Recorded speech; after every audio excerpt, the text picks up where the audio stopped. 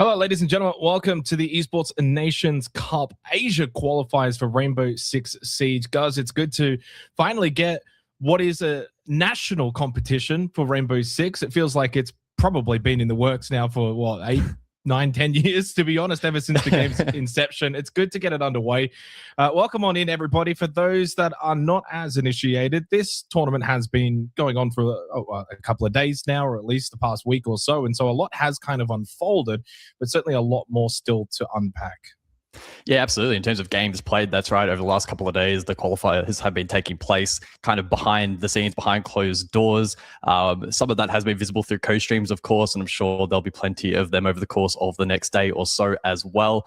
But I mean, this also traces back months at this point, with all of these countries and territories kind of forming their teams across a multitude of titles, the coaching stuff, etc. There's a lot of logistics behind this. And we have some pretty stacked rosters, especially in Asia, which will kick off this afternoon. So very, very excited to see how it plays out. Yeah, 100%. I think when you kind of consider everything, Asia is stacked. Europe, it's insane. I don't think we'll have much time to go over every single country, every single team. This is, of course, the bracket that we've got currently where it sits. Now, there is a bigger bracket kind of behind this with teams, unfortunately, that have now been eliminated. And for those unfamiliar, again, don't fret. There are teams that have already been invited to the main portion of the Esports Nations Cup. So this is the qualifiers. If you want more information, Liquipedia is a great source of information. There were 12 teams that were directly invited based on the national team ranking, which I actually think was a really good way of doing it. Basically, for the players on their respective teams, part of the ecosystem from Rainbow Six Siege, they got points. The most points, of course, then country invite. So from the Asia region, or I guess the wider APL region, a region that have already had teams that have qualified. Team Indonesia is one of them, which is pretty stacked when it comes to Hoven and Ape and Tolji, for instance. Team China as well has already qualified. Team Australia, Team New Zealand have also qualified as well. Now, in terms of where we sit, upper bracket final, we've got Republic of Korea, South Korea, along with Thailand. Win and you are into the Esports Nations Cup. And then in that lower bracket, Chinese Taipei and Japan. And of course, the one more qualification spot in that lower bracket. Go to the format that we've got for today and the tournament as a whole. The Asia portion of the Esports Nations Cup qualifier. Again, top 2 will qualify to the Esports Nations Cup, guys. That's one from the upper bracket and one from the lower bracket. Yeah, as you can see here, of course, we had plenty of participants. And just to quickly recap where that bracket was actually cut off, there are some pretty notable nations and territories that actually didn't quite make it far enough. Singapore being quite a notable one, some big names there, especially with historical results in Six Siege. And then, unfortunately, India as well fell short after a pretty decent run through that lower bracket as well. So, unfortunately, they will no longer take part here. But still, as we are kind of alluding to, some big stacked remaining competitors with players that have done a lot internationally in Siege. Now, how they're actually going to combine and play in a team, well, that's going to be a big discussion point across all of these regions. We don't really know. We're completely in the dark as to how the teams will actually synergize inside of the server. And that's, I think, what makes this such a compelling event.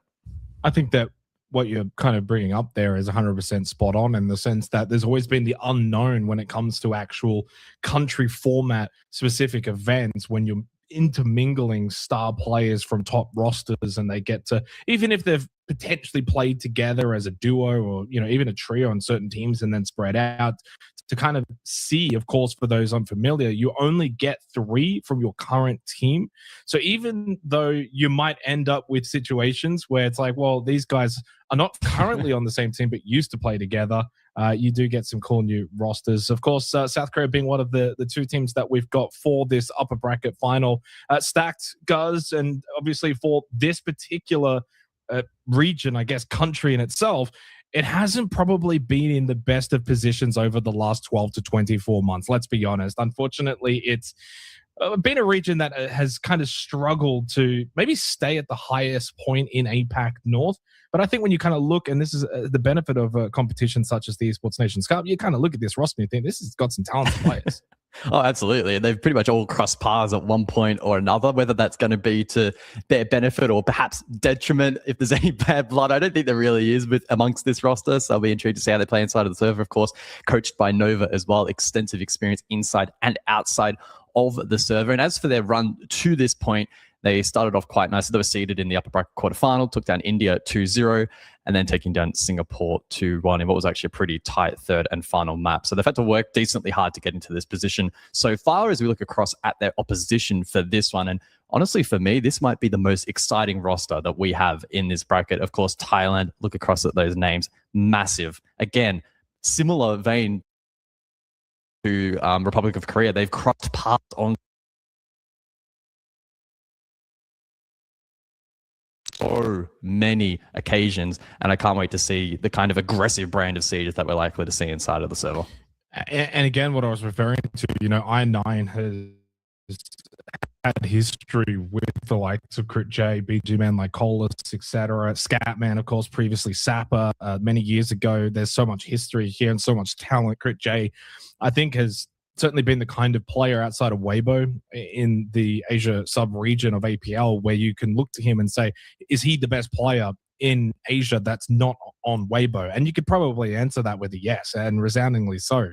Then you throw in a player like I9, who I view I9 in this way, guys, where regular season, stage one, it's a play day one, he might drop 3 kills. Put him in the big matches, big qualifying games, and certainly at international events, he can drop 20. That's the power of someone like I9. And we'll see if we get that here, which is a pretty big best of 3 coming up, where you qualify for the Esports Nations Cup if you can win this series.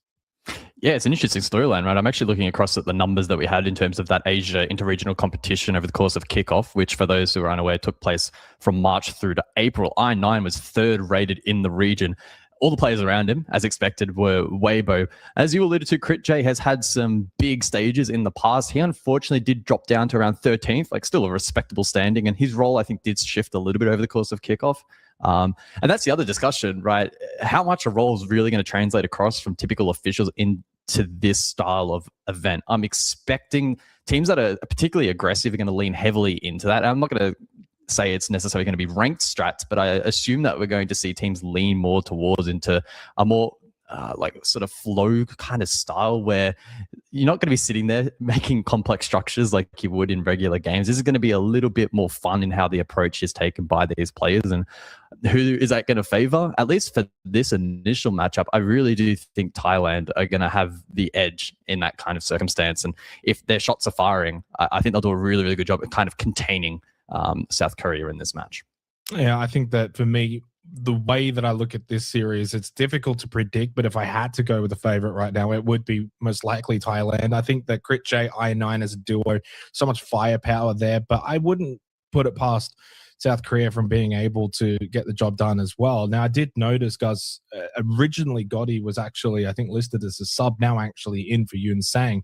We actually just saw, I think it was posted today, that Gotti's going to be joining Weibo Gaming, which is obviously prominent organization within the APL region. And so he's got a bright future ahead of him. It was just recently on 4 Angry Men.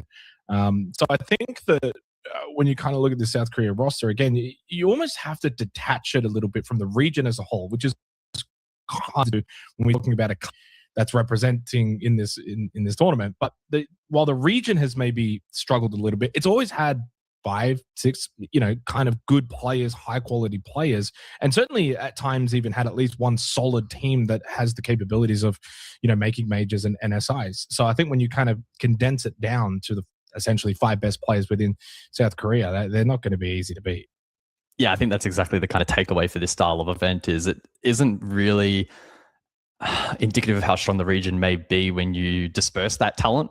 As you're kind of alluded to, if you can condense it and truly get 5 or 6 of the best players in one stacked roster, and critically, I think, have that kind of synergy and the passion and the motivation to do well in this event, the sky is kind of the limit. And, this isn't just an event for brownie points, right? If you qualify for the major, the prize pool is actually quite significant at that event at the tail end of the year towards November. So there is a serious motivation, even just financially, to do well.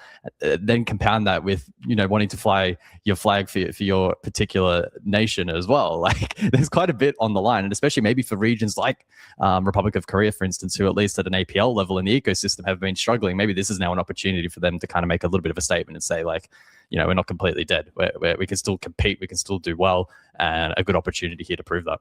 And of course, goes without saying, for both of these two teams, the loser does get a second chance anyway in the lower bracket, which is unfortunately a match that's not really going to be covered for those that want a little bit more clarity and information regarding the stream itself. We are going to be, of course, covering the upper bracket final, which is Thailand versus South Korea.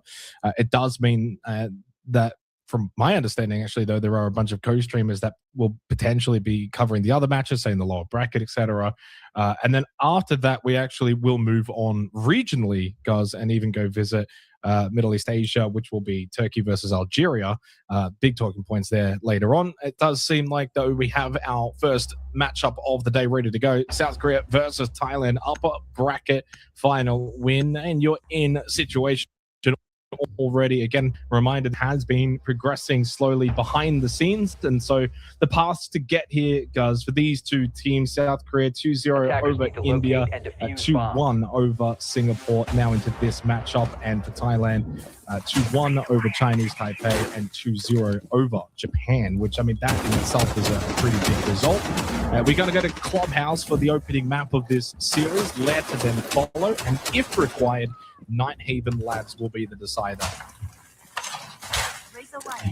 Yeah, I quite like this veto. I think Clubhouse is a nice neutral territory to kick things off, and the kind of map where playing default, even at the highest level, is pretty highly regarded if you're able to convert it and translate it in terms of execution inside of the server. So it should be, kind of normality to begin, and we can kind of see where these teams may truly be at. Lair does open up the Pandora's box a little bit to whether or not these teams maybe have created some alternate strategies on these maps, and Nighthaven Labs in a similar vein as well. So yeah, very intrigued to see how this veto does end up developing.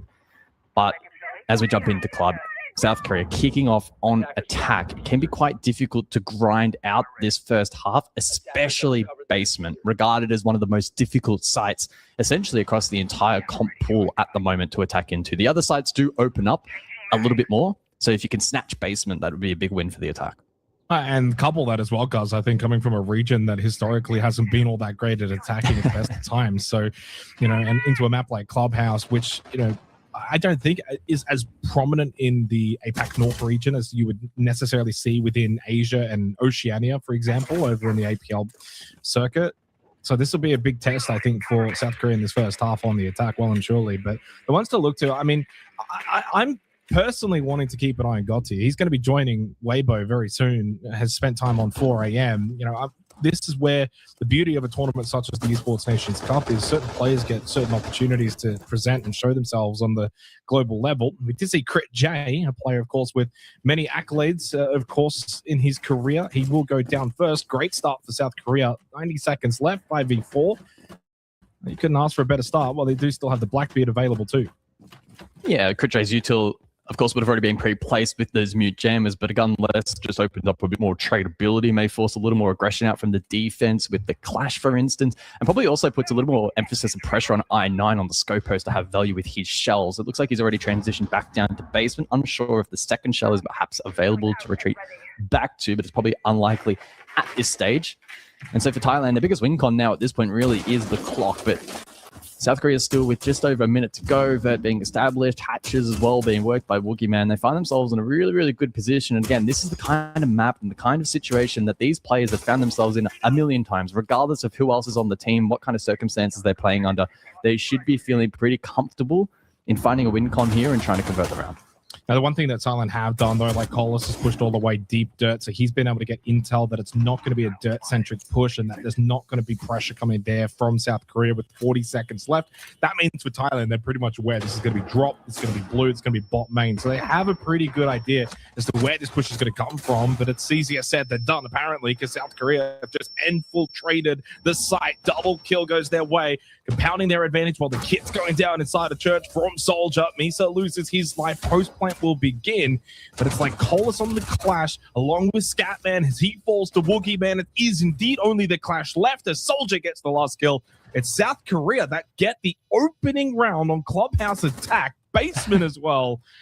I didn't think I'd be saying that when we kickstarted this game.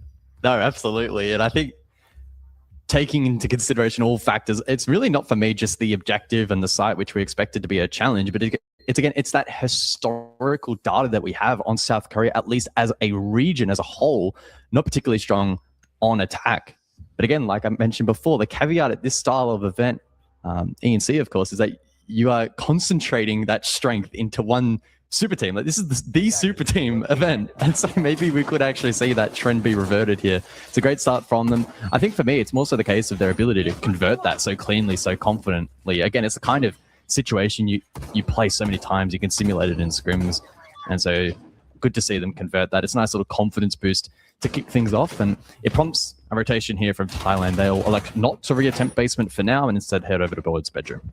Yeah, and I think for Thailand that, you know, what we've seen is teams haven't really elected to go for the repeat sites. I think there's probably a case that you could argue going basement again isn't really the end of the world. But they also didn't do any cheese strats. They played it pretty conventionally. They did lose one early, not ideal.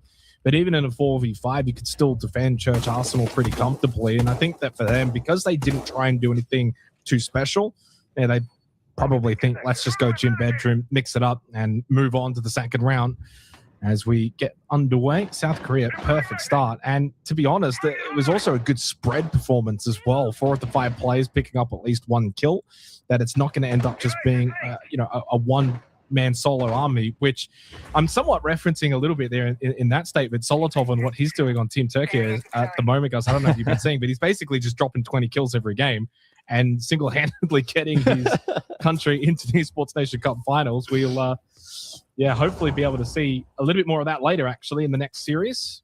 As for now, though, South Korea and Thailand upper bracket final win, and you're into the Esports Nations Cup. Good start for South Korea. Yeah, so pretty trap heavy here from Thailand in the response. They bring the Denari and Ella. And then you combine that with the Mirror and the Azami to fortify it. Insight specifically with the keeper barriers and the Mirror on the fringe, likely over towards bathroom and maybe even on the extension. It does make it a little more tricky for South Korea to try and break down. And so they bring an interesting element of their own with Ryder down below on the Deimos. And there is yellow ping info in through Lounge. And South Korea do go chasing and looking for a little while, but they'll halt that for now. Still good pressure down below, and that can be meaningful. There's opportunities may present in towards the side itself. A crit J takes a chunk of damage, but he'll survive and find hard for safety over towards that brick position. Potentially even contest Logi as well. Time, though, this time is not looking as favorable for South Korea. Minute on the clock. They haven't found first pick. They're still just finalizing hard breach for now. Do they think about just stacking up main here? Ryder just makes his way up now on the Deimos. And he just continues to get aggressive. Did get that down onto Crit J. That's a big gun on the floor for Thailand. Scatman was able to at least swiftly get the trade. Gotti gets involved with the LMG over towards logistics. Trades, though, right now favoring Thailand. Hop over Vault from Lycolis is pretty clean. Got one, but only then done. 1v3 opportunity for Soldier, but outside of breach with 30 seconds left, this will prove to be ultra difficult. The smoke will start to now plume. Is there a chance he can get Woogieman back up safely and make it a 2 versus 3? He'll have to do so in a hurry, but he knows there's pressure from I9 towards Logistic. Changes gun, gets trying up close with the shotgun, won't work, and Thailand respond in the second round. Yeah, certainly a much better defense there in response from Thailand. They don't bleed that early pick. That's when the clock, as I mentioned, comes back into play more so there for the defense. It forced the filter from South Korea. They put their chips on the table at that point of the round and said, let's just send it up main. They already had ascendancy on that first floor position, then tried to snowball up the staircase. Easier said than done.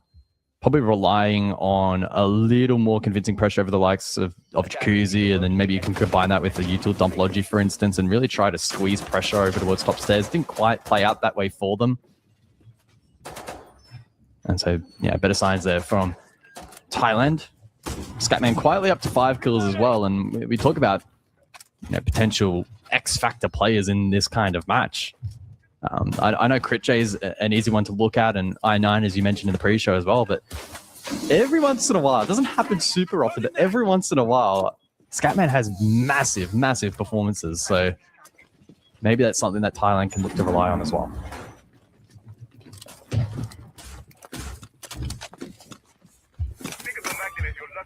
can stop worrying. I mean, yeah, it's kind of a strange start. If you had said 2 rounds in, Crit J 0 kills, I9 0 kills, I would have maybe said 2-0 to South Korea, to be honest. But Scatman steps up. He's got 5. Yeah, I mean, so far so good in the sense that you really do want this match to be close. I mean, ultimately, I think 3 maps almost needs to be necessary. Otherwise, there's probably going to be disappointment on either side, whoever potentially could lose at 0-2. Puts a bit of pressure then on this opening map to just kind of bank that, lock it in. As we go to Cash and CCTV for the 3rd round, BG Man over towards Rafters as the castle. I've also brought the Tachanka. Intriguing lineup, of course, with the combination of the ADSs from the Jaeger and the Wamai discs, Rafter will be kind of difficult for South Korea to take. They are bringing plenty of options themselves with the Flores, the Capitao, and the Grim.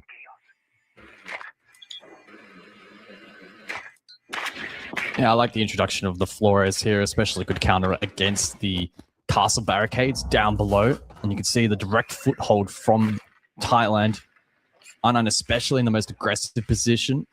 And like Colas lurking on the first floor also. And those Roteros just helping deal with that utility efficiently. Anan's position still unchanged. And so information live here for South Korea to try and action off. Gotti looking to try and prime a flame towards that position. EMP to follow to counter the catch. Looking to try and layer this utility as Gotti now a little late to the party. Flame goes out. I9 still up for now. Hasn't been the most efficient clear from the attack. You can see I9 pinged out, but there's really not a whole lot now that the attack can do about it. Well, I say that, and Rocky Ryder just marches in, gets the kill, Crit J low elsewhere, and suddenly the narrative changes. Yeah, and decent lounge stock control now for South Korea down below. So it's only top floor for Thailand. They've got nothing to really stop the pressure vertically below them. And Crit J's low, so even this kind of hold over towards red stairs is vulnerable to breach pressure, rafters pressure, and of course the push potentially from lounge. As Ryder is just lurking. And Crit J at the moment could still offer a point of difference if he can potentially catch South Korea off guard. If he pushes down red stairs and maybe catches them as they try to push back in towards lounge, could offer an element of surprise. There is only 30 seconds left, though, and it's time to get going for South Korea, and they do again. This is like the opening round, guys, where they just walk towards the site, pick up 2-3 kills, and they have an overwhelming advantage. It's a low health Crit J red stairs, and like Colas trying to just put the room in flames with the Shavika launcher. But the damage is done right now from South Korea. They're showing that they've got the offensive prowess to deal with this defense. Crit J got 2. He's not done yet, but the plant will be successful. Now in the 1v3, pistol from Woogie. South Korea's got a second attacking round on Clubhouse. Yeah, their ability to compound has been really impressive. In the 2 rounds they've won where they've gotten that initial pick and momentum, they're not then hesitating, even in the face of that massive belt of utility late, where they strong man advantage, but utility perhaps they were lagging behind. They weren't afraid to kind of send bodies in selflessly, find those delayed trades, and then ultimately win out the round and keep Crit J at bay. So that was really nice. Like, I started to get a little concerned. The garage clear was certainly not as efficient with utility as they would have liked, but then they had that Fragger step up to the plate, find that initial kill. In response, we see the Ying band out. And so some good signs from South Korea early here. And for Thailand, they don't really have any other option but to go back down to basement. They selected it back in round 1. They lost out on that again and looking to flip their feet here. Yeah, I mean, this is so far really, really good from South Korea. They're clearly taking their time early in the round, just trying to see if Thailand want to play any tricks. But then when it gets towards that mid-round, they've always just found the ability to get that pick, get themselves the advantage, and then have the numbers to swarm into the site. It's working evidently well. I mean, I kind of want to see Thailand get a little more aggressive on the defense. And I9 maybe going on the Vigil lurk here on a basement site might just offer that. And just because he's playing the Vigil doesn't mean he has to overextend. I wouldn't be surprised if he kind of plays around main stairs. Can he get one, then fall back down to site? I just hope this doesn't end up being the kind of Vigil play, though, guys, that sometimes we see teams play it and then they just bring them back down anyway, and it ends up being like, well, what's the point of playing the Vigil? So how aggressive is I9 going to be with this? Yeah, I'm very intrigued to see what the aggression levels just overall for the defense is going to look like over the next few rounds.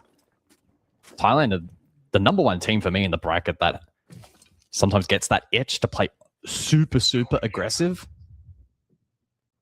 And it could be the case now where, because they haven't played that way, maybe now's the opportunity to try and catch South Korea off guard if they kind of drop their guard a little bit themselves and then aren't expecting it. And I think Thailand are just going to play this reserve defense, or more reserve than usual defense for the remainder of the half. That might be an opportunity to snatch a round back. So we're going to see.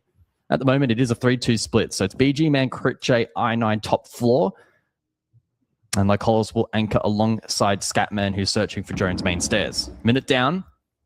South Korea looking to contest this roam with drone work up above. But with both the mute and the vigil in play, it is very difficult for this attack to gain info.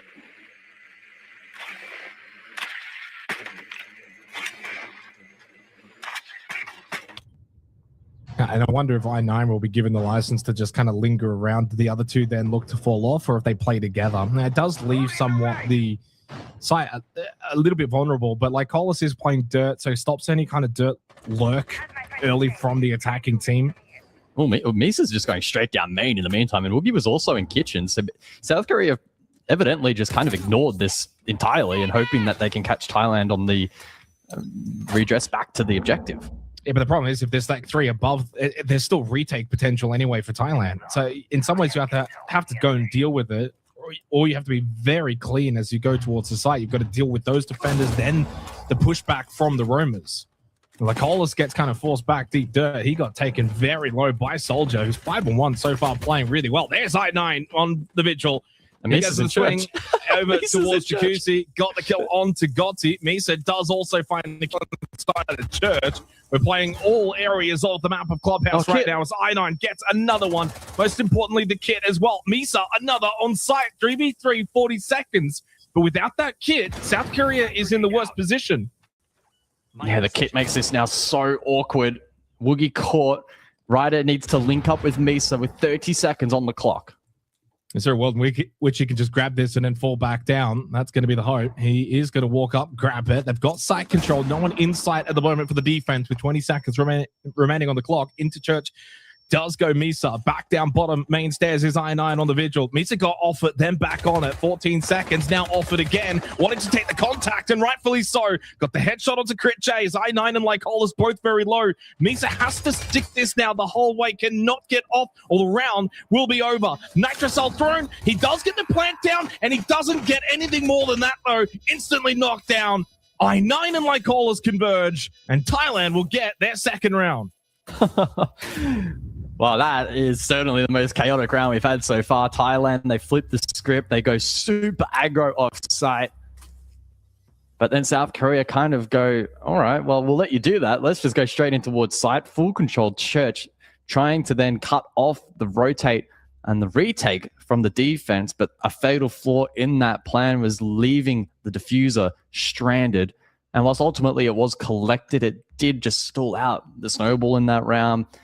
Kind of screwed with their positioning a little bit as well, and just made it far more awkward than it otherwise could have been had that diffuser made its way into sight earlier. Not to be, though. And so a 2-2 scoreline as we return to bedroom. It's been a fascinating watch so far at the start. I think both teams have shown good quality. Clearly, some fun going on as well. I mean, that kind of round, I think, is embodiment of what the Esports Nations Cup where is the strategy that you would see at, say an esports World Cup, for instance, at 100%, maybe not, but the fun is probably much, much higher, and you're going to get these crazy moments because, I mean, naturally, you're just not going to have the same level of depth when it comes to the strat books that you would have from the club teams.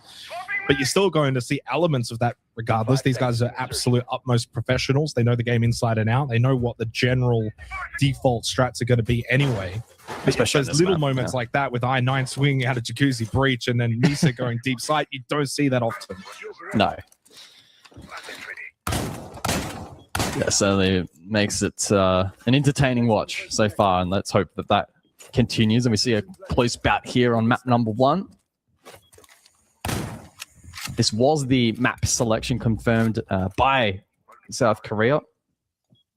Map number 2 of Lair, the selection of Team Thailand. Nighthaven left as the decider.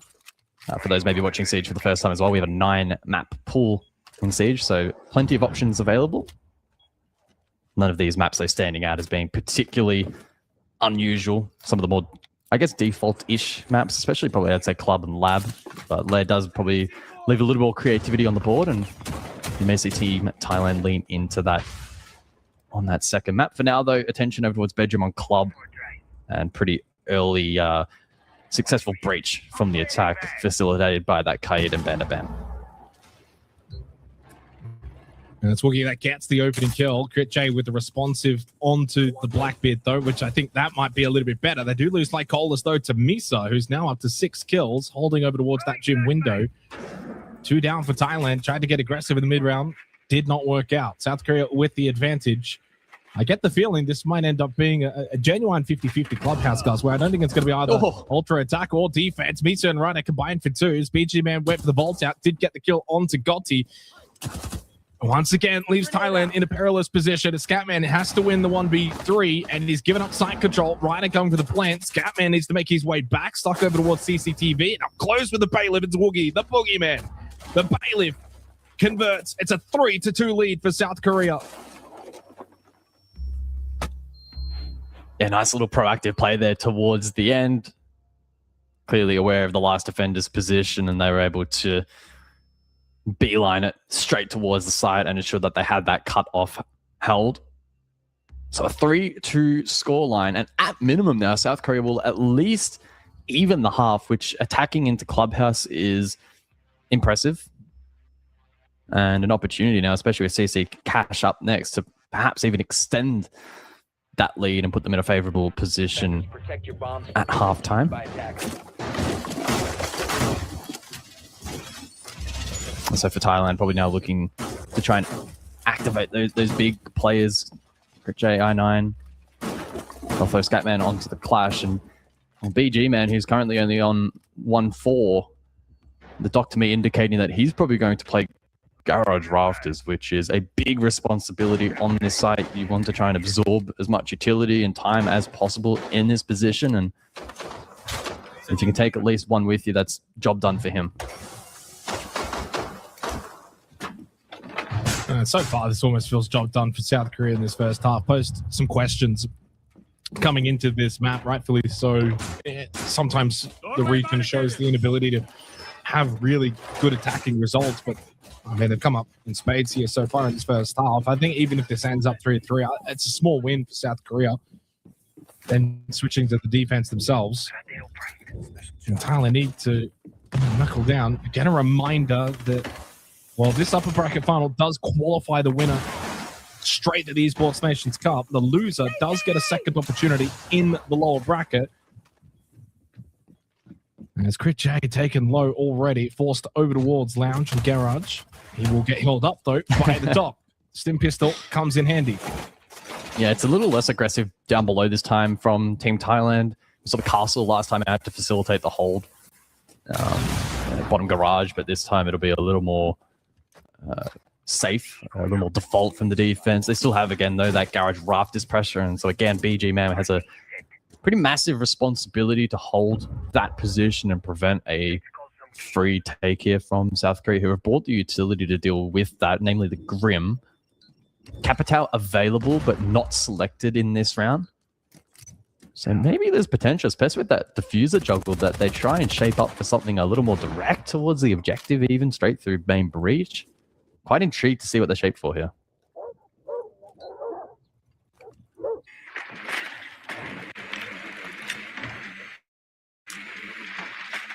And Woogie did take a little bit of damage over towards the exterior of Kennels. Slow and steady the pace right now, though, set by South Korea, knowing that Thailand are playing this firmly towards the side. It's I9 over towards Red Stairs, was able to shut down Woogie Man. So no more Rayora. Thailand with the opening kill. It's usually been a pretty good indication thus far in this series. The Scatman does take a bit of damage on the clash. trying to get into the face of South Korea as I9 and Crit J double down each, both finding a kill. Soldier over towards Garage, split from Misa, who does find the connection over towards the breach, gets rid of Scatman. So the clash is dealt with, but funnily enough, the shield is still up. BG still over towards Garage, and it's a good catch clear from Misa off the back of the bees. 40 seconds now on the clock, and instead of stacking, he'll now rotate over towards the breach. Soldier to march forward, try and get that default plant down. Misa to cover. And Lycolas and Crit J a little bit split. Red stands position for Lycolas. Deep CCTV for Crit J. Misa back over towards the rappel. Soldier with the tin can opener to open up the wall. Get close to the server rack. 20 seconds. He's the one with Pit. Clearly will opt for a default plant. Quan Hive launcher utilized too, with the Grim Bees now making sure they get some kind of information. We've got the cutoff anyway with Misa at the breach. That will be a successful plant. Nothing that Thailand can do about it. Crit J and Lycolas both now together inside a cache. Slip over towards top red for Lycolas as Misa will fall back and play the exterior breach. Soldier sits over towards Rafters. Thailand have got to make a move. And as soon as they do that, Misa's got him watched. And it's only Crit J, low on health with 20 seconds. He just doesn't seem like he'll have the time. Needs to swing out, deal with Misa, and Misa's ready and waiting. It's 4 attacking rounds for South Korea. Wow. That is a very, very positive way to eclipse the half for South Korea, who will now likely find a little bit more comfort and respite onto the defense, as is the case now in the updated rulebook for Rainbow. We have a 2-minute scheduled timeout at the role swap. And so now that gives an opportunity for the coach from each respective team and the players themselves to have a bit of a chat about what's taken place so far and sort of reaffirm their plans heading into the second half. And I think the messaging for South Korea will kind of just be, let's keep at it, work hard for that initial advantage, and then don't be afraid to play off that proactively. That was one of their biggest strengths in that first half. And I suppose then for Thailand, it's maybe about just trying to find ways to activate the team a little bit more in a little bit more of a well-rounded fashion. I don't think they've been playing particularly poorly, and there's certainly a world in which this does trend towards attack. So I'm excited to see how that dynamic does change over the course of the next few rounds, whether or not South Korea can run away with it or Thailand has a bit of fight.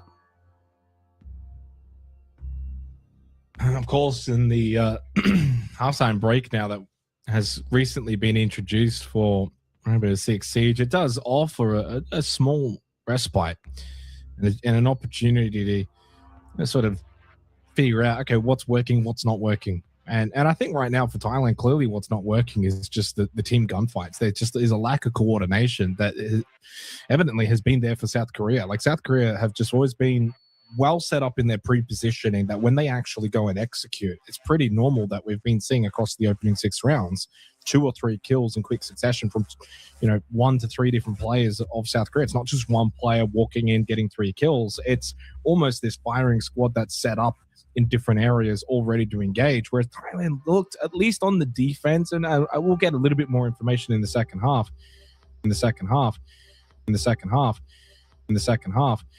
South Korea in this round is rather unusual. We'll see the scope post reappear. We saw that from Thailand back in the first half, and I'm intrigued to see if Misa has impact. He'll start out over towards Strip and actually has support here from the Echo of Woogieman.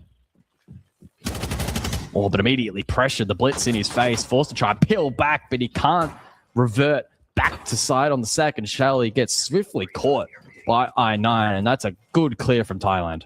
Yeah, that's what I9 can do in the blitz. He can just get in your face. He's the kind of shield player that just doesn't have any fear. And as soon as you spot that scope pulse, your number one goal really is, as an attacking team, is to not let him get away. Don't let him get that transfer shell back down to sight. Keep them fired up. You just want to put the pressure on him immediately.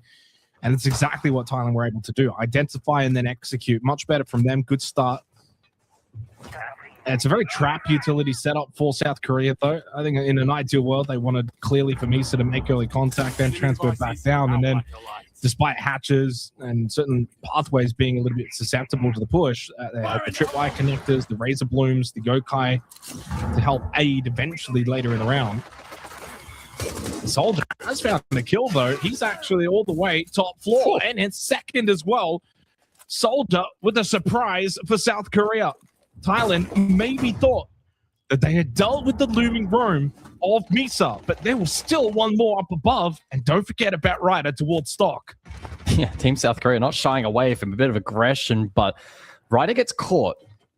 And Team Thailand certainly aware of Soldier's position up above. Maybe not his exact pinpoint right now as he's escaped over towards red, but still a threat. And there may now be an opportunity to try and hit sight here, force the fight on the two down below. Soldier though over towards Lounge now as he transitions. BG Man is holding that at least for now. Can Soldier catch a timing? Does he elect to push forward or go back towards sight to assist the other two? Boogeyman over towards Church gets taken very low. Needs to stay alive if he wants to make impact with the Yokai. Scatman from behind gets rid of Soldier, staying around Bar as it's a double push down main stairs for BG Man and I9. Woogie not really rely on any potential Yokais. Even if he has them, it won't matter because Scatman and I9 got aggressive. It's an attacking basement round win as well for Thailand. So far, Clubhouse has been very susceptible. 4-3, and it's an attacking demolition from both teams at the moment. Yeah. Certainly difficult to disagree with that. I think we kind of outlined that expectation that it's possible for this map to not be super heavily defender-sided, but that also was hinging on basement itself kind of being the linchpin for the defense to actually collect relatively safe rounds, but that has certainly not been the case and is evident by that timeline up the top. Attack has been a strength so far for these two teams. We've seen a decent amount of aggression offside that the attack's been able to deal with, and so it's been rather entertaining to watch. Trying to have a look through some of the kickoff data for Asia and APN. Asia was only played on 2 occasions, had a 63% attacking win rate. Probably don't want to extrapolate too much from that given the sample size. As for APN, it was played on 6 occasions, so it was the second most played over that month. Only a 41% attacking win rate though in that region. So yeah, certainly so far shaping up to be interesting in contrast to our kind of typical expectations here, but still plenty of Siege to be played in this second half. I mean, at this point, I don't know really how to predict this game anymore because it's just not really gone to expectation. Although, in some ways, the Esports Nations Cup is naturally going to be difficult to predict when we don't see the individuals of 5 grouped up ever. You know, these are essentially 2 new teams put together of just familiar faces within their respective regions. The gym bedroom should be a good site for South Korea. Keeping it rather conventional with their lineup along with their positioning. Ash and CCTV extension, early pressure towards Jacuzzi. Of course, no mirror window available, that being banned out, not accessible and usually quite strong in this bathroom towards Jacuzzi breach hold. So Misa has to be a little bit more aggressive if he wants to get rid of these drones. Does get rid of one.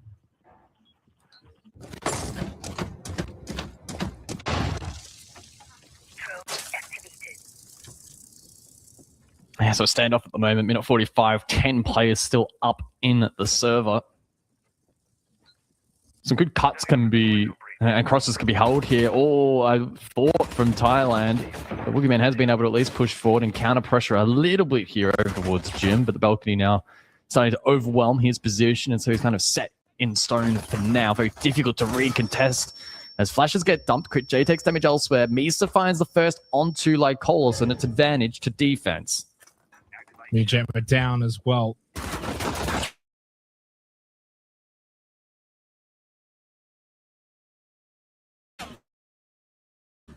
South Korea peeking. We're going to repositions over towards Waits. Nitrocell in hand for Misa. Preset and pre-planned. Logic Bomb will ring out. Doesn't affect Misa, of course, with that Mujemba that he placed down inside a bathroom. As we switch over to Gotti, struggling in the middle of the site, and the air jab well placed by I9 to dislodge him. Gotti 0-6 start in this game. It has not been required so far, but Oogieman caught the bomb chassis and Soldier falling too on the Warden, and it flips very quickly. Thailand just go bang, bang, bang! Big attacking round from Thailand to steal Gym Bedroom.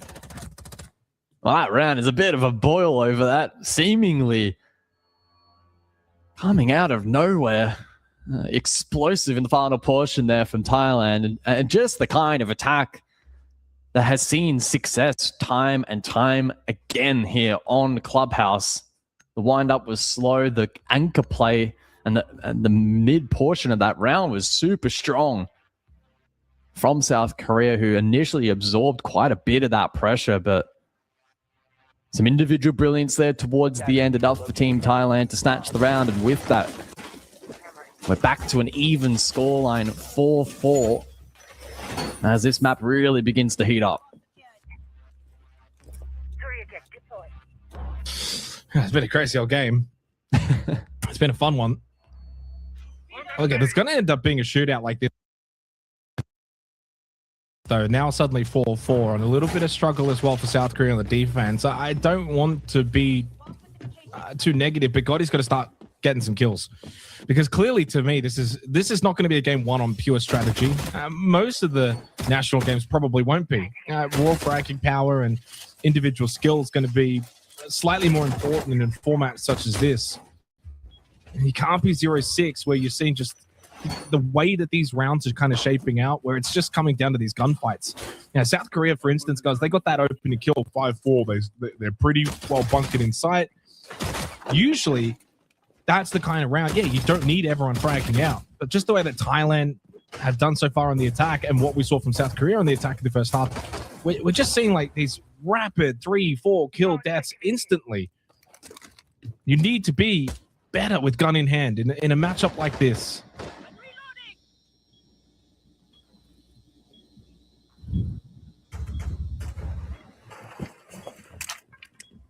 So into the ninth. Interestingly, the Scopos has again been selected here by Team South Korea.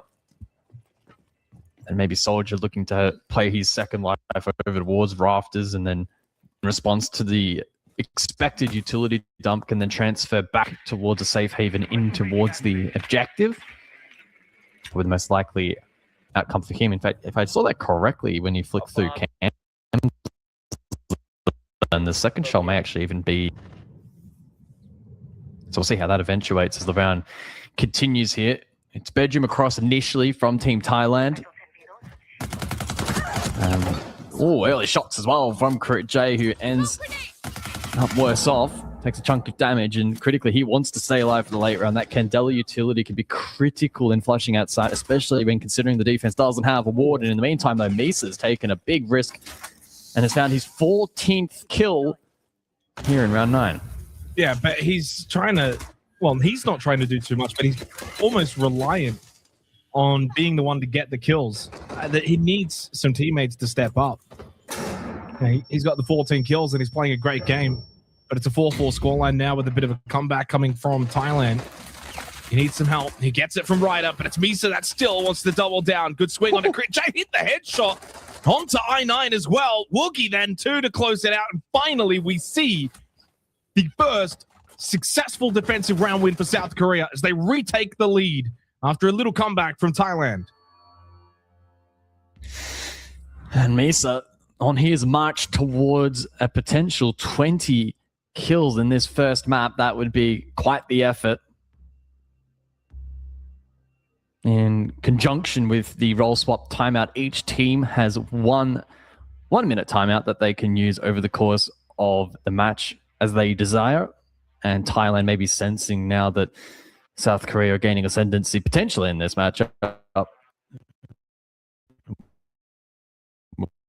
We'll take this. Also, just in response to that initial rotation, they now want to quickly formulate a plan for the upcoming next few rounds. And none really more so important than this side. Sure, it has played out in an unexpected fashion over the course of just this one match in isolation where it's been pretty attacker-sided, but generally speaking, that's not really the case. And so I think that they're going to put extra emphasis into this round.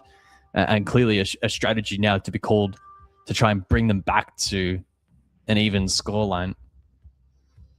So we'll see how this does transpire.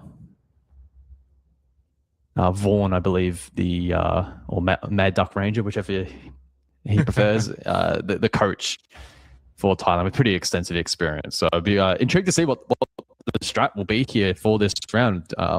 Notably, last time with the aggressive roam off site, they were able to actually deal with that pretty well, and their cutoff game was good. So yeah, we'll see what they elect to do this round.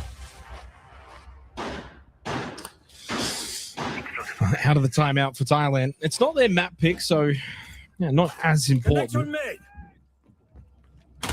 But at this point, who knows what Leia's going to bring up as well. And Misa has been the standout star for South Korea. Been the kind of game, I think, for Crit J where it hasn't really fully connected for him, Guz. He hasn't really been able to get off the leash, get multi-frags. He's largely been kind of one and done. He might get one and then get traded. 7-8 scoreline somewhat reflects that. Like, he's still having an impact. He's been inside of the server. He's the kind of player that's capable of matching what we've seen from Misa. You know, the 16-6 kind of scoreline. That's the sort of stuff that you can get from Crit J. I'm not saying it's required. It's been a pretty good spread performance from Thailand. And Scatman 8-7, I9 8-6, 7 from Crit J. They're kind of getting what they probably want. It's really a matter of, to me, this game right now is South Korea is going to win this if Misa, you know, continues to play at this level, and Thailand have a pretty good shot if he calls off. Yeah. Yeah, the match certainly is in a pretty intriguing state at this point. I'm very eager to see how both teams sort of elect to play at this point going forward. Probably a little more for South Korea really to lose, given it is their map selection, and maybe Thailand can free themselves up a little bit in that regard, and maybe that was a bit of the talking point over the course of that TAC timeout. As for the comp, they bring out IQ this round, so countering the Velk. And once again, the blitz in the hands of I9, not banned out as South Korea took the Grim out of play. Equally, though, less ultra-aggressive play offside. In fact, all 5 players now transitioning down towards basement here for the defense. So now I'm quite intrigued, actually, to see what kind of value I9 might bring. But the pre-placed Nitro on the staircase for Misa pays dividends, and he survives the shots that rain out from Blue as well. Well, that's just a big read because they kept one main stairs, pre-placed Nitro for Misa. And so it meant for I9, he was more focused on the player who was pushing back down main. The Scatman gets a double kill with the DMR. Soldier, though, gets rid of Crit J. No influence from him in this round. With Misa in the grave in a 2v3 situation, this has to now be a must-win round for Thailand. There's 60 seconds for them to formulate the plan. They do still have a logic bomb available as well. Flashes too, if necessary. And even though it's a 3 versus 2, still pushing into this basement side or clubhouse is not easy. This is still winnable for South Korea. But let's be honest, if there's a time for Gotti to get his first kill, it's right here, it's right now. But it's Scatman who finds his third. And the man who's 0-7 now needs to be 3-7 if they are to win this round. Yeah, 30 seconds on the clock, rotates over towards Church and can't even get the first. That is a massive round from Scatman. And sure, you could argue he got gifted too, but he made them count. Thailand punishing their opposition in that round. And it's another attacking round win on basement. Yeah, I mean, this is insane. It's honestly a very good round as well. I mean, I liked the strategy with the Nitrocell kind of midway through bottom main stairs where they kept the smoke to just draw the attention of I9. I9 got sucked into that and then didn't see the Nitrocell. Easy explode. That gives you the 5v4 head start and you deal with the blitz. So you think from that position, that surely at that point, statistically, it becomes very likely South Korea going to win the round. Until Scatman did what he did, broke up the defense, got 2 good kills, opened up the site, and then it all just kind of unfolded for South Korea. 0-8 now for Gotti. I mean, the picture right now has been painted. If Misa gets shut down, Gotti doesn't get involved, I think Thailand will take this map. You got 2 rounds to see which way this goes now.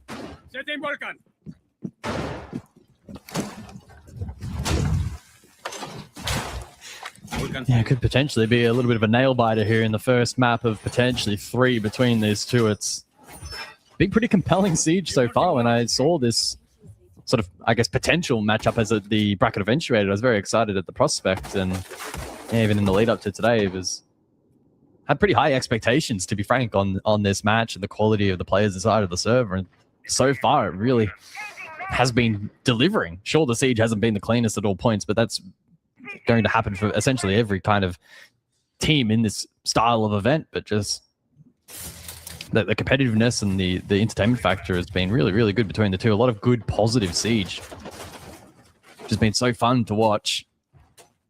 But which team can get to that map point first? It's round 11. It's break point. Big moments here in this round, and it's Misa. Now 2 away from the 20 bomb. Yeah, I mean, he's been outstanding. He's getting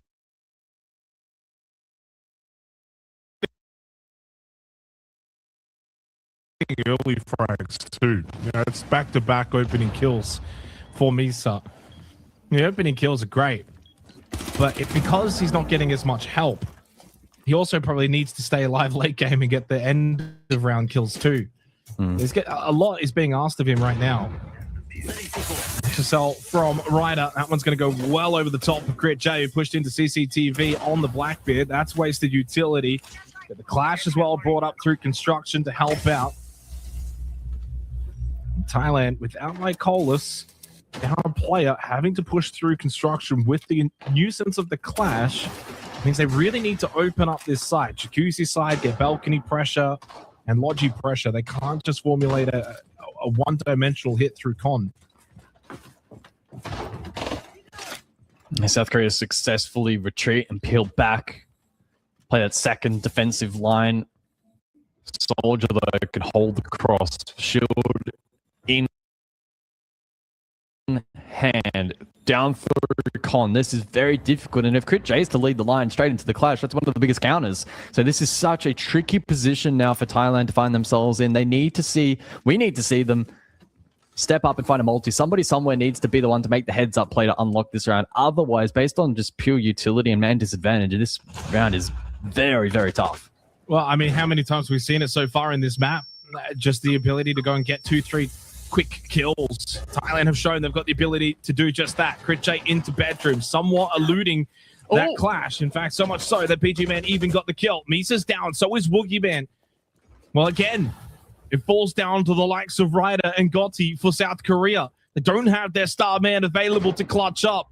At the end of this game, finally, Gotti's on the board, and what an impactful kill that is for him and for his country. 15 seconds left, 2 versus 2 as Ryder in towards bathroom. Scatman's still outside a gym. They don't have the kit currently in hand. It's in the floor of bedroom. 5 seconds. I9 has to push in. They go for the kill over towards Logi as Gotti gets his second. There's no time for Scatman, and South Korea hold on. And guess who? The man who had the donut up until the end of this round clutches up with 2 crucial kills. Massive from Gotti. He'd been very, very, very quiet up until that point, but massive impact. 2 big kills in the final portion of that round. And it's now map point within the hands of South Korea, and the map itself potentially theirs if they can convert it here in regulation. Otherwise, OT will be required. Defenders, protect your bombs from being defused. They made it very, very difficult there for Thailand in the final phase. Didn't allow the Blackbeard, most critically, to have significant impact. And once that was shut down, it was then up to the anchors to get the job done, and they did. Although the challenge now doesn't necessarily subside all that much. Another tricky objective up next to defend Cash CCTV. To Thailand have another trick up their sleeve, maybe to get this result across the line and push OT. I'm seeing a sense early here from Crit J, although he'll switch back out on to the Ying. Critically, though, shield, though, still in play, so the Monty on this occasion. Early signs pointing towards a garage clear. Reinforcements in place. Well, he may only have the 2 kills, but those 2 kills got them an entire round win. Talk about value for Gotti. Potential confidence booster for the remainder of this upper final. And the pressure on Thailand, already called their timeout earlier.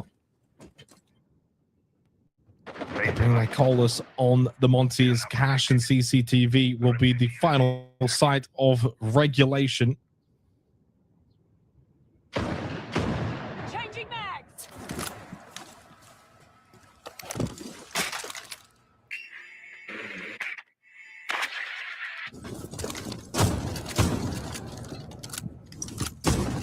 Interesting position early here from I9. Probably expected him to play a part in terms of a Utah dump garage, if that is to be the place. Maybe early pattern here suggesting that it's not necessarily going to be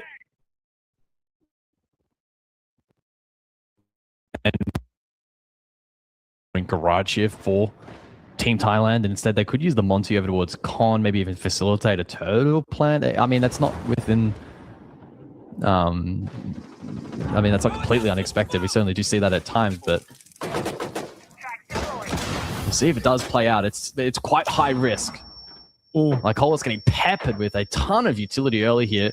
Gets isolated by the Goyo canister, but does a good job in staying alive and sustaining that pressure. Yeah, I mean, he just has to stay alive. That's all he's got to do. Try and keep this space under control over towards construction. Misa's getting so aggressive. Can they punish this? They know that Misa's getting aggressive. Surely someone from Thailand was in a position where they could have punished. Finally, they do get an angle. It was Scatman outside of the balcony. Zy9 as well finds a kill. Pushes now into construction. It's a 5v3 advantage for Thailand. Here comes Woogieman up red stairs. Again, no Misa, so that's the big, scary man down.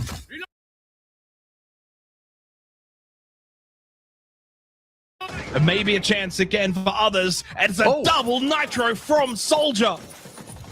From below in lounge, he gets a double kill nitro to connect on the Crit J and Lycolas. That shield gone. That is no Candelas left for the entry. And now 40 seconds in a 3v3. Yeah, that massively constricts the final portion of this attack. Thailand may be forced to filter here. It's advantage South Korea.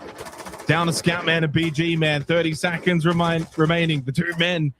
Can they stand up? No. Woogie Man shuts down Scatman. BG in 1v3. Cannot convert. Woogie Man confirms it for South Korea. They get their map pick of Clubhouse successfully.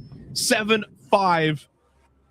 I mean, a really fun game of Siege, though, guys. Absolutely rampant with attacking round wins. In the end, South Korea are able to clutch it up and get the job done. They confirm their map pick and, of course, now give themselves a 1-0 advantage in this best-of-3 series. Lair will be up soon and now becomes must-win for Thailand. Again, a reminder that the loser of this series, guys, will only drop to the lower bracket. They won't be eliminated from the qualifiers. The winner will book their place at the Esports Nations Cup. And right now, it's 1 map away for South Korea. Yeah, look, I think if that first map confirms anything, it's to expect the unexpected a little bit when it comes to this style of event. Basement being so attacker-sided did not foresee that.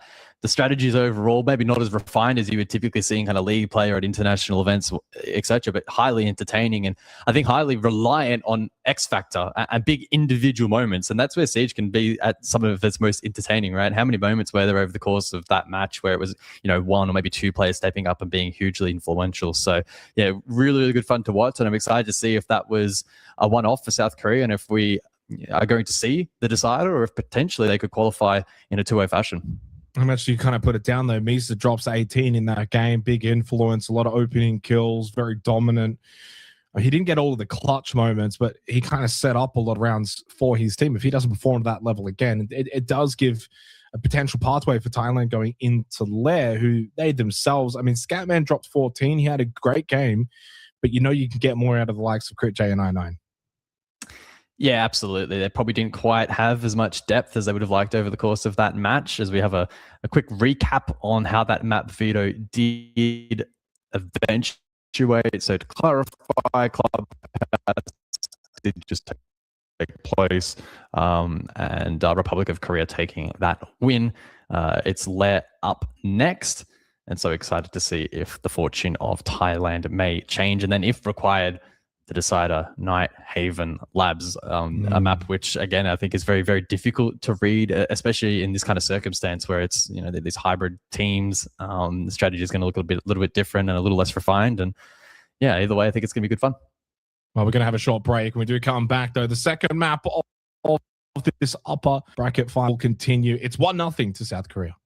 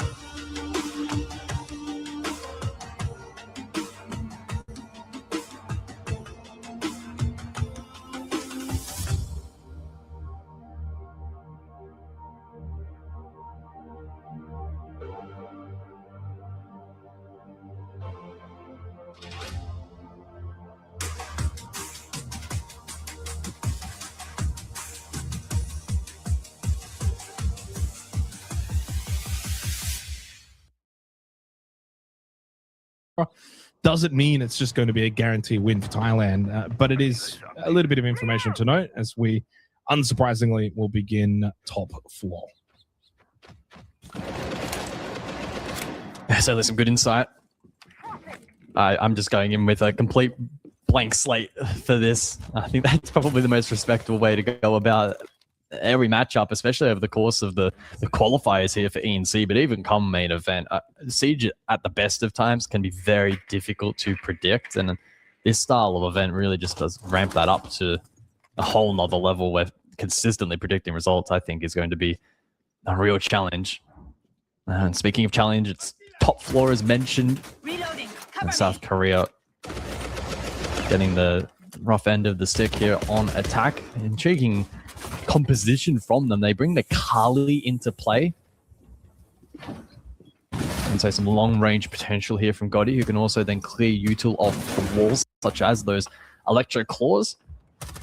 Deimos as well to lurk below. Oh, opportunity there. Like Halls takes a hit of damage.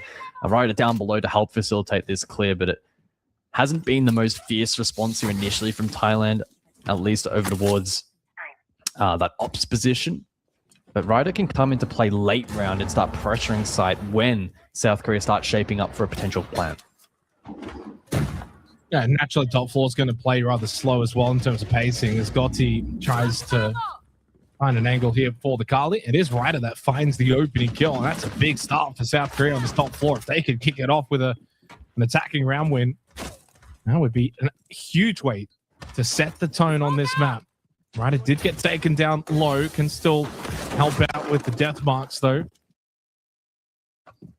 And plenty of time, honestly, still remains for South Korea, considering the site choice. This is not one that you need to go in with 40 seconds. You could go in with 15, 20 seconds. But they are going to be setting up now. As like Colas finds the kill onto Ryder. He was low. Gotti with a good reposition. Coming up towards the mezzanine. He got the kill onto Crit J. They do lose Woogieman. Still kid in hand for Misa. Soldier falls to like Colas. The defense just holding on right now for Thailand. Yeah, Scatman's position now so difficult to clear without that Deimos pressure from down below. Misa aware of that anchor play, but there's not really a whole lot that can be done about it. Pop flash over towards that position, but it's instead a lurk on the opposing side of the map. Only 10 seconds on the clock. 99's the one to watch. He's the one over towards server. Split off from the other two. It doesn't matter. He does get his kill as well onto Gotti. Thailand do win out. There wasn't a lot of time remaining. It did get a little dicey for them on the defense to start on their map pick of Lair. Certainly top floor, a site that you want to be winning as the defending team.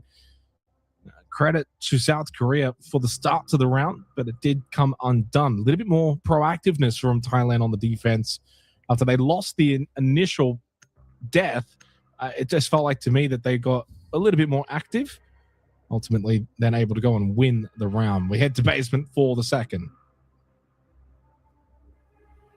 Yeah, I think just struggling to break down that anchor play late without the Deimos pressure below, a severe lack of hard breach as well in towards the side. They didn't have a route towards default. They weren't able to flush outside and then maybe try and trade picks in towards the objective. They were forced into the third and final option, which was the lurk on the opposing side and trying to hit R6 room from the back. And ultimately, it was a very low percentage play, and it eventuated as expected with the defense winning out that opening round. Down to basement we go. And if there's any lesson to be learned from map 1, and that may translate across here, is that the basement sites may not be as much of a defensive stronghold as we've been conditioned to think. And with so many more areas of maneuverability for the attack on Lair basement in comparison to club, for instance, I think naturally that will probably be even more so the case, where the attack has a bit more versatility, whether it be on the vertical up above, or if it lurks in towards site. There's plenty of options available here for South Korea, who, again, when they work hard on entry, find an opening pick, they have done a good job translating that into round results. So I think for me, a lot of the success on this round may not necessarily hinge on the last 30 seconds, but sort of that first minute and a half. And can they get that map control? Can they find an opening pick? What are they able to do to set themselves up for the late round? Yeah, 100%. And I think also the way that Thailand are going to want to play this too. Are they going to just look to bunker down, hold the stairwell positions, or actually get some potential flank roamers maybe around the midpoint? Right now, they're not really pushing out a lot. It does seem like it's being a conservative start to that for Thailand, which does create ability for more space for South Korea to then utilize the sledge and the ram. But the sledge and the ram is soft breach, and certainly out of pretty much, I would say, almost all of the basement sites when it comes to Rainbow Six Siege, this one is not really as much of a factor because it's just so large. Like, you can only open up so much of the floorboards. There's so many positions that can still be played even with those floorboards opened up. There's not a lot of time in the round, and suddenly already there's only a minute and a half left. Thailand's offered nothing. They said, we want you to come to basement, we'll fight there.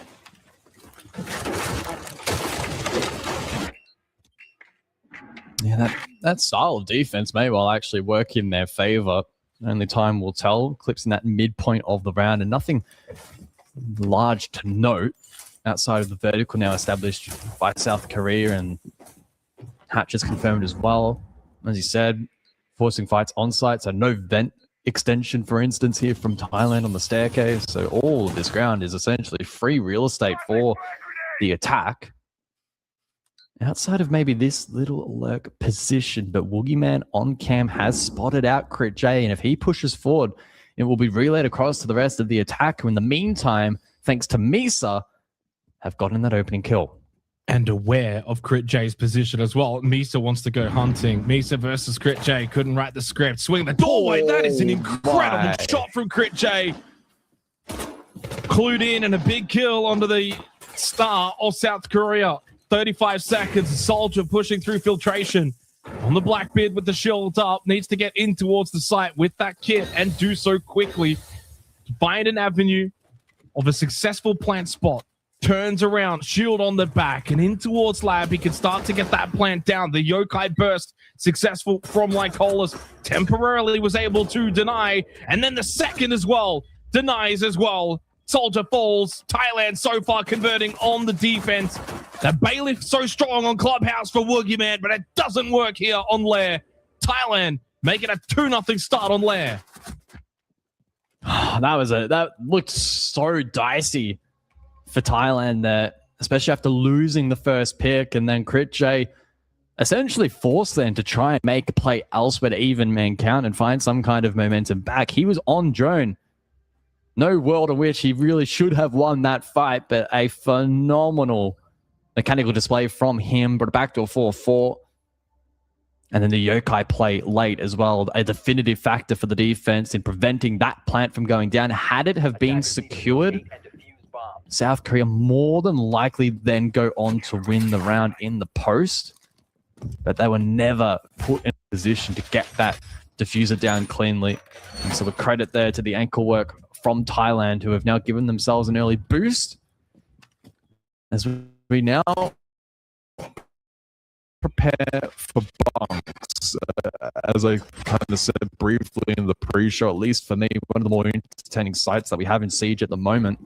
A lot of that hinging on just how many options there are available.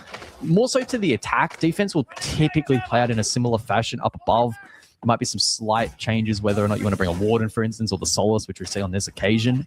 It's the attack that has options aplenty. Do you bring the Sense and try and go direct?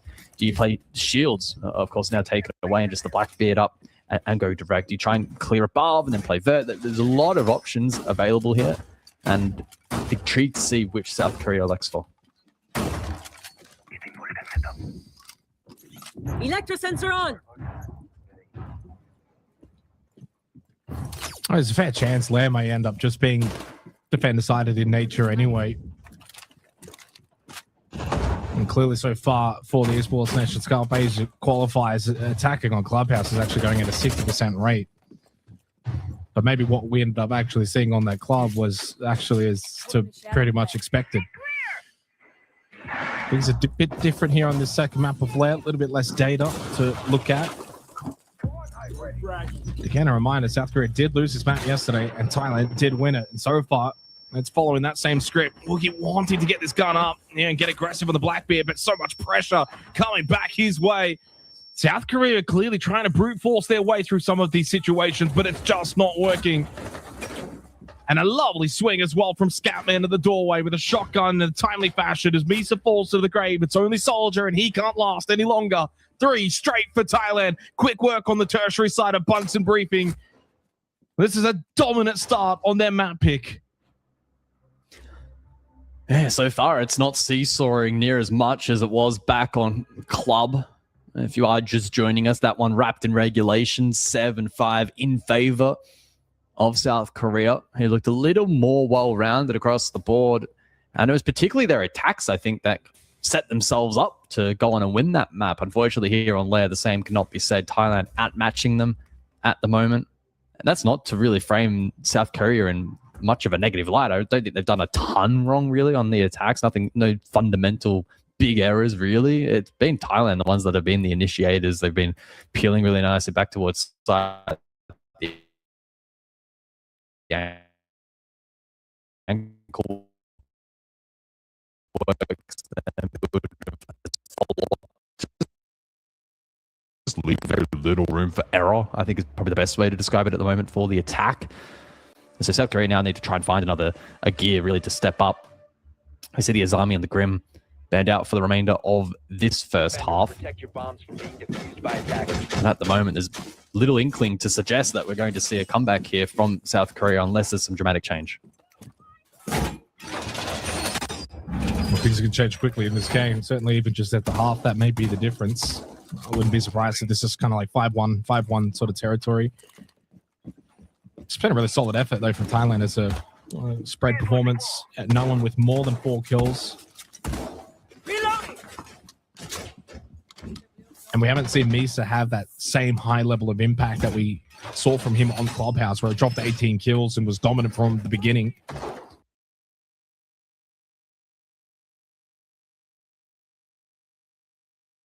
Just haven't really had too many opportunities to go on and win a round, but they've been involved in some of these rounds, either by getting opening kills or certainly bringing the rounds themselves down to these 3v3s and 2v2s, etc.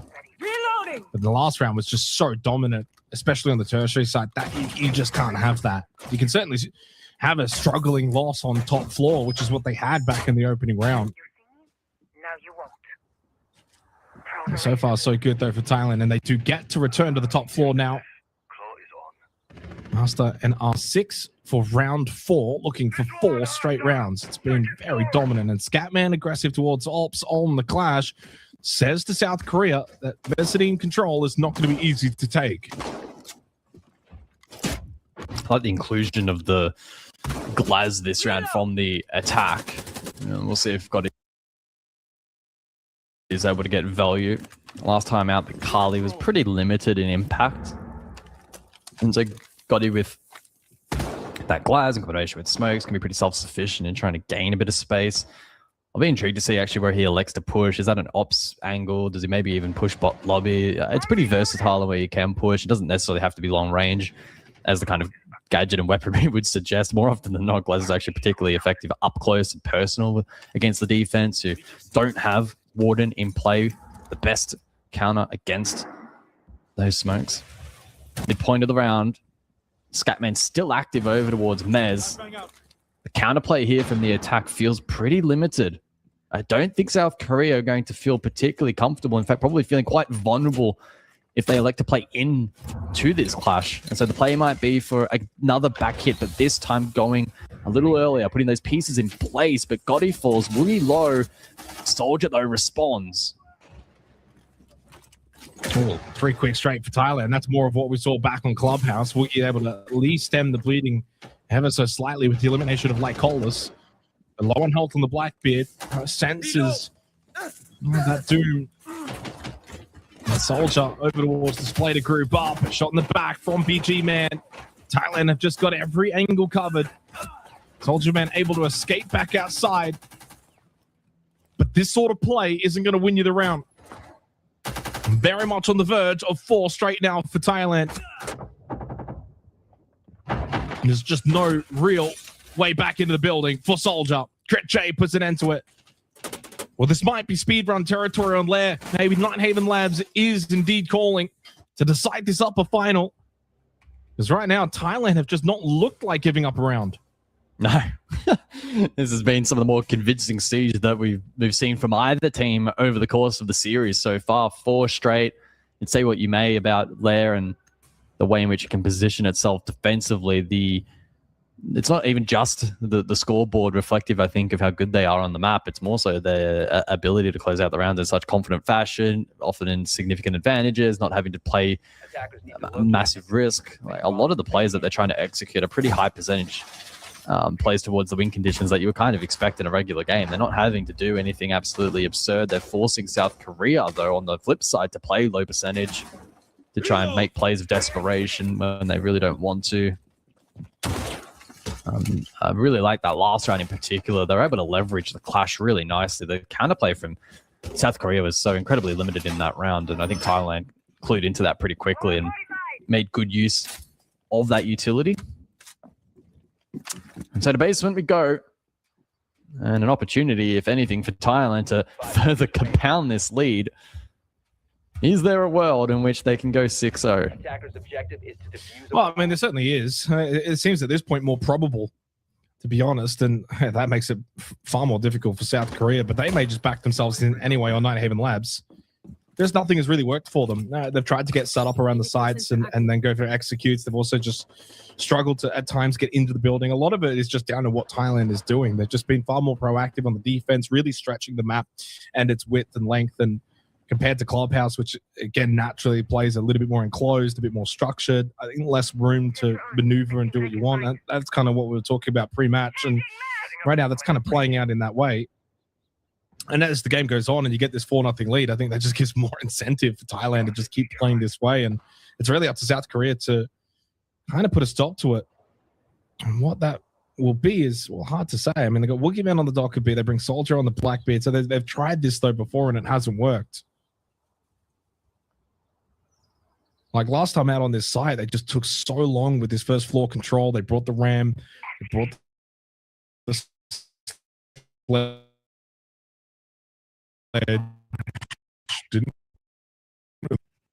and Thailand are just happy to just sit back, but this time they offer a point of difference with Critche lurking up in ops. Drag out. So then, direct.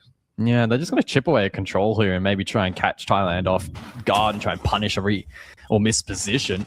Boogeyman does find the first. BG follows alongside Gotti, but IN9 is able to at least trade one back. So 4-3, minute 20 on the clock. South Korea still in advantage. Well, the big part of this round is how does Critche get back to site in a helpful manner? So far, he hasn't been able to. This has been a really quick direct attack from South Korea. Lovely swing onto I9 as well from Gotti. Critche was just stuck first floor this whole time. No real influence from him. Too busy trying to scan. And unfortunately, his team just fell apart on site. Much better in the end this round from South Korea. Soldier forced off the plant by the impact of Critche. He didn't want to even think about giving Critche an opportunity. And it should be South Korea's first round win, which it simply just comes down to the drone work that they put into the round. I think they clearly identified Critche is playing top floor, that they've spread out a little bit more. The site is more vulnerable, and this time they just go direct. They don't mess around with first floor control and play the floorboards and the verticality. It's just directly to site, outnumber, outgun, and that finally works out for South Korea. They're on the board here on Lair. Yeah, just connecting the dots there and the fundamentals a little better in that round. Just overall more well-rounded from them. Not having to do anything particularly fancy off-site. And if anything, taking away the playmaking opportunity of those off-site from the defense.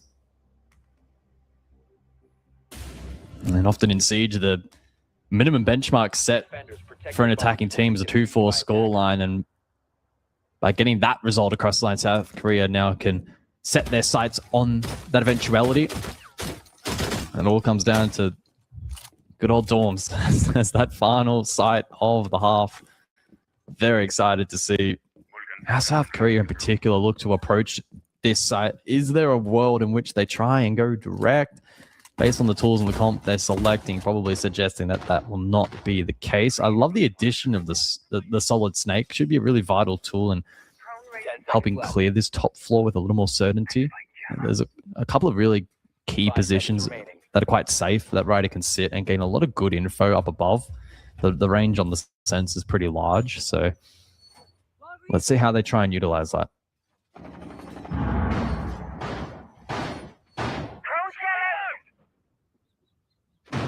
Well, things can change very quickly in this game. If South Korea can find a second here, a 2-4 half is quite honestly not that bad at all for an attack. I think this becomes a very pivotal round. 5-1 deficits are far more difficult to come back from than 4-2.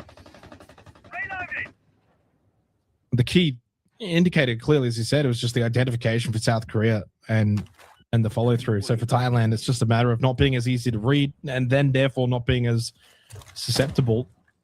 Rider on the solid snake, through with the radar in towards reception. Largely top floor at the moment from Thailand, and it is Soldier down early. Crickjay finds yet another early kill. He's 8-3, showing far more of what he's capable of on this map of Lair, in contrast to what we saw in Clubhouse. It's proven to be a factor, and with no Blackbeard, this becomes far more tricky for South Korea. Yeah, that's going to be really tough. Minute 40, limited time, and limited position taken. Rider down below can maybe try and catch a timing, but BG, man, is conveniently rotated into bunks. There's a barbed wire in front of him as well. Yeah, I don't think that pushes a high percentage play more direct towards the objective. Yes, it is clear. Given the vertical nature of the site as well, limited impact that he's able to have. You do want this green control, though, eventually. So, I mean, at this point, you just kind of have to... He's been heard. He's been heard. Yeah, Wire plays its role perfectly. Ryder eliminated. BJ Man well placed in bunks to play off of that sound cue. He's the only defender inside with a stack up above Thailand, but they declare above. There's no world in which you can just direct to site now. It's just not going to be possible. Verticality is a big factor on bunks. 45 seconds as Woogieman gets in towards Master. There is a drop, and is like Colas that has gone back to site. Woogie caught by Crit J. Gotti falls at a double pinch position. Scatman combines, and Misa now hobbling along. It will be a 5-1 half in favor of Thailand, and deservedly so. Outside of that one single round in the fifth, it's been total domination. Yeah, absolutely. This round will be the cherry on top for Team Thailand as they look to speed run their way to Nighthaven Labs as the decider, like Colas with the final pick. And a 5-1 half confirmed. Team Thailand, again, they'll be very, very pleased with that result. Yeah. But there's always an asterisk at halftime of any result against any two teams. There is every world in which this result could be replicated and flipped on its head. South Korea aren't completely out of touch. It's just now that their margin for error is incredibly slim. Well, I mean, it's both the... I mean, there's a tricky way to kind of phrase this, right, with Rainbow Six Siege, in the sense that, you know, you look at a 5-1 scoreline and you'd love to just sit back and say, well, this is a, you know, totally dominant game. This one's over, yada, yada, yada. But it doesn't work that way. There's two halves for a reason. And certainly in a game where defense can usually be a big determining factor, we see plenty of games that end up with a 5-1 half into another 5-1 half. Both teams finding it difficult to get those attacking rounds. Typically, when a situation like this presents, if Thailand can win one of the first two rounds, then their ability to go and win the map, it just skyrockets. Whereas if South Korea can win the first two rounds and it brings it back to 3-5, that's when things start to get far more interesting. And mainly because that third round will be on the tertiary side, and that will be a big determining factor. So even though it's a 5-1 scoreline, and it may have that feeling that Thailand has been ultra dominant, these next two rounds are just as pivotal as the first six.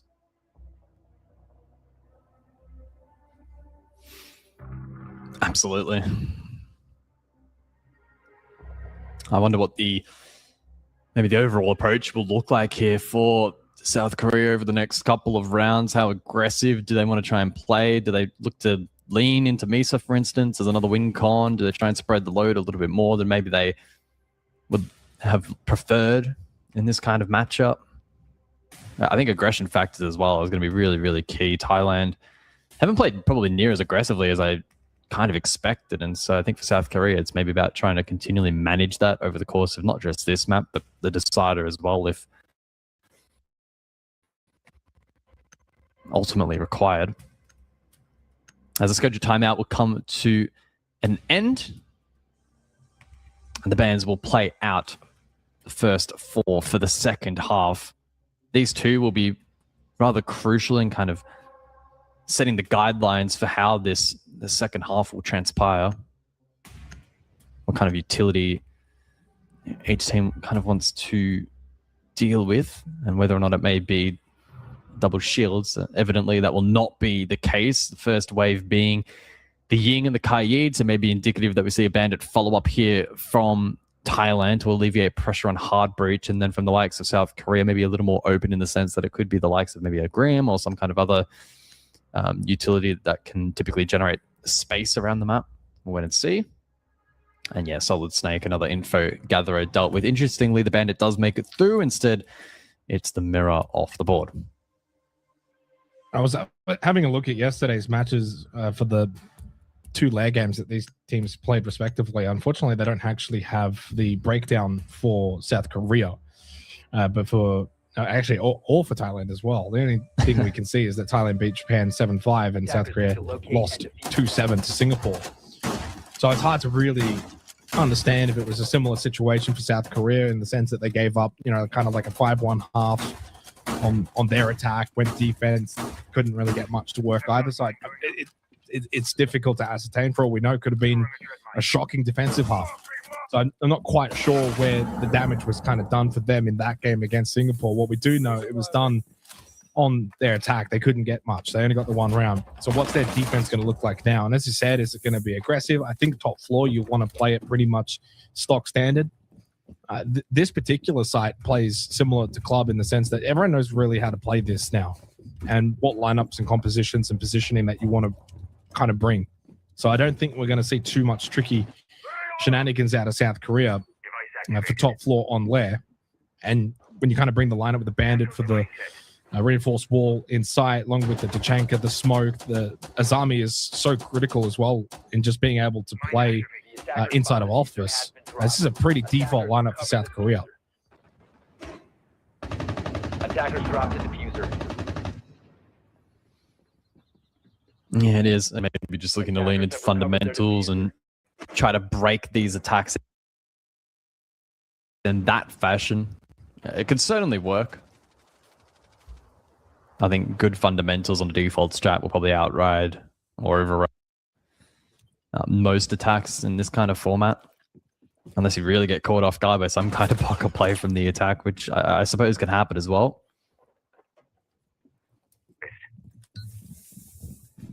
So first minute down, and Thailand just laying down groundwork at the moment. I suppose the inclusion here of the sense is most intriguing from the attack, and BG Man maybe looking to use that utility late round, I would suspect, to try and cut that site in half and facilitate a plant towards the late round.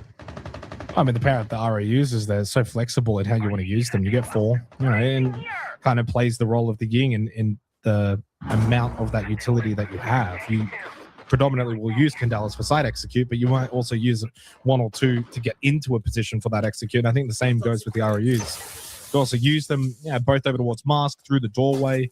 If they can get breach opened up, you can use them through there. So there's a decent amount of flexibility with the Sens. I like that selection for Thailand.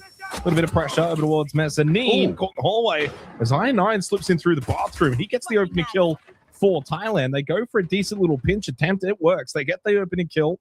The ROU's actually blocked off the vision of Woogieman too. Falls back over towards Mask. But this is actually taking some good control and space for the attack of Thailand. And there's that back hit pressure from Scatman lurking all the way towards the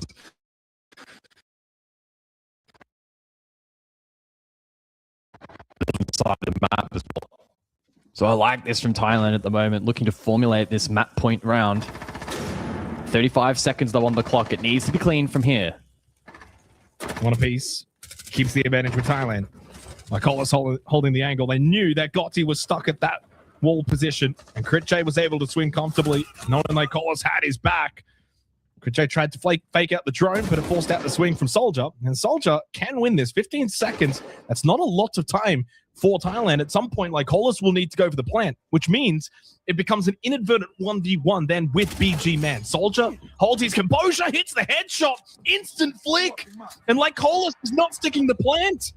Time will expire, and South Korea will steal the round. Wow, that was robbery in that round from the defense. It was Thailand's to lose, and lose it they did. I thought the set play there towards the last portion of that round was the correct call with player advantage good positions. They had crosses held. R6 room was certainly the place to hit.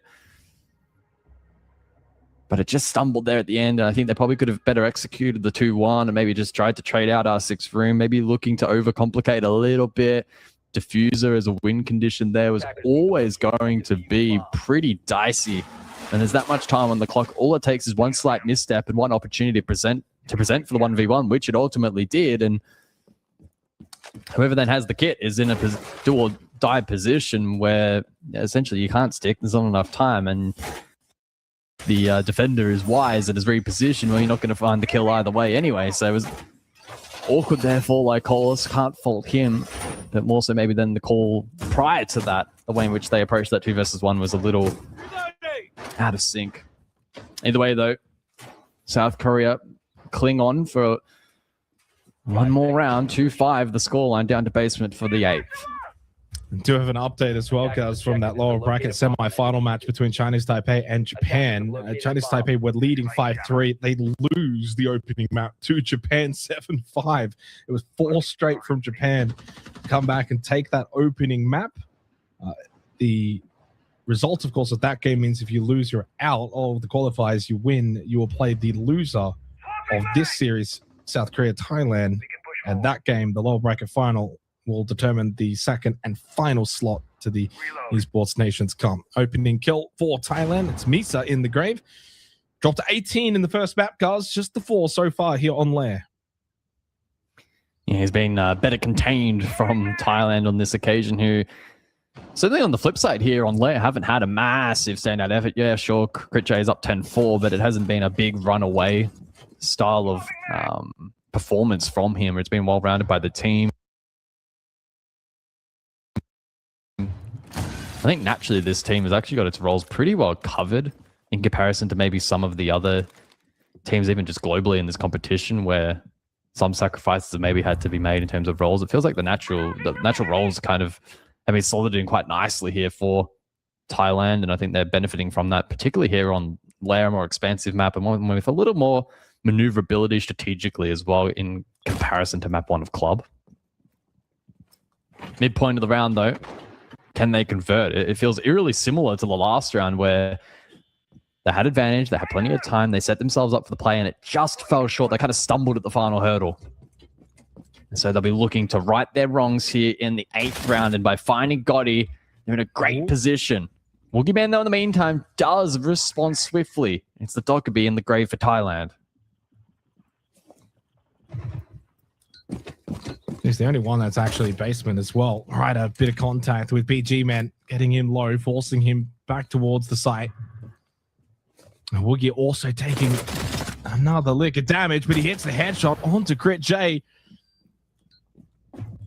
I'll talk about an important round that's developing. South Korea stole the previous one. Could they do it again? Still not really in an advantageous position with Woogie and Ryder so low on health. And a bit of time for Thailand, but time that will not really fully benefit them with the flames of the Vulcan canister delaying Lycolis. That time ticks down. That's fire, Lycolis. You can't touch it. 25 seconds now, and the sense of urgency is building for Thailand.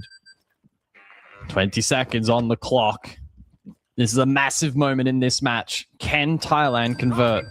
Well, they've got to get the next kill, and they get it through I-9. Lycolis can get the plant down. Ryder, good impact onto BG Man. It will be a successful plant. Post-plant now with the Monty. Big benefit for Thailand to have that shield still up. Pressure suddenly flips over to South Korea, even though it's a 2 versus 2. By allowing that plant, you have to deal with the Monty, and I-9 is holding from above. Yeah, 25 on the clock. And with the info here from I-9, surely Thailand can hold on his shield as well, of course, in play for Lycolis. Now 15 seconds. South Korea so slow in moving towards and trying to contest above. Now 10 seconds. They need to immediately get on this diffuser, but smack to the ground, soldier dead, and from up above, it's a freebie for I-9 Thailand on that point. I mean, they had one win condition, which was to get that kit down and play the Monty in the post plant, and it just also happened to be the fact that I-9 was still alive on that first floor, just giving them so much more cover. Even though that's a 2v2, your only win condition really is, can you deal with that Monty straight away? And if you can't, and I just don't see how you're going to win it. And in the end, that's how it played out. Bunk's briefing, 4 rounds needed straight now for South Korea. Dare I say, this one looks like it is probably done. There's just no room for error now on the defense. And going to the tertiary site, Bunk's briefing.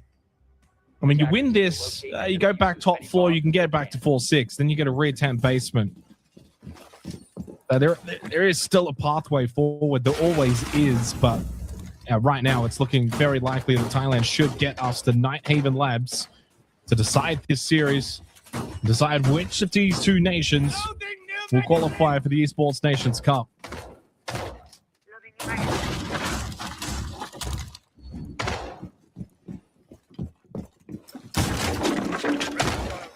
So the castle introduced here from Korea, maybe looking to add a layer of utility that needs to be dealt with here by Thailand that may then compromise their comp a little bit.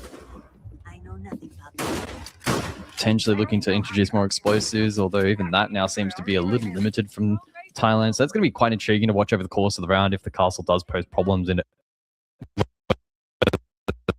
The entry or fortify this defense quite nicely for South Korea, who, as expected, extend above, lines of sight, hatch opened up. It's pretty straightforward and default from them. And the composition from Thailand suggesting that they will look to contest. Maverick is an intriguing inclusion. It does offer the ability to start pressuring in towards this side, establish line of sight, maybe even trick the wall if they elect, although that's certainly not the case. Knee height holes here, like Hole is able to do some meaningful damage in towards Misa, just to keep that defense on site honest as the rest of the attack will transition above.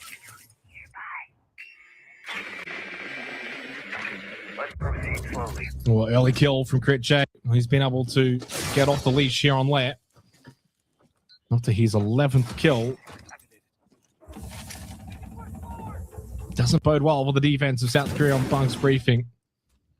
Naturally, you've now got a 2-2 split. And a lovely swing from I9 as well. Top of blue stairs. Completely shuts down Ryder. That is an exquisite kill from I9. Well, the story's been pretty plain and simple on this map, guys. I9 and Crit J have been able to get off the leash, run around, run rampant, do what they want. They're the star man for Thailand. It's Gotti, it's Wookieman, and need a clutch of 2v5. Can't deal with Scatman on the Monty. As he goes back outside, like Collison takes the space behind Wookieman, backfills in. It's only Gotti left. Forced back, down and out. Flawless round to close it out for Thailand. And we will get Nighthaven Labs to decide which of these two will go to the Esports Nations Cup. Yeah, well done there by Thailand. A thoroughly convincing victory on that second map. I really did go in finding it very difficult to predict who was going to be the eventual winner, but at least as a baseline, expecting it to be maybe not as competitive as map 1, but in a similar kind of vein, a little bit of a seesaw, tricky to read, etc. But no, it was really not the case, was it? Thailand kind of just running away with it in the end. A couple of small blemishes over the course of the map, but overall far more convincing. And again, as we said before, it wasn't just a one player X factor kind of match. It was actually well rounded across the board. I think they slotted into their roles far more naturally on layering compared to club. It looked a lot more in sync. And so for the third of Labs, which I think will play somewhere kind of in the middle of those two, but probably leaning a little bit more so into the style of Lair, maybe that does actually now bode quite well for Thailand, who it felt like maybe we went too far away from maybe ruling out in this series. And it goes to show that you really can't do that until the match is officially over. I mean, realistically, what we've seen now from these two maps, guys, I think I would be very surprised if one of these two were to miss out on the Esports Nations Cup. I know that there's a whole nother series that will have to play out. We'll go to the bracket, of course, 1-1 between South Korea and Thailand. Japan, of course, taking the opening map against Chinese Taipei. But realistically, I think it doesn't matter if it's Chinese Taipei or Japan. I think the loser of South Korea and Thailand is probably the favorite in that lower final anyway, based off what we've seen. Yeah, I think I would largely agree. Both teams in that lower bracket semi have probably been performing a little below expectation, at least personally, I expected for Japan especially to be super strong over the course of this bracket, and that hasn't really come into fruition. Still an opportunity, though, I think, for them to make that run work out in the lower bracket. I don't probably foresee it as being as clear-cut as maybe you do. I wouldn't be shocked if one of these two teams does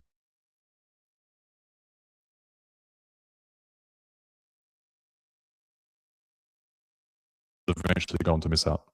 Okay. Well, I mean, that's always good to have a point of difference. We are going to go to, of course, a break. When we come back, it is going to be the third and final map of this upper final to determine which of South Korea or Thailand will head to the Esports Nations Cup.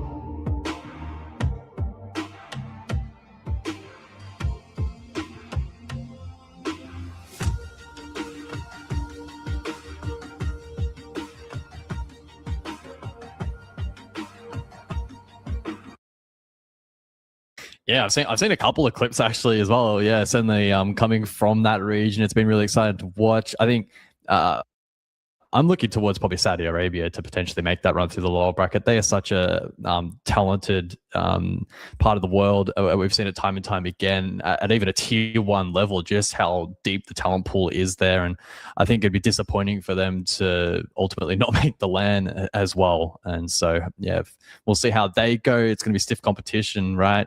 Might be one of those cases where a team that does maybe have that X factor about them might just be too much to take down. So excited to see how that bracket transpires.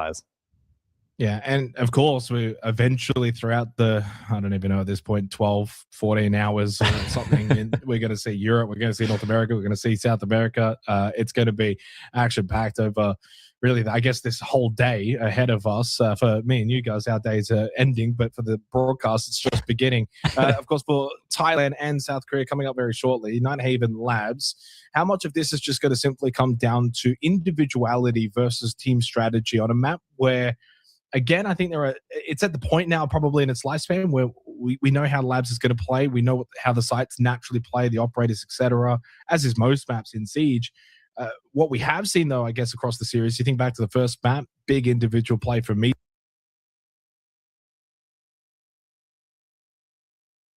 So he was a difference maker. And then you look at the second map, I9 Crit J, they got off the leash. They were able to have big impact. Is Labs just going to play pretty similar, who can individually kind of just stand up, maybe one or two players stand up to be the difference makers?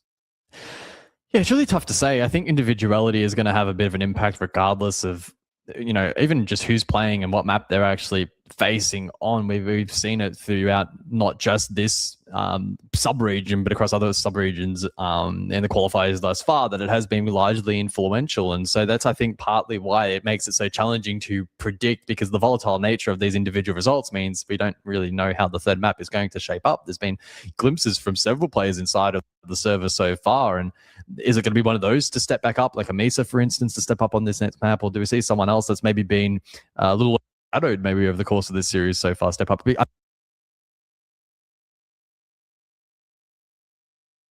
I think that's kind of the beauty as well of this style of event and format, is because the teams are so concentrated and have so much talent on them. Quite literally anybody inside of the server, when put in the right position, on the right operator, on the right map, on the right side, whatever the case may be, like, they all have the potential to have a pop-off couple of rounds or even a map or two as well. So that's what makes it so exciting. And as we load in to Nighthaven Labs, it really is either teams for the taking. The winner through to the LAN in November, the loser with a second chance later today. Yeah, and look, it's the inaugural Esports Nations Cup. And for Rainbow Six Siege as well, something that's been long desired, this country format. You want to be a part of it. You don't want to miss this. And you don't want to have to play again later today against either Japan or Chinese Taipei, depending, of course, how that series develops, which we'll continue to update as we go through this particular third and final map. South Korea do begin on defense, Guz. So it sets the tone early. It's been a strange old series where Lamp probably played out as expected. Maybe Clubhouse certainly didn't. So then, therefore, hard to say what's going to happen here. But one thing is for certain, Defense Labs, you've got to be winning top floor, akin to Lair defense top floor. It's also akin to Clubhouse basement. We saw how that play out. So who knows at this point? I wouldn't be shocked if there's a world in which it does get broken down. I will say, though, one of the strongest defenders on this site has made it through the ban phase. It is that Izami. The keeper barriers on this objective are particularly influential, because you think about both objectives actually inside of the site itself, there's very limited playroom once the walls get opened up, but the keeper barriers open up so much more of the site to be playable. So it's critical for Ryder to deploy that utility and get it out in the meantime. As for the bans, of course, Monty, Snake, Kaid, and Mirror. Mirror is one that also is rather influential on this objective, and so by taking that away, it does make the extent a little more challenging for defense. And so all of that in combination should mean that in terms of the external hard reach and applying, sort of superficial pressure, perceived pressure on the map, not too difficult for Thailand. It's that final push where it's going to be really difficult and rely on a lot of trades.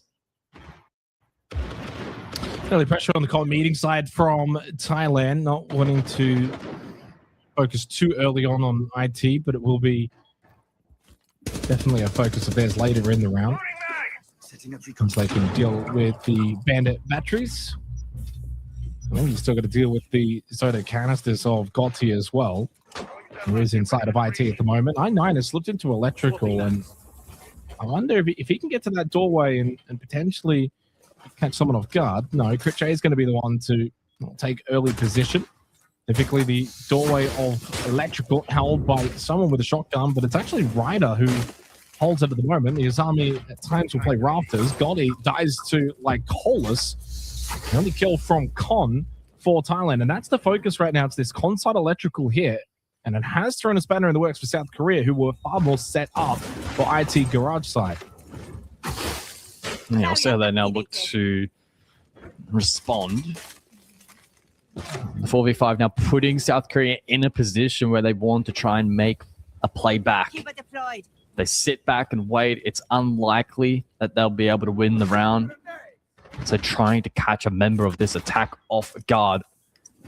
Been relatively unsuccessful though in that sort of 20 to 30 second window where typically the defense tries to fight back. Thailand have done a good job in sustaining that pressure, but in the meantime layering it back on to the defense. The Zachenko will keep them at bay momentarily, but Crit J pushes straight through, pops 2, and that should be round done. Crit J on a rampage. Can he get all 4? Yes, he will, can. and Thailand take round 1. And then they just had to put more focus on the blitz coming out of electrical. They kind of turned their back, but that's the nature of the pressure that was there from the rest of the team. Crit J gets the 4 kills. He gets the highlight play.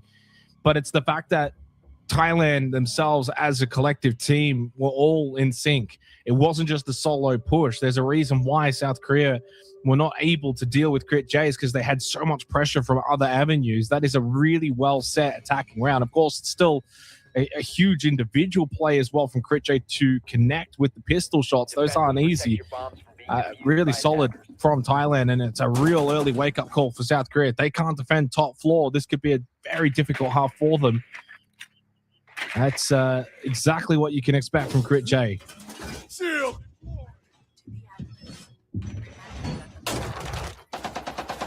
Yeah, that was a great little heads-up play from him. Just catching that defense off guard, who thought they had that first wave of the attack at bay with the Tachanka, but Crit J took it upon himself to push forward. Of course, goes without saying, Catch is a pretty fortunate timing to not, be maybe immediately traded, but the damage had already kind of been done, even if he finds one and then falls himself, but he was able to then compound that. And we'll wait and see, but maybe that's, that blitz will be a potential ban to double down here for South Korea going forward if it continues to have influence. Like Hollis will jump on it for round 2 as we head to basement. And South Korea with a pretty aggressive offside extension with, well, firstly, namely the castle, but then throwing both the Solus and the Mozzie in play, trying to prevent Thailand from droning this effectively.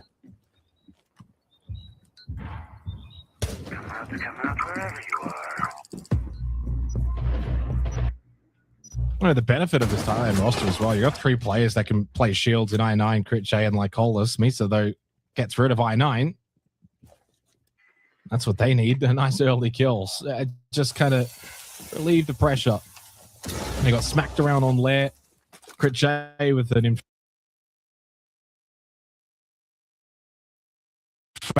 start in the opening round. So when you kind of really look at the last 10 rounds played overall, it's just all Thailand. So they just need something where they can kind of stem the bleeding a little bit. Even if on this map the scoreboard's only 1-0, the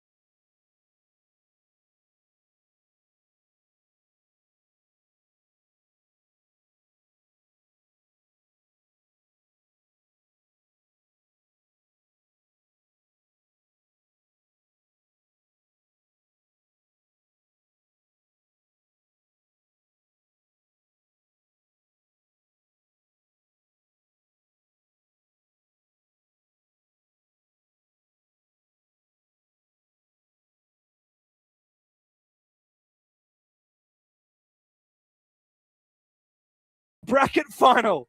Wow, what a end of round. I'm not going to lie, James. After that Nitrocell, I thought that's it. Surely it's done. And Iraq and naturally the K's fighting for your tournament life. They just started scrambling and just sent it. And it almost worked. The fact that it came down to a 2 versus 1 in their favor. And I believe there's still a Nitro Cell on Shoxel. Okay, so Salim Shady was still on his roam and cut off before he can retreat back to side. That is a big punishment there. Turkey now fighting from behind. And with the shield still up for Algeria, they're looking very good. Yeah, but depending on these positions back on layer, and this is where, is it map dependent? Is it team dependent in terms of these situations that they find themselves in? The ability, heading into the last 60 seconds, a player advantage. Turkey are on the defense. They won a lot.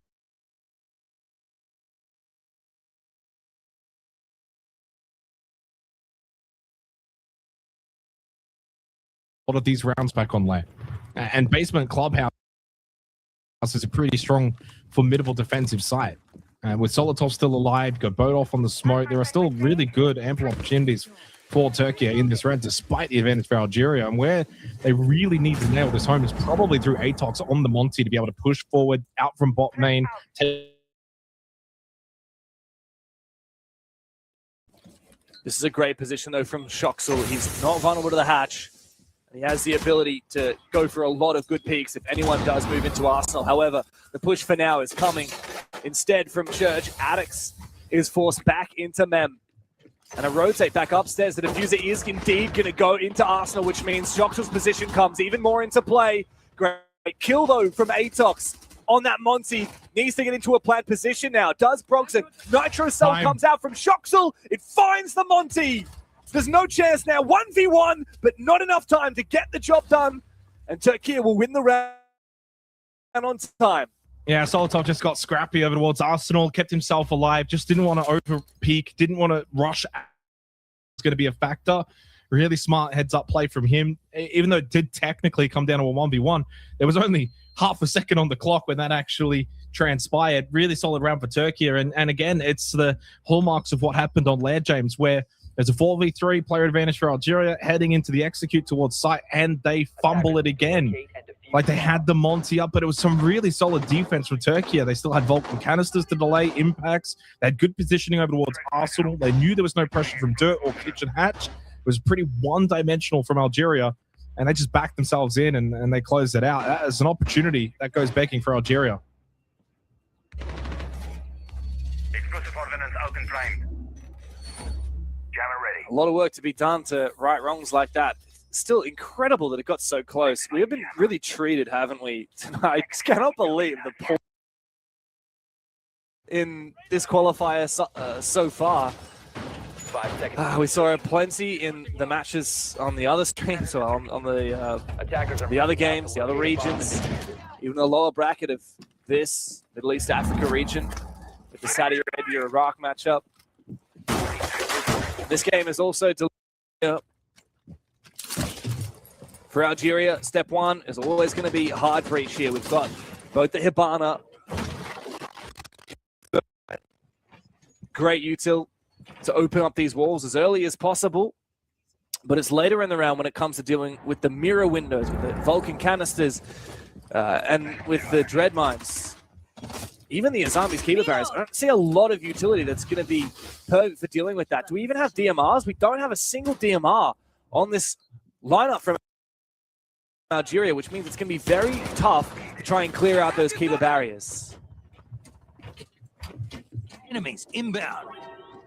And Algeria got to take, I think, a slower approach this round. Sweep across with the double shield set up through rafters and clear out cache CCTV. Currently being held by Salim Shady and Shoxel. Fano's at least going to try and maybe get in a position over towards the balcony for a cutoff towards construction. Needs to be mindful of potential jump outs. He's kind of by himself at the moment. And the radar puts a bit of pressure onto Shoxel. And maybe the idea of the Solid Snake is to just get some inverted pressure towards construction, maybe force them back in towards gym bedroom. Sveno wants to think about going for a swing, doesn't really go for it. Atoc's taking his time on this Monty to push through CCTV, only just now gets into cash. Everyone from Turkey has vacated from the cash and top red position. It's only Shoxel in con who has the ability to get back into bedroom and does do so. Big kill from Salim Shady. Shoxel's going to help out. Well, both shields Monty going down. Yeah, this is very awkward. How do you lose both your shields so early? Shoxel's hungry for more. Gutero says, hey, save some for me. Feno in a 1v5 as he finds a consolation frag, but yet not enough from Algeria.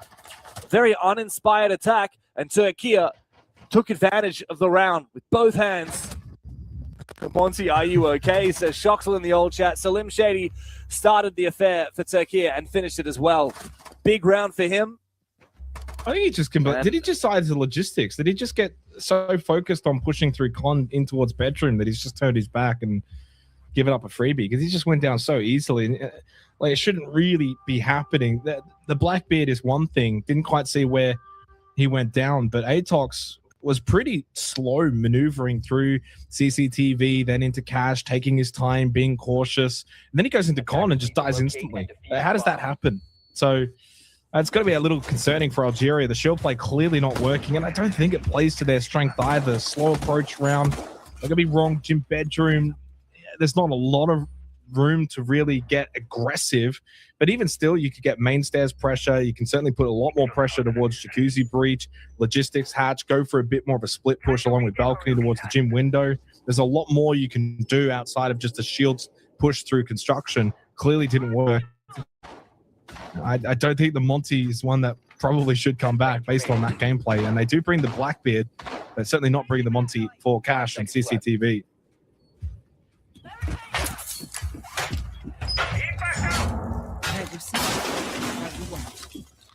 I'm going to be keeping an extra eye on how this Blackbeard plays out in this round. You really should not be losing both of your shields as the first two players to go down on an attack, especially not on a map like Clubhouse, when it's less about roam clear and it's more about positioning for an execute. I'm surprised at how much mirror we've seen as well. I mean, not a lot of bans on that operator, instead opting for the hard breach denial like Kaid and Bandit, which, yes, it makes breaching easier, but you look at how many obstacles Turkey bring to the table. I mean, there's Goyos, they've got to be cleared out with the Twitch or explosives, the mirror windows, the Kiba barriers from the Azami, and if it comes to it in the late round, the Echo as well. Oh, it's Podolf that finds an early one onto Feno, and that's onto the Solid Snake as well. Broxton wants to go for the gun. Oh, but Salim Shady is just sharp with the Vector. A double kill towards the Jacuzzi breach. The Blackbeard again just not having for Algeria are not having the same effect as what we saw back on Lair. The result, funnily enough, is the same, James. But it's not even remotely close in terms of the rounds and how they're playing out. Yeah. Night and day difference between Clubhouse and Lair. On Lair, Algeria looked good in a lot of these attack rounds, and then Turkey were clutching up. This has just been completely dominant from Turkey. Algeria are going to need to have a big change up in the next couple of rounds for operator ban to come through after this round. But let's be honest, it looks like Atox is mostly just baiting. He can use this as a kind of impromptu tactical timeout to talk to his team about the next round. But his chance of winning this one are very slim. I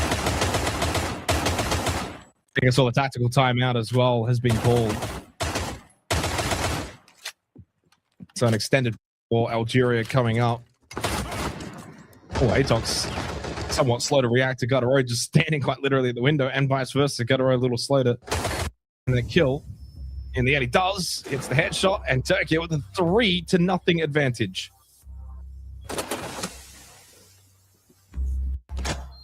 Wow, what a beautiful skin as well. Love to see that. All the recent Rainbow is Magic skins that have come into the game. Love to see that. Algeria taking their time out, and they certainly need it right now. It's been 3 rounds of strife, and not just lost those 3 rounds, but they haven't done a lot right in any of them. Yes, they're achieving some of the fundamental basics of breaching some of the core walls, but they're not taking map control without burning bodies. They're struggling to have an impact from their shields. They're struggling to clear a lot of the setup that Turkey have brought to the table. And so after this timeout finishes, we're going to see the operator veto. And I got a question, like, what is it going to be next? Is it going to be the Mira? Is it going to be the Azami? Algeria have a big decision to make. Certainly do. We transition to get a glimpse of Japan, South Korea, and that particular law final that's happening for the Asia qualifiers. Japan winning the first map 7-2 on Consulate, and tonight Haven Labs is now live. Of course, for Algeria, if they do lose to Turkey, they drop to the lower final. They'll play Saudi Arabia. And James, some extra clarification regarding that amazing comeback from Saudi Arabia. We didn't even pick up on it, but it was actually a 6-0 comeback. Wow. And every single round one on that game of Consulate was defense. There was not a single attacking round that was won. Not one. Wow. It makes it even funnier that the last round, it came down to a 1v1. And all they needed to do was get that one last kill, and Iraq would have survived for another map. But they could not break that trend. Japan, South Korea into the second map now. Japan leading after taking a dominant scoreline on the first. I think if you look at these teams on paper, I think that most people would hedge their bets on Japan, but you never know. South Korea had a really good fight against Thailand earlier today. They've dropped down from that upper bracket to meet Japan now. Thailand obviously already having qualified to the ENC finals, leaving Japan and South Korea to fight it out for the final spot.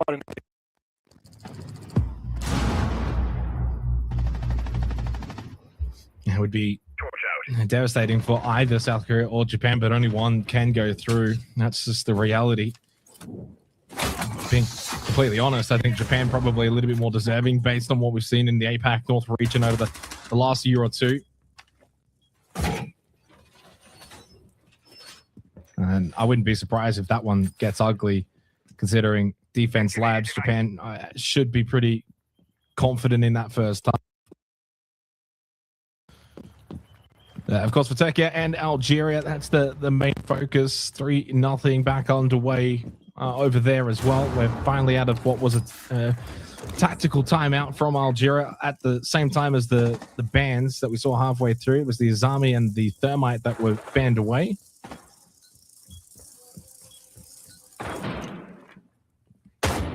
That's not good for South Korea, but not at all. Yunsang has disconnected. 4v2. Yeah, rough position for South Korea to be in.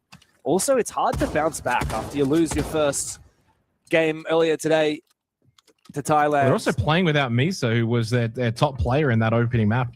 So I actually only just realized that, courtesy of Yunsang disconnecting. But yeah, they made the substitution. Yunsang in, Misa out. That's rough. That's rough. That's up for South Korea as well. Yeah, there's players in South Korea right now, so losing him is a massive detriment. And I don't think Soldier's going to be able to safely pick up Woogie Man here. Even though Manhattan and Rek are low HP, there's just no way that this clutch comes through. 15 seconds. You can see Japan know that they've won the round. It's just about how they're going to do it. Nice little swing at the bottom. I believe that was from Shuri. And we go back to Turkey and Algeria. And the onus is really on Algeria to step it up now. They've already lost a player in this round. Hoaxy has gone down without a kill 4 rounds. Turkey are looking very solid. I think they've found their rhythm in this game, Jake. They know that they don't have to overcomplicate things. They can sit back and relax and just prevent the cheese. And yeah, that is an utter desperate move there from Fenno, sending it down the hallway before he even detonated his Hibana pellets on the main wall into sight. And sadly, there's nothing in it for Algeria. Consolation prize for Brogdon is just a single kill. The impacts come his way. He's taking a hell of a lot of damage. Finally finished off by Salim Shady, and Turkey are now running circles around Algeria on map 3.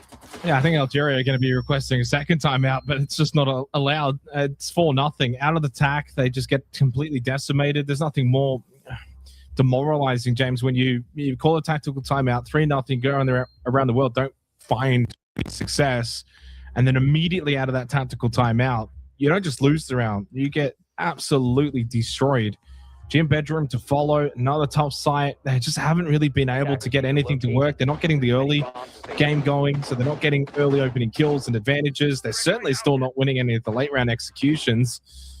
It's been a real struggle, but Turkey have just been really solid. They haven't really had to do too much themselves. Like, you saw that run down the hallway from Fenno. You just punish that. That's all you have to do. And that's where Turkey have been really switched on, not allowing Algeria to do any kind of crazy plays, get deep into sight, go for backstab attempts. It's just nothing's really working for the attack in this half. But as we just saw, a 0-6 comeback on one stream, you never count a team out in this game. Yeah, especially not when it's swapping onto the defensive side, as we've discovered. Every single round, you said, in Saudi Arabia, Iraq on by that defensive side. So only 4 rounds of defense here by Turkey. Let's not get ahead of ourselves. I've got to say that Algeria loving these shields. They keep playing it. They've had very little success with it. And I wonder, is this that they think they're good with shields, or is it because it fits into their strategy, or is it desperation? Because there is a bit of a trend sometimes. If nothing is working, you can pick, especially a Montaigne, and just try and hope that you can make things work. For them last time no, either. it hasn't worked. In fact, none of the shields that we've seen from them have really bore much fruit. Right again, but this time put Brogson on the Monty, so that's at least a difference. No, it's not, sorry to say, a detriment to Atox, but clearly made a crucial error towards construction last time on the Monty, so they give it over to the designated shield player in Brogson, who's been predominantly on the Blackbeards at times. And so far, they're being somewhat stalled out. I mean, Turkey have actually kind of extended a little bit there temporarily, and now they're falling back. The fact that Brogson has only just now got to CCTV, like they've taken some time again. So this is very similar to what happened last time. Now, Turkey are able to just buy so much time because Algeria are naturally so slow in clearing out cache and CCTV.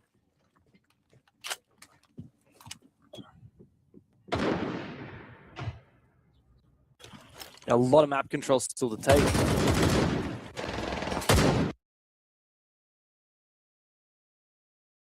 Free opportunities here. Well, Turkey are pretty confident to go for. I don't think they're going to overpeak here. Turkey know what has worked for them. Well, this is the thing, right? You look at the operator bans, you get rid of the ace, and now you get rid of the thermite after the third ban comes through. That's a nice shot from Fenno. A second one, a little bit too egregious here from Turkey. Like another one! God. Stop peeking, Fenno! Jeez. Turkey have decided it's time to give up a few.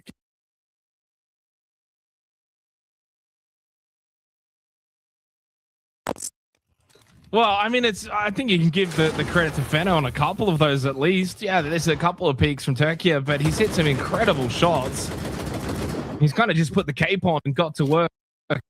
Well, I'm the tier 1 player. I'm the one that's got the experience. I need to be, fragging out. He gets some good damage, and then the kill on to Shoxel. The chance for the ace beckons. Bodolf is the last one alive. Turkey is not winning this round. The question will be if Fenno can get the ace or not. Oh my God. A bit of contact and got the down. Fenno's not going to get this ace. They will shut him down finally.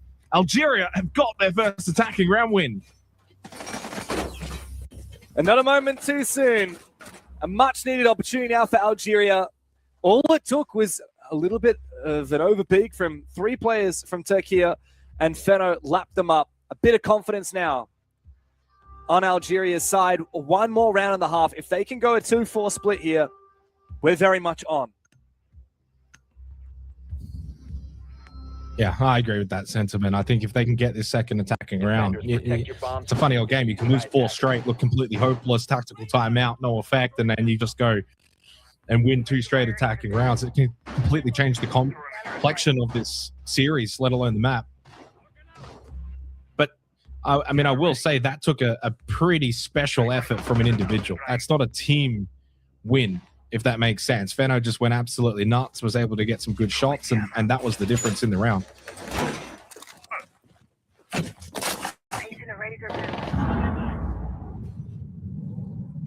Question is, 1 round left.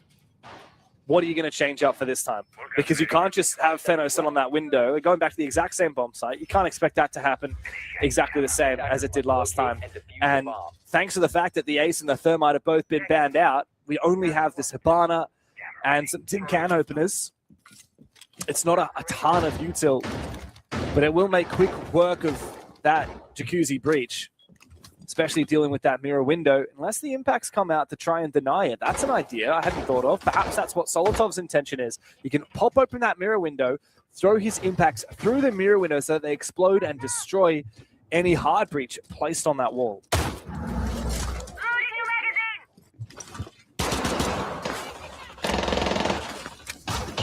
We can push forward!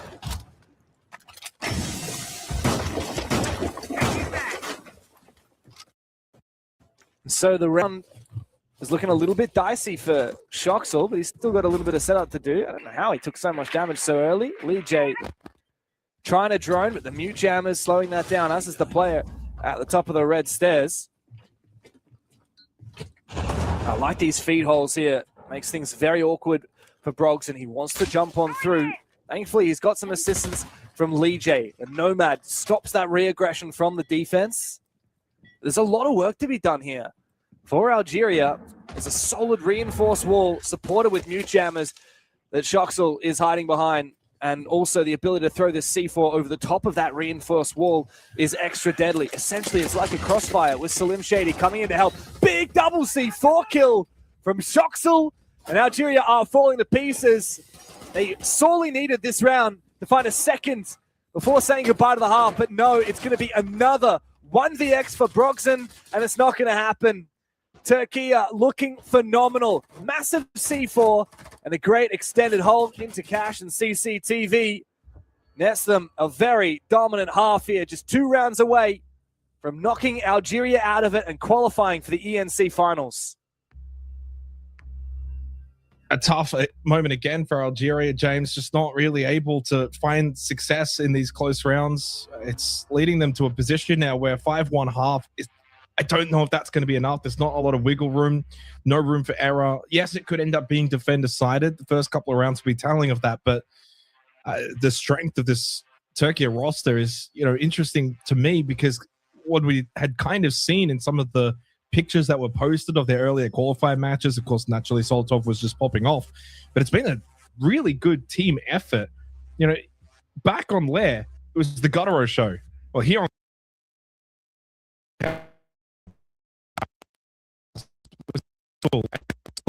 Shady to the occasion and put in some really solid performances. Yeah, Solotov's been great as well, but he hasn't, in any of at least these 2 maps, and certainly I would imagine on Fortress where they lost, been, someone that's dropping 20 kills and just being the ultra difference. It's been a solid team effort from Turkey, and that has been a big reason why Algeria are really struggling. And the halftime role swap timeout is giving Algeria a chance to talk about it. The problem here is you don't want to overthink things too much, because we're moving straight onto the defensive side, Jake. It's a completely different kettle of fish, completely different ball game to what Algeria have been playing for the last 6 rounds. And the risk here is if they overcomplicate things a little bit too much and Turkey look and find gaps, which Salt is so familiar with. It's the way that Falcons like to play. They're always looking for gaps. Of course, the coach for Turkey is as well Julio, who's the Falcons coach that Solotov is used to working with. I'm sure that the 2 of them together have been cooking some strats, some ideas, and hopefully this Turkey roster will be ready to pounce on any gap they see. Wouldn't be surprised, based on the confidence that they've played with on their defensive side, if they'll have the gusto to do that now on the attack. Yeah, and it has to be. You can't go. Well, I mean, I was going to say you can't go 6-1 down, but just because we saw Saudi Arabia come back from 6-0 doesn't mean you're going to be able to do it, right? Like those are the rare moments. Those are the statistical anomalies. You can't look to that and every time it's like, well, if they did it, we can do it. And while it does happen, you don't want to be in this position. Church Arsenal got to win this, right? Like this is a must win. Got to lock out basement, probably then go gym bedroom. So if they can get this back to 3-5 going into Cash and CCTV, that's win gym bedroom, then go and then see how it plays out from there. And if they can win it on Cash and CCTV, it becomes 5-4 back to basement, and we got a game. So the path forward is there for Algeria. It's easier said than done. So I imagine it's going to be pretty good. Well, they've been able to win a lot of the gunfights as well in that first half. That's the most telling aspect. So we'll see if the role swap will make a difference with Algeria going on to defense. I'm not giving up on them just yet. I think what we've seen so far here for the Esports Nations Cup qualifiers, James, is expect the unexpected, to be honest, has been the mantra throughout these qualifying matches, in comebacks, in nation v nation matchups that maybe didn't go the way as expected, etc. Nothing is easy to predict in this format. Do not underestimate a dark horse, that's for sure. We've seen that plenty.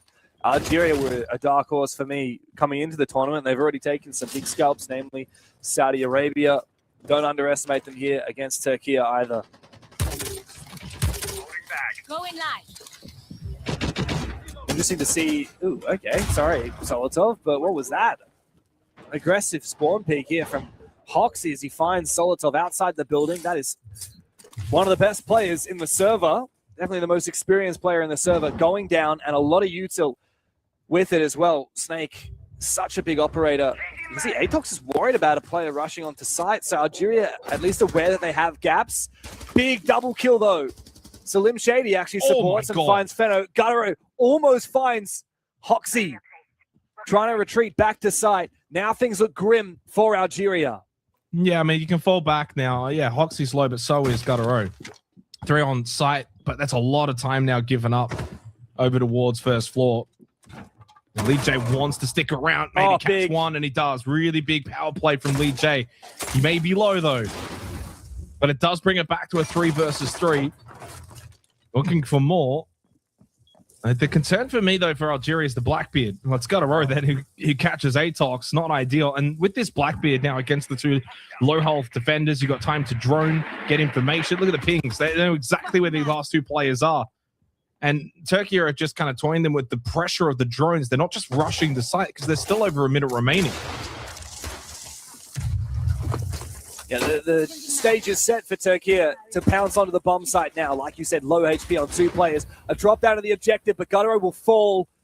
Bodolf, trapped in the fire, needs to try and find a safe place to plant or the ability to look for a kill. He hasn't destroyed that bulletproof camera, so there's plenty of information for these final 2 Algeria players to know exactly where Bodolf is planting. Doesn't know where the second player is. Worried about the hatch up above. And the nades look to keep him at bay.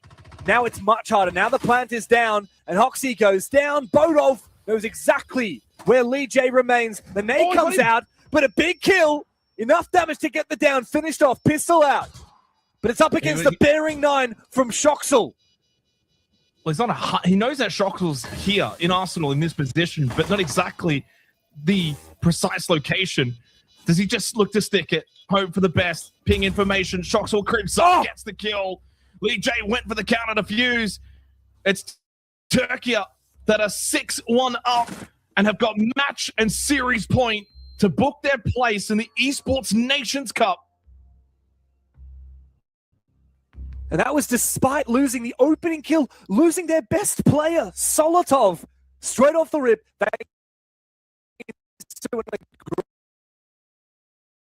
Aggressive peek outside the building. This is so good from Turkey. This whole roster is stepping up, and yes, sometimes it gets a little bit scrappy, but they're reading into the aggression well enough to come out ahead. It was a 3v3 in that late round, but a lot of mid-round damage onto those Algeria players and then a pick, and that was the moment when Turkey were on. They had the Blackbeard, they got him into position, and they looked to get a plant down. Perfect stuff from Turkey, and if they keep this up, then we will very soon be congratulating them on their qualification through to the Esports Nations Cup Finals. And Algeria now set with a very difficult task, 5 straight to force overtime. And again, otherwise, if they can't pull that off, it will be a lower bracket final against Saudi Arabia later today. Well, pretty much very much shortly after this, actually. For all intents and purposes, judging by how quick Japan and South Korea started after that earlier upper bracket final loss for South Korea, I'd probably only get maybe 10, 15 minutes to kind of reset and get prepared for that next series. They did, of course, beat Saudi Arabia earlier in the qualification bracket. There's still every chance. And Algeria could feature at the Esports Nations Cup land. But right now it's looking like Turkey are well and truly on their way. Just have to look this out and not do an Iraq, which is lose, well, at this point, 5 straight. Iraq lost 6 straight. Yeah.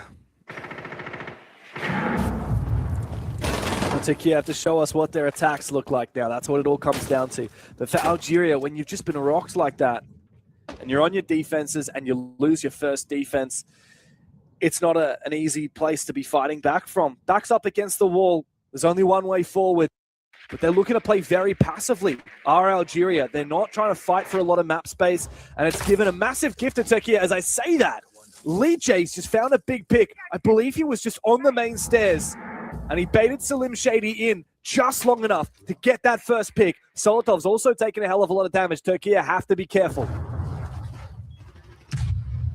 Yeah, but they've had these early advantages prior, and on Clubhouse have not been able to convert. By no means is this going to be job done for Algeria, but at the very least, basement 5v4, sit back, just keep 5 on. Save those gas babes if Lee J has a couple still left in the pocket. Make sure you use those late in the round. Oh, it's an EDD. Wow. The entry denial device for Broxton. Catches a kill. Gutaro, though, forces through with a bit of help from Bodolf. They're able to just make their way through dirt rather quickly. There is, of course, all 4 defenders on site for Algeria, so they can block off this push out of dirt. Big chance now for Bodolf. Oh, big Nitro Cell! And that is the hope that Algeria need to try and stay in this qualifier. It's just Shoxel left. 1v3, and Atok finds him. It was a great read and a nice play from Turkey, but Algeria had that read back, and that Nitro Cell gave them the gift of life to stay alive here on Clubhouse. They've still got to do it 4 more times just to push OT. Yeah, I mean, it's a long way to go, but it is possible. It is possible. You win your bedroom, you win cash CCTV, back to the safe haven of basement, and suddenly that scoreboard looks a lot nicer, but quite literally, you can't make a single mistake. Can't lose a single round. And usually that comes then with a level of apprehension in the way that you want to play. But I thought Algeria in that round, facing the potential loss here in this upper final, they just looked very switched on. They didn't look scared. I'll use a good example, James, which is I think at the end of that Iraq and Saudi Arabia, that 7-7 final round facing elimination, there were moments where Iraq looked a little bit scared in that mid-round that we watched. And ultimately that cost them because they ran out of time, literally. And so, yeah, for Algeria, they just can't play with that kind of level of scaredness, which fortunately for them, they've got the lower final at minimum, so they're not facing elimination, so there's no reason to be scared. Impact. 4 rounds to go. Certainly don't want to have to gamble playing that lower final, though. Like we said before, yes, Algeria and Saudi Arabia have already played against each other in that upper bracket. And Algeria did come out ahead, but it was a best of 3. Anything can happen in a 3-map best of 3. And Saudi will be very excited for that rematch if Algeria are not able to get it done here.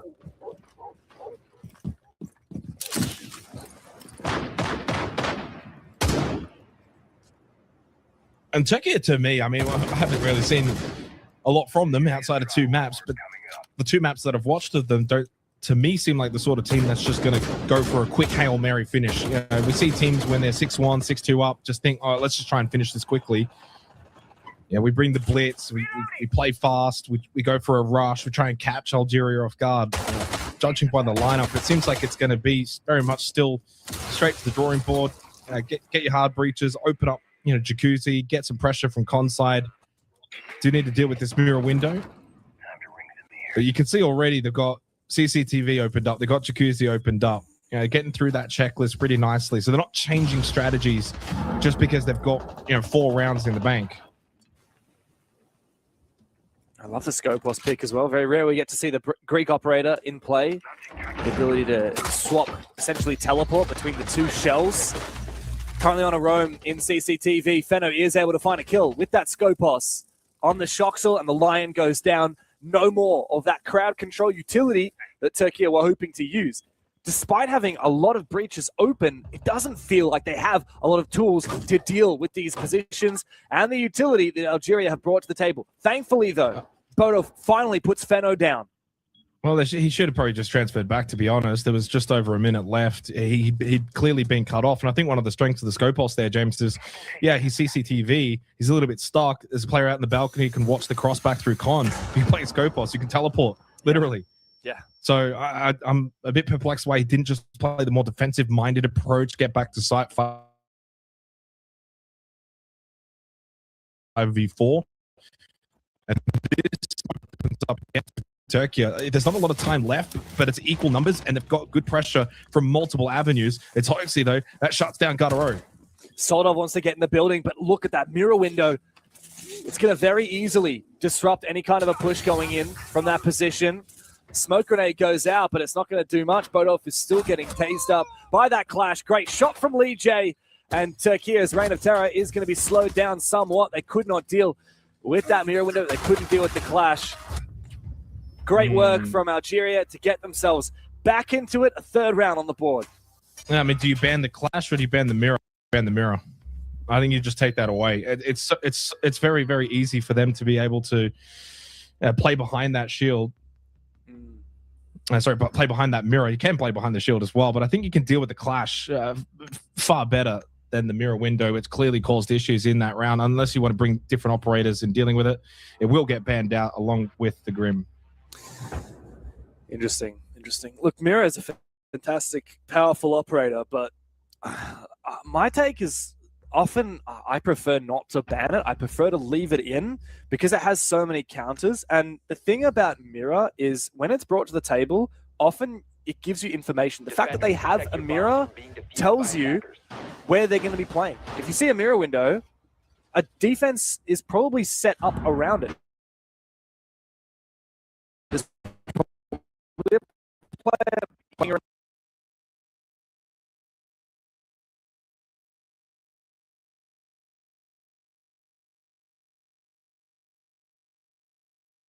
mirror.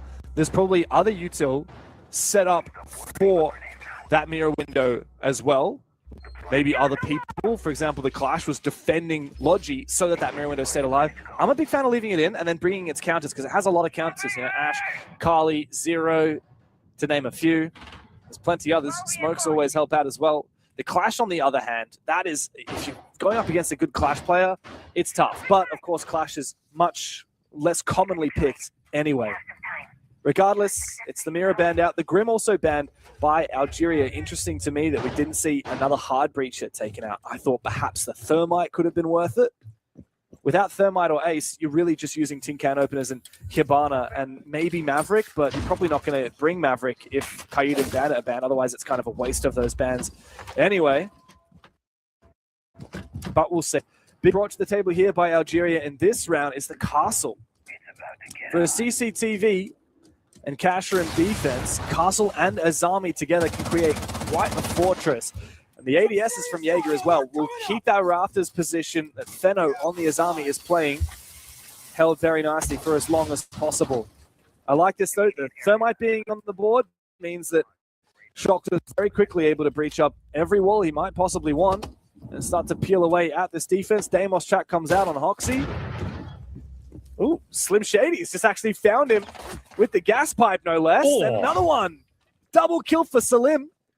And Algeria are on the ropes. Great start to this attack from Turkey. Yeah, you say start to the attack. It feels like it's also about to be the end of the attack too. Slim Shady just wants to put this one to bed. Gets himself a couple kills. And indeed, this one is done. 7-3 flawless. Where did that come from for Turkey? Well, just when maybe, James, it felt like Algeria could do something special. It's swiftly shut down. And funnily enough, it ends up 7-3, 7-3, 7-3 as Turkey qualify for the Esports Nations Cup. A phenomenal run through the upper bracket, and congratulations to Turkey and these 5 players, and of course all of their staff and substitutes for qualifying for the Esports Nations Cup finals. Such an exciting time. Obviously, we have some very well-known players like Solotov and, you know, to some degree, Salim Shady, but we have a lot of opportunity now for these up-and-coming players who have played in the lower tiers of competition in the past to get a chance to compete at the very top level. It is so exciting, and of course to represent the nations as well. Such an exciting result for Turkey. I think a lot of looking at this Middle East Africa qualifier, thinking, okay, that Turkey roster, that's going to be scary. When they lost the first map to Algeria earlier tonight, I was a little bit worried for them. Algeria have been, taking names throughout this qualifier so far, but when it matters most, Turkey are able to overcome. Yeah, I mean, they were really quality. We didn't get to see Fortress, unfortunately, on this particular broadcast, James, as we went to 3-map in our first series. So we didn't get to kind of see what happened there. But Algeria, of course, won Fortress. Turkey then respond by taking out the next two, 7-3, 7-3. Again, for me, the biggest factor was it wasn't just the Solotov show. Like, it was a real team effort. Gutaro was sensational on Lair. And I felt like it was a real good team effort on Clubhouse too. Algeria will walk away, though, I think, from this series knowing there's a world they could have maybe won it. In the end, I don't think it was close enough that you could have said they either should have won it or that it was likely to happen. But there were elements, especially back on Lair, a lot of rounds that they did lose were very close. They had early advantages, just couldn't capitalize. Clubhouse, I think, was far more Turkey's map, especially when they went 6-1 up. And it's funny in retrospect, the 7-3 on Lair and the 7-3 on Club, while they end with the same scoreline, they had a pretty different journey to those scorelines. Very much, yeah. I wasn't very impressed on Clubhouse by Algeria, sadly. I think their Lair was really solid. They just had a few moments of capitulation where Turkey did the star player thing that we saw Gutaro do on that map so frequently, and it led to Algeria fumbling those advantages. On Clubhouse, I feel like we had two good rounds from they won because Fenno got a few very good early picks, but Turkey definitely the better team throughout this series, and they really looked at, especially by the end of it on Clubhouse, so dominant and impressive. Very exciting to see what happens next for them. But let's have a look at the bracket, Jake, as it's panned out. Of course, this is the final little portion of the bracket. It's been a huge bracket prior to these games, but through the upper bracket final, Turkey has now qualified for the Esports Nations Cup. We saw a little peaks of it. Saudi Arabia and Iraq down in the lower bracket semi-final. Saudi Arabia eventually winning that 8-7 with 6 rounds in a row, down from a 6-0 deficit on map 2 to finally get it across the line. Now they go into that lower bracket final, and Algeria will be there to meet them. Yeah, and it's a repeat of that upper bracket semi-final. Mentioned it before. Of course, Algeria beat Saudi Arabia 2-1. That was on Border, Lair, and Cafe. Saudi Arabia won the Border match 7-3, and then Lair was 7-5, Cafe 7-4. So they get another opportunity. For those that maybe weren't here earlier in the broadcast, Saudi Arabia, if they win, they, of course, will qualify for the Esports Nations Cup through the qualification slot, which would mean the host nation slot goes to Kuwait. If Saudi Arabia were to lose, Algeria, of course, will qualify, and it means that Saudi Arabia, as the best performing host nation, will then get that slot. So Saudi Arabia not necessarily fighting for themselves. I think they have to win to just qualify in the right manner, if you will, James.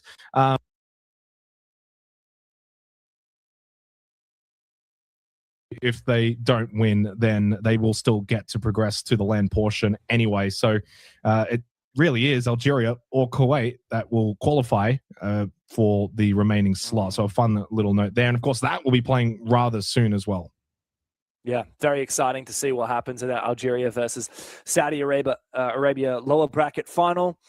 Especially just the quality that we've seen from Algeria throughout the entire bracket. I feel like they've really earned a solid shot at making it through. I mean, they've taken out some massive teams, Saudi Arabia being one of them. They just have to do it again, this time with all the marbles on the line. I'm very excited to hopefully have a chat with someone from Turkey as well.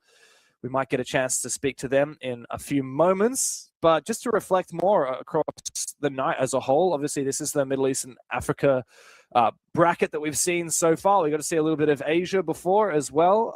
Any particular highlights from you so far? Oh, never mind. We actually have time Julio to just go straight in with Julio, the coach. Julio, welcome on in.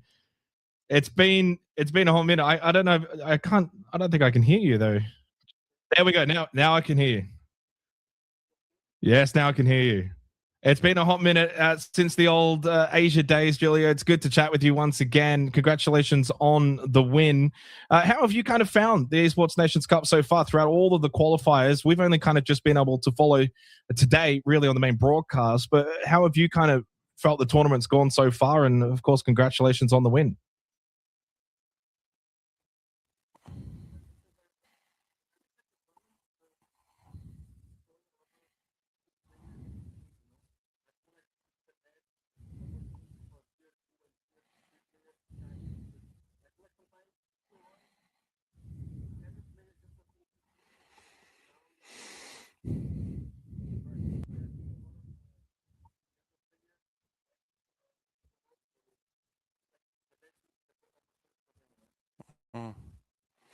Yeah, speaking of that, Julio, Turkey, obviously, a lot of people would be familiar with Solotov from your team, Falcons. A lot of people would also be familiar with Salim Shady because he participated in the 1v1 Now tournament that played at Six Invitational. He actually won that. But the rest of this team are a little bit lesser known to a lot of people. I know that a lot of these guys play for Turks LFO and do their stuff in Tier 3.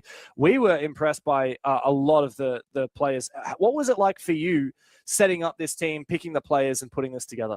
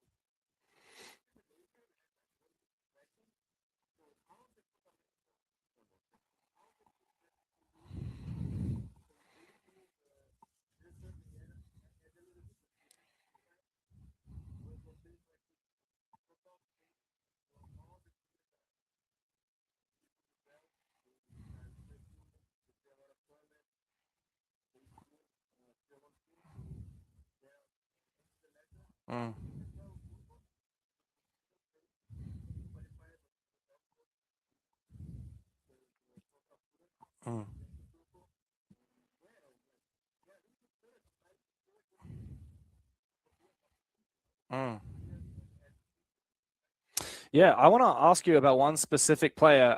Gutaro, I believe, is the way that we've been pronouncing. I'm not sure if you have the correct pronunciation for us. We were really impressed on Lair. There was a big 1v4 moment, a lot of big highlight moments, and that's a player that I'd never seen play before until today. Do you know their story of how they came to be here?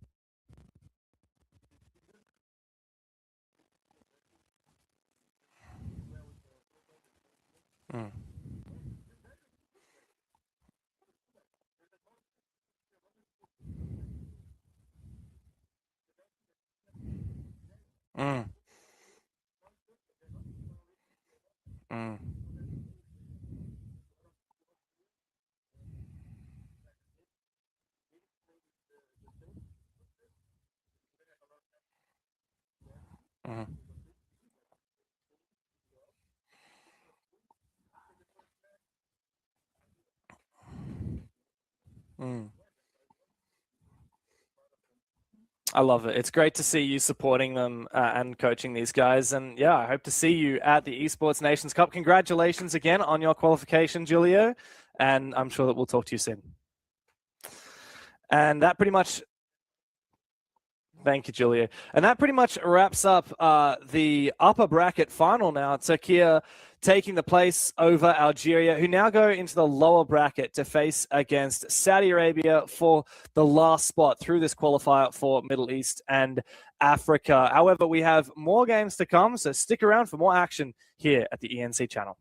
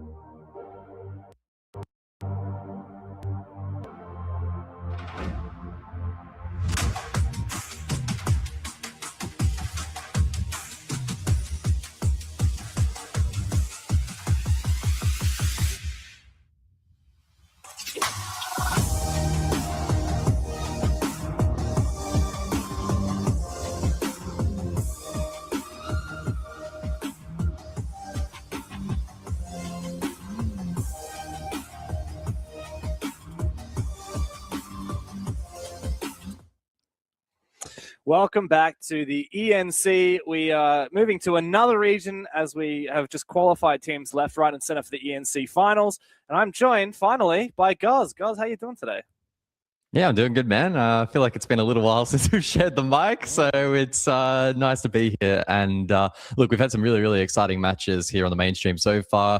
And of course, that's kind of been dispersed across the co-streams as well. And it's time to jump region once again over to EU, which should be pretty dramatic as well. Yeah, very exciting to see how things have panned out so far in Europe. Of course, we had a massive double elimination bracket, which we are now very deep into. We just saw Finland win against Belgium 2-0 and Hungary win against Ireland 2-0. Now they meet in this upper bracket final. Waiting for them down in the lower bracket are Italy and Spain, who will be going head-to-head in that lower bracket semi-final. And then, of course, the loser of our Finland-Hungary game will go and play the winner of that Italy-Spain game in our lower bracket final. The winner of the lower bracket final and our upper bracket final qualify to the ENC. Very exciting for these teams. And, man, what a great time to put the spotlight onto some countries that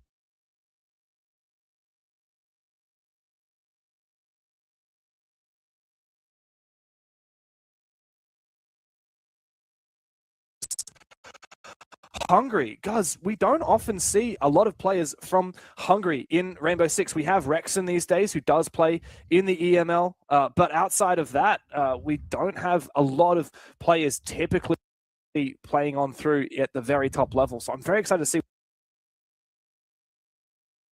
what Hungary can achieve. I mean, this roster has already been making some serious waves throughout the tournament so far. I mean, they took down Italy, which I think for a lot of people would have been one of the better teams in EU. And on the flip side of that, Finland, we have quite a few familiar names here for Finland. Yeah, Finland's a kind of a bit of a dark horse team, I would say, in terms of this specific bracket. Some stacked names, though, and a couple that are of historical significance, I suppose, as well, especially with Uno as coach, Sleben as well, roaming around on that roster as well, and quite a bit of synergy in terms of the time that they've been able to play together as well. So excited to see if that actually does translate into success here in this particular series as we jump into this best of three. Once upon a time in Europe, Finland was arguably the strongest nation represented at the tier 1 level across various teams. I mean, we had quite a few all Finnish teams. We even had a Pro League finals won by a full Finnish team way back in, I'm going to say 2018. It was ENC. No, actually that was 2017 that was. They played that in Sao Paulo. Of course, players like Cantor Raketti, Wilkie, Shate, so many at the top of Finland that played internationally at the very top level in Rainbow Six. There was a phrase that people used to say on the old European broadcast, maybe even before you were casting, guys. They used to say, if you want to win, pick up a Finn. Because so often these European mixed nationality teams would pick up Finnish players and rocket up to success, just like we saw that Penta G2 roster do when they picked up Cantor Raketti way back at the end of 2018. Everyone good? Of course, we don't have Cantor Raketti here, but we do have quite a few well-known Finnish players here, Jegs and Huava, quite notably, from their recent performances in the EML. And like you said, Uno coaching. On the Hungary side, though, I'm excited to see what this talent that I'm less familiar with is able to do as they attack here on Chalet.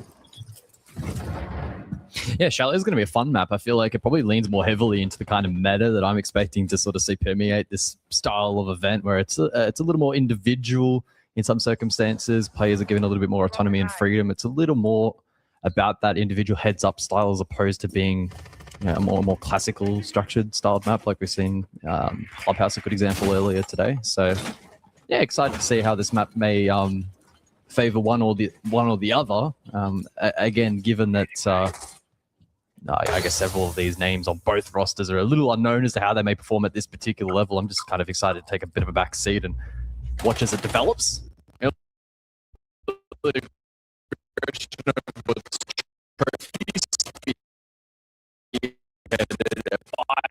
Monty, and that's a good catch early from Hungary.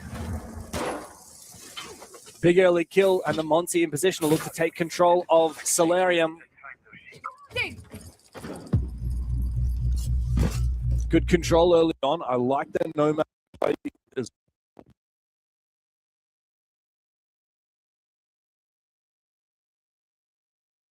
Just perfect for maintaining control of big window. Wow. Big shot from Rex, and Huava goes down, trying to rotate back to side. No more smoke, giving that Monty all the more freedom. Hungry, looking very deadly. Yeah, they sure are. Really good start to the round, but it's all about conversion. But it seems like that won't be a problem either. Monty in a position to plant. Denying this will surely be a challenge. I mean, that's I got baited. I was going to say, I got hard baited. Oh my. Wow, it was such a good round. Flawless by the end of it for Hungary as well. Insane start. Love to see it. Finland really picked apart. And after seeing the way the Monty and the Nomad were used in tandem, I'd be scared if I was Finland after seeing that round. Yeah, I mean, it was a pretty, I would probably describe it as a pretty compact attack, pretty simple spearhead trophy and leverage the Monty, and then not having to overcomplicate Solar. It's probably one of the parts of the map that can become a little bit over technical, and probably why I didn't Hungry to really go for that approach at all, or for either team to go for that side of the map, at least early on, while maybe they're still warming up and getting comfy. But yeah, clearly Hungry had a game plan there for that site. I'd be intrigued to know, again, like how much preparation, how much practice these teams and these players have put in, keeping in mind that the prize pool for the LAN event is quite significant. And I was actually a little bit, I guess, surprised, but in hindsight, it made sense. Speaking to like Hollis, for instance, qualified for Team Thailand earlier tonight, they're actually splitting their scrim time between their respective organizations and their countries and territories actually even at the moment. Now, of course, it is, I suppose, off-season for the Tier 1 circuit, but we're not really that far away from resuming proceedings. But they were putting a big emphasis on qualifying for that LAN event. And, I mean, a good opportunity for these two to, of course, follow in their footsteps and make the event as well. Yeah, for sure. Jags is going for a big roam, setting up a lot here. 30 seconds into the action phase. Unusual that there's no presence from the attacking side on that Solar big window side. A lot of teams will just shoot down that big window early in the rounds if you can afford to. A lot of map control given up still to Finland. Hungary haven't contested too much as of yet. They played most of last round without setting many players inside the building. It was a lot of looking for the cutoffs outside windows. That's a little bit harder to do on this bomb site attack of Bar. Yeah, I like the inclusion here of the college drones on the Bravo. Really good counterplay into essentially the entire lineup almost outside of the all utility for Nyx.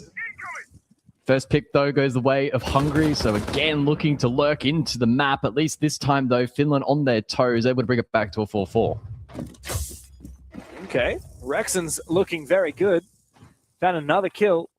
However, fight back from Huava down below.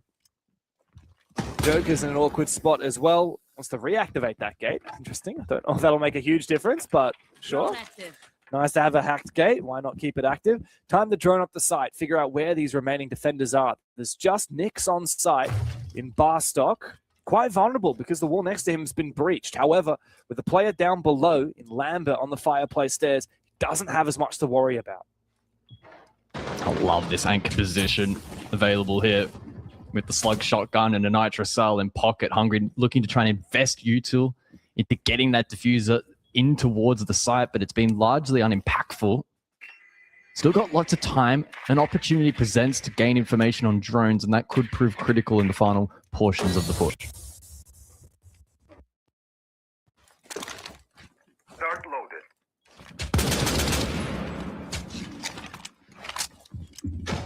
It's hard to isolate these players. They know there's someone down in the basement. One smoke grenade left. There will be tossed to cover off the kitchen hallway. Nyx finds a kill on the dough. Huava was just waiting for Rexon the whole time. Nice easy closeout for Finland's, and they show that they got pretty good handle on these defenses on Chalet. Yeah, better response there in the second round. I think probably one of the more telling points of the round was sort of the first third, where they were able to better identify the kind of I don't want to describe it necessarily as a lurk, but the entry in towards the map, and they're able to deny that and prevent any pressure into the site early, and then able to consolidate elsewhere. So clearly having a better feel for that style of attack after the opening round. Finland now to rotate over to Kitchen for round number 3. And again, seemingly wanting to play trap heavy here on this site. Not only is it the Frost in play, but then you have the Thorns. You add that in combination with the remaining utility, Malusi namely as well. It's really going to slow down and lumber this attack. Even 2 Barao, sure, primarily picked probably for the DMR, but still 2 with potential with the Zoda canisters, again, to stagger pushes as well. I've seen a lot of convo about the 2 Barao these days. People are saying that it kind of just soft counters everything. Let's work together. It doesn't have like a specific purpose. You know, Bandit is pretty much exclusively for wall denial. But that 2 Barao is just so good at countering a lot of different gadgets. Dockerby, Line, all kinds of gadgets, let alone wall denial. Yeah, 100%. Can also be a good tool in isolating the Monty here, which seems to be, once again, a key component of the attack for Hungary. Guava in a very risky position. Library, and he gets snuffed out. Good kill for Joker. Hungary with the opener. Yeah, love to see that. Nice and thorough from Hungary. Guava's one of the more experienced players in the server. Yeah, he's taken down very early, making a very risky play. Dodo is in. Diffuser in pocket, looking to try and make sure that there was nobody else down below. It looks like Finland, though, have lost a lot of map control. Falling back towards Kitchen, just 2 players holding upstairs. Sorry, 3 players holding upstairs. And Lambert all alone on the site in Kitchen. Jegs is trying to hold on to display for as long as possible. And indeed does use that Zoda to try and stall out the Monty. It's not going to be massive. And he is going to be forced back after that grenade comes out. No one cutting him off from the window. As Nifsu and Jegs look to fall back further upstairs.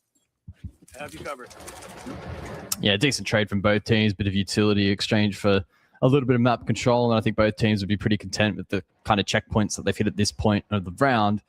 Hungry, though, probably with a slight edge, giving the man advantage, facilitated by that opening kill library side. Office now opened and exposed.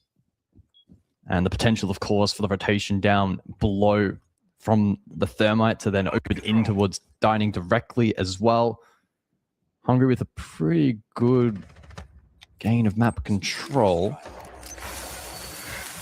Because we do now see that rotation below. Of course, Monty still with Diffuser in hand, 50 seconds on the clock, and time will now start to become a potential concern for this attack if Hungary can't formulate a final push. Oh, this slow peek might be the death of Nifsu, but no, he actually gets the drop on Rexon. Awkward timing, great shot from Dodo with that pistol. He's given a lifeline to Hungary now, needs to get back into the site positions though. 3v3. There's still 2 players up above. The bomb site down below inside a kitchen where Jegs is holding on. 2 Tuberel Zodo canisters to work with and a nitro cell. And Lambert has all the info he needs. Dodo's going to have to go massive here. Find some kills. Does so on a Jegs. Might actually be able to find a plant here. Where is the support from the rest of Hungary's team? Delhi upstairs on the window. Cuts off one. Lambert tries to drop down, but it's a double kill for Delhi. Upstairs, and pull that round out of nowhere. Yeah, kind of snatched it there towards the end. Of course, they did some hard work early, finding the opener over towards Library, and sure, it did eventually start to spiral somewhat towards the tail end. They recovered nicely. I love the opportunistic play forward there from Dodo, and then immediately just doesn't mess around. Goes for the plan, identifies that as a win con. They had the double rappel above. That was nicely played. They had good cutoff positions available to make that less of a Hail Mary play and more of, you know, probably the highest percentage position they actually did have. So they've done a good job there. And the first rotation favorable for them. Finland to respond by going back up to bedroom. I'm looking back at the previous results from both of these teams, and Finland are actually yet to lose a match so far, yet to lose even a single map. And they've taken some pretty impressive scalps in doing so. So their first game, they won against Slovakia 2-0. Second game, they won against Spain. Spain's quite an impressive roster. I mean, they have Croxon, of course, who's played for Fnatic. Also had a brief stint down under on Gaming Gladiators in the OCE League. And yeah, Finland did away with Spain 2-0. And then they went against Belgium. Another studded team, and they dealt away with Belgium 2-0 as well. Belgium has players like Rise, who, if you've been watching for a few years, remember Rise on the old Wolves roster. So yeah, not fully challenged as of yet for Finland. On the flip side of that, Hungary have played against Italy, and Italy are definitely a team not to be trifled with. I mean, you've got 3 players from the Team Heretics roster, Lolo, Dora, Akwi, and then you've got Robbie from Shifters, and of course Sarks from GK, an incredibly star-studded roster where all 5 players are actually in Tier 1. The fact that Hungary was able to take down them is incredibly impressive. Italy was definitely one of my most favored teams throughout the Europe brackets, and yet they're now in that lower bracket. In terms of updates, we have news out of Asia. The Japan and South Korea match has been settled.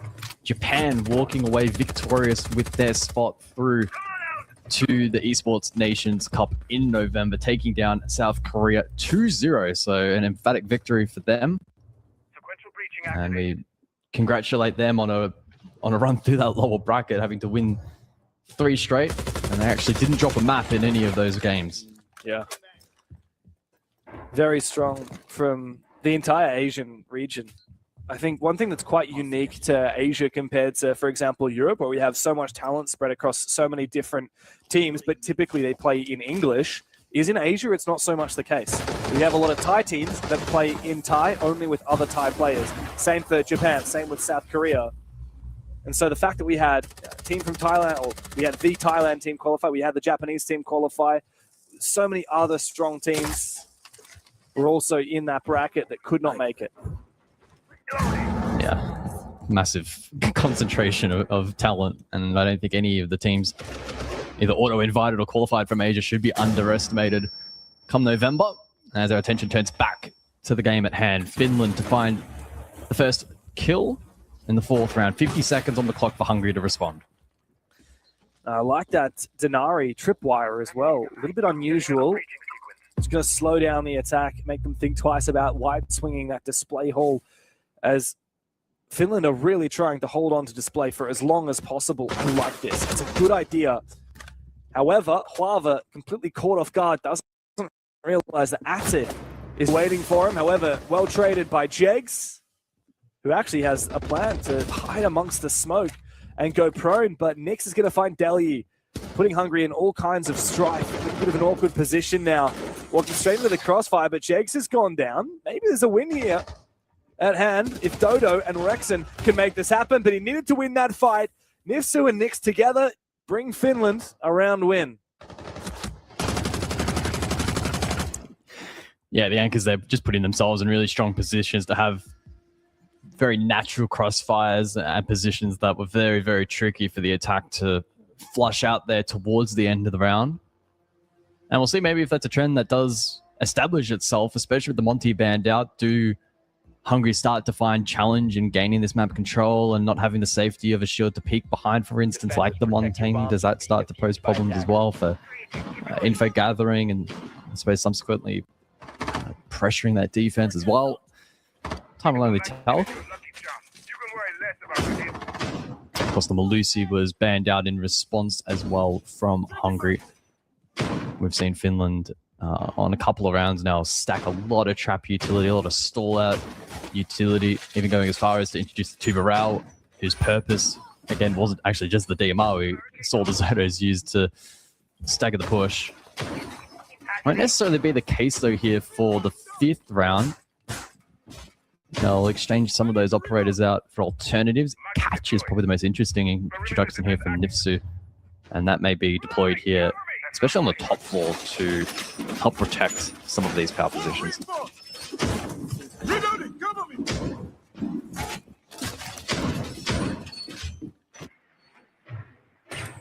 Starting to look like this is going to be a very well-matched game between these two teams. Like I said, coming into it, I was surprisingly impressed by Hungary. I think they probably had a little bit of a harder bracket. Not that it would be, not it's been that easy for Finland either. I mean, I mentioned Spain and Belgium have pretty solid rosters, but yeah, the fact that Hungary got through Italy, big surprise to me.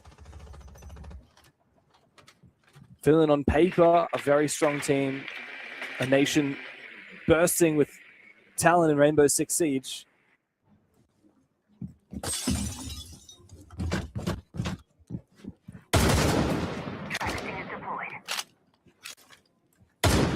So a minute into the round, Hungary do have the appropriate tools to deal with this kind of setup from Finland, namely the sheer volume of frag grenades that they have on offer here. It's 6 total, and even plenty of projectiles available with the smokes, flashes, and combinations.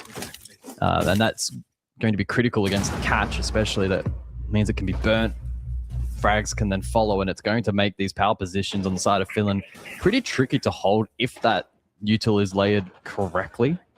Valkyrie Cam active inside of office at the moment on the side of defense. So both the Blackbeard and the Ace, whilst that was being watched and is still being watched, their position is known. So Finland have been, but they've lost play to act on that. Blackbeard got a peek, but Rexon falls victim to the grenade. Not sure why he didn't move. But another kill from Rexon. Massive opportunity now for Team Hungary to go big. 5 versus 2. Nix and Huava trying their best to fight vertically. Nitrocell doesn't find its mark. Neither do, in fact. Huava's now in a very awkward spot, hoping someone will peek him on this very tight angle. Nix does thread the needle, find a nice shot through the wall and up onto the stairs. That finally puts Rexon to bed. But no Nitrocell means that dealing with the Blackbeard in a plant position is going to be very awkward. Great shot from Huava. Don't let this one slip. This was a 5v2. It's now a 2v2. And Huava and Nix have just brought themselves back into it for Finland. Hungary have to be ultra careful, ultra cautious. Dodo can't safely go for a plant. It's now a 1v2. Dodo's got to win it all. They know exactly where he is. They're not going to give him a damn thing. Nick's going straight back into bar stock. He's fallen, but Huava's upstairs. Dodo has to stick this plant. Huava has every opportunity to finish this off as he drops down, finishes Dodo, and clutches the round for Finland. A 2v5 they had no right to win. Wow, that is got to be a clutch of the day, at least from what I've been able to cast. That was impressive.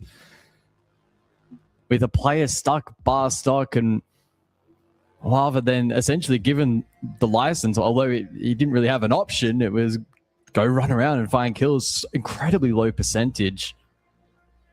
It would have been difficult enough just to support the player in bar stock and just keep him alive. Never mind go the next step and find the sheer volume of kills that he was able to achieve. That was an impressive clutch. And then some really, really good composure late in the round to ensure that he sealed the deal and got the job done, and it wasn't all for nothing. An impressive clutch, and may now start to test the mental resilience a little bit here of the Hungary attack.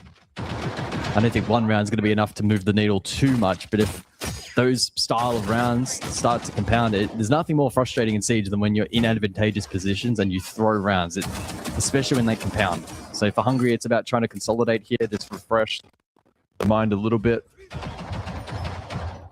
Get this one across the line, potentially a world in which they can even the scoreline, and then they have the beauty of the roll swap timeout in which they can have 2 additional minutes to really reset and refocus. We saw a similar thing happen earlier today with Algeria. They kept on losing these advantageous positions against Turkey. And in the end, that was kind of what did move the needle for them and what got Turkey that qualification spot instead of them.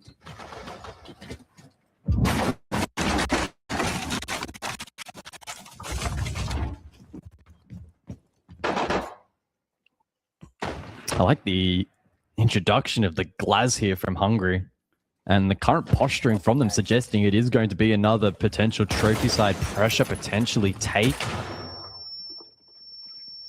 And Glaz, just so powerful having his own smoke grenades in pocket. It really does open an opportunity here for Wrexham to be pretty self-sufficient. He can go for heads-up plays, doesn't have to rely on somebody else to layer that utility to get in pretty active positions. And he'll look to deploy that now at the moment. May even think about jumping in. In the meantime, it's a lurk straight up from the Nook. Joke is deep like inside. Oh no, God. I don't like that though for Hungary. Oh my I God. really don't like that for Hungary.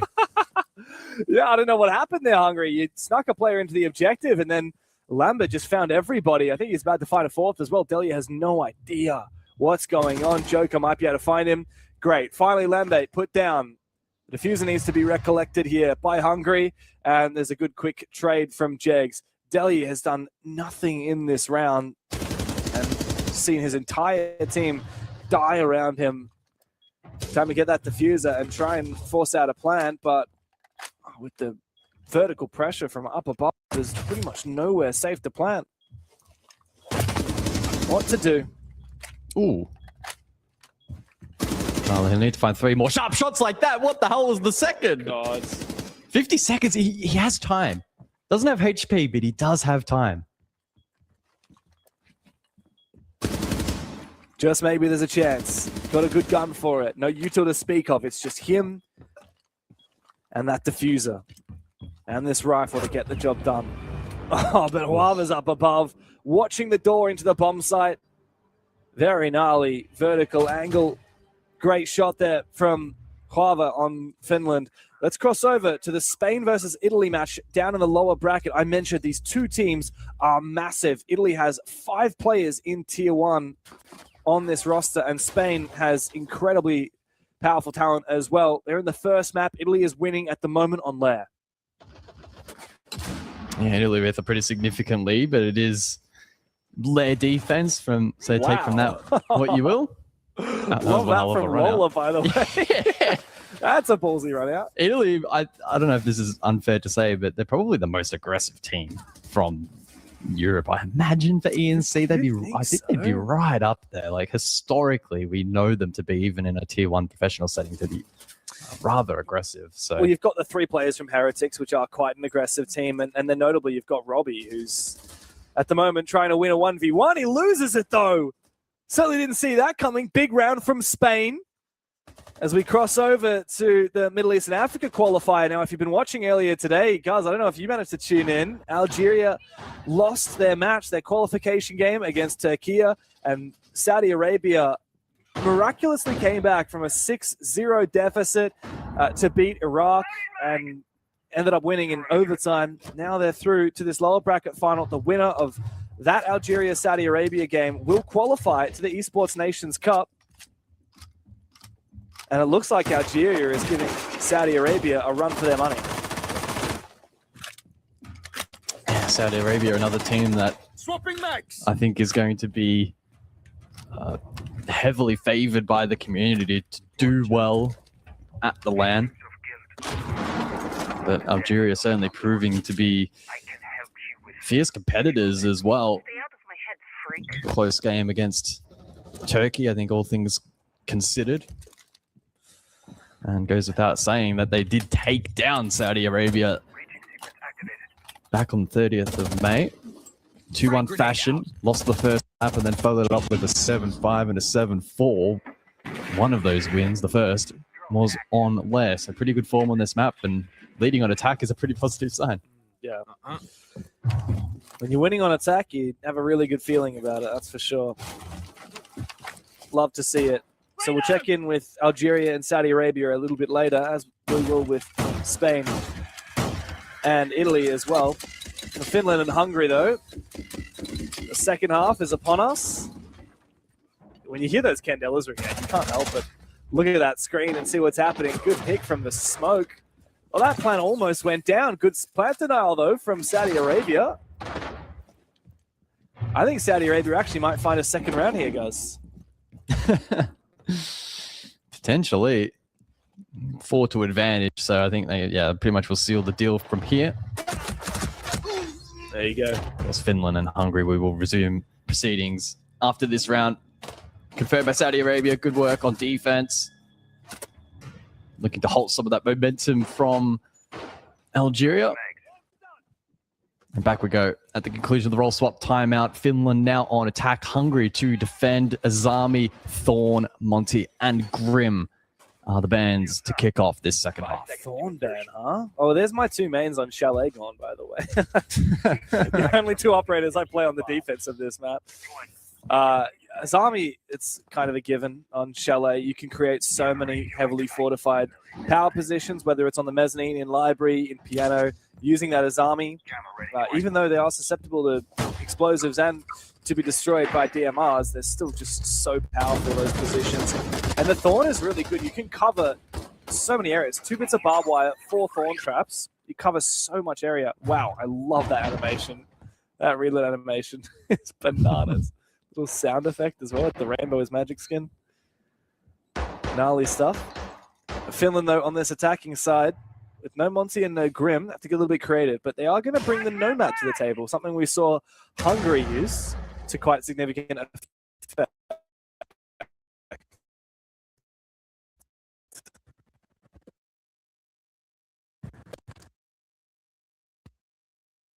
Anticipating a lot of posturing from the attack in this round, get the pieces in the right position, not wanting to rush too much in this round. They'll be looking to extract as much value as possible of that Nomad and the critical utility that he has, but then also the crowd control potential of the Dokkaebi and the Lion combination. You can combine, or you can sort of play them back to back and prolong the effect of that crowd control. It's also a good window of opportunity to gain information on drones as well, as we see that play out. It's quite an impressive lineup from Finland, and they look to try and engage. Jegs opens the equation. The Nari of Wrexham will go down. And on the back of that collapse, a movement into the building. Lambert finds one, doesn't realize that Atastar is there as well for the trade. There's another player in library. It's Huava. That air jab doesn't find much success, though. Atastar's holding on to this position for as long as possible, also supported by Dodo, but the Selma behind him is going to make this position unplayable for at least a brief moment. And now he's really feeling that pressure. Can't sit here safely. Still has a lot of cover, though. Huava puts him down regardless. 4v2. Dodo and Delyi feeling the need to get desperate to make a heroic play as Finland are on the verge of extending their lead.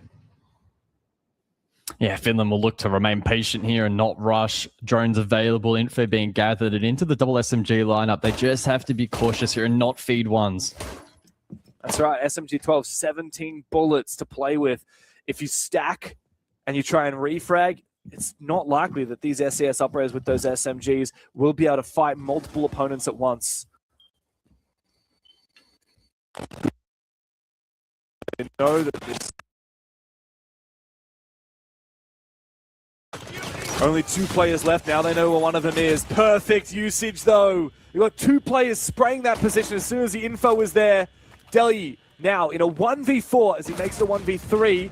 But Jags is just around that corner, and they swing together. Finland up to a 5th round, now leading by 3. Yeah, I wouldn't describe Finland's playstyle so far on attack to be necessarily eye candy, but what it has been is very effective. It's been disciplined, it's been patient, and yeah, that was a good initial attack to watch. I think their drone work as well was exceptional. It just felt like they had almost an unlimited supply. Not only were they gaining information, but they then were actioning it really, really quickly. As we have a look across look at Algeria, Saudi Arabia, the Solace below, massive denial. And maybe a lifeline for Saudi Arabia in this round. I mean, they've now got the numbers advantage. They still have the Solace down below. Meanwhile, the Ella upstairs can continue to wreak havoc. And P9's going to be in the fray as well for a double kill. Love that from Saudi. They needed a lifeline. They fought tooth and nail to stay in the tournament so far. It was a tough game against Iraq earlier. And now they're bringing as much firepower as they can against a very weary Algeria after losing their best of 3 in that upper bracket. One thing that me and Jake talked about on the broadcast earlier in that Algeria versus Turkey game, and in the Saudi Arabia match as well against Iraq, is that Saudi Arabia, like we've said a few times now, If they fail to qualify through this bracket, they will be invited as one of the host nations for the tournament, which means that, in effect, there's less pressure on playing through this qualification. Of course, they can still play to qualify. You probably would rather qualify yourself rather than taking the direct invite as a host nation. Also, it means that their friends on the Kuwait roster will be getting the host nation invite, which I'm sure they would love to see. Yes, it's just there's a lot to play for Algeria and a little bit less on the line for Saudi Arabia. As we get back into this game, looks like an action has started. Lambe found Atastar and then was immediately traded by Dodo. But that means the Solus has gone down. Reloading. Oh my, certainly not devastating, but that might be. Lava has been very sharp so far and up to double digits in the 8th round. Nyx as well to get in on the action, and it leaves Hungary with only 2 players standing. Both stacked dining side as well.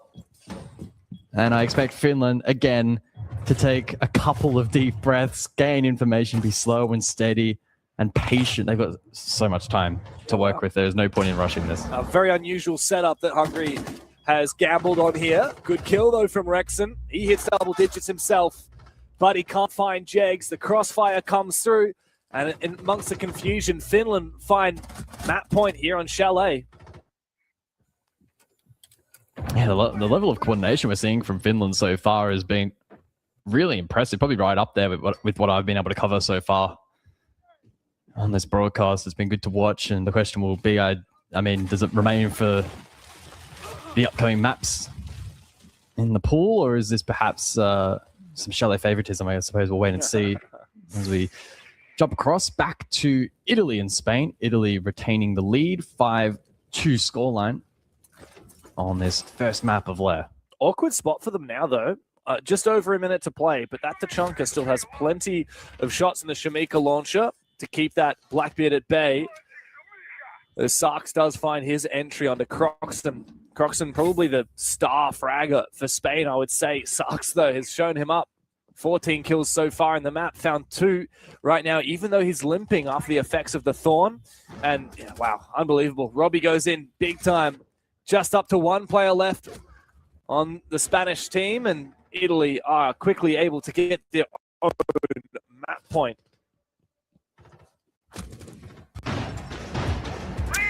I love dashing between these streams, guys. It's so much action.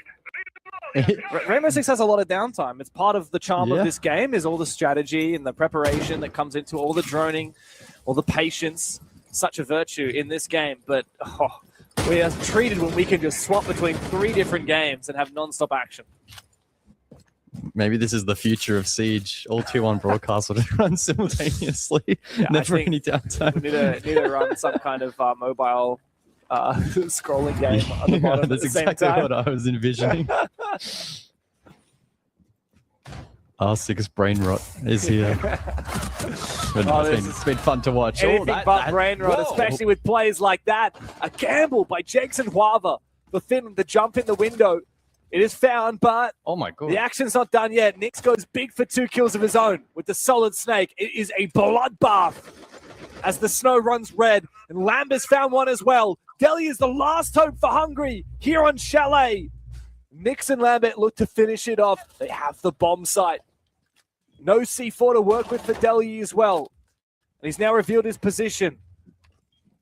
Nyx is just holding the angle. A nade goes out as the E1D will roar, and Nyx will find the final kill. Finland's might have had a few moments where they let Hungary into the game, but it is at the end of it a domination on Chalet, 1 step closer to qualifying for the Esports Nation Cup Finals. 7-2. What an impressive result. It almost felt like that game just ended in a flash. It honestly doesn't feel like we started it that long ago. We maybe saw more action in some of the other games than the main broadcast we were actually following.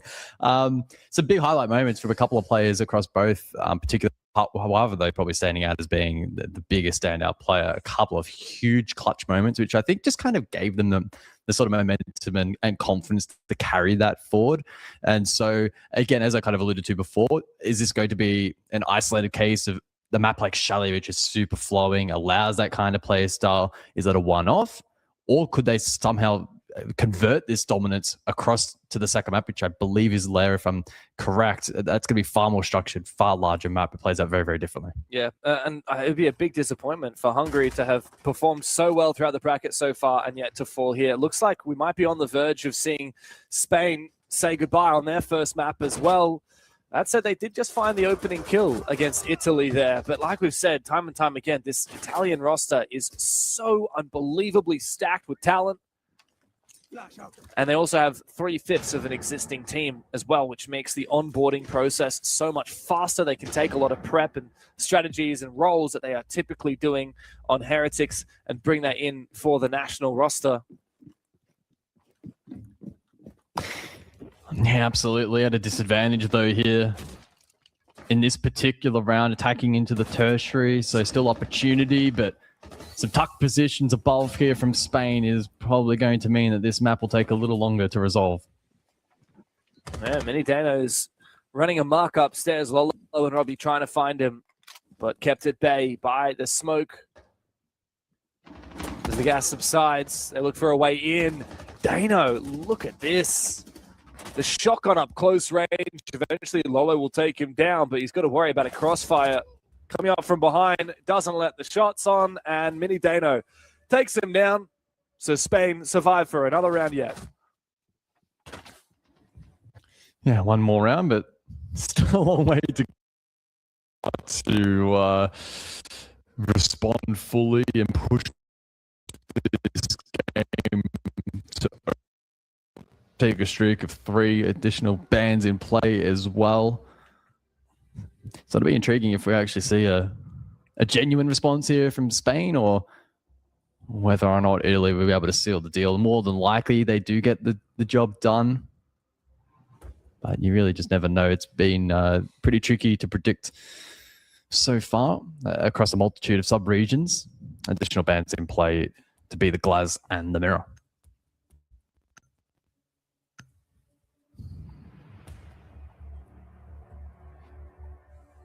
Do I see a clash make an appearance here for Spain? Yeah, it's Dano. This is our first time actually casting Spain. I'm enjoying all the names. Dano and Mini Dano, huh? Well, it looks like Mini Dano has 8 times as many kills as the real Dano. So who's the real Dano after all?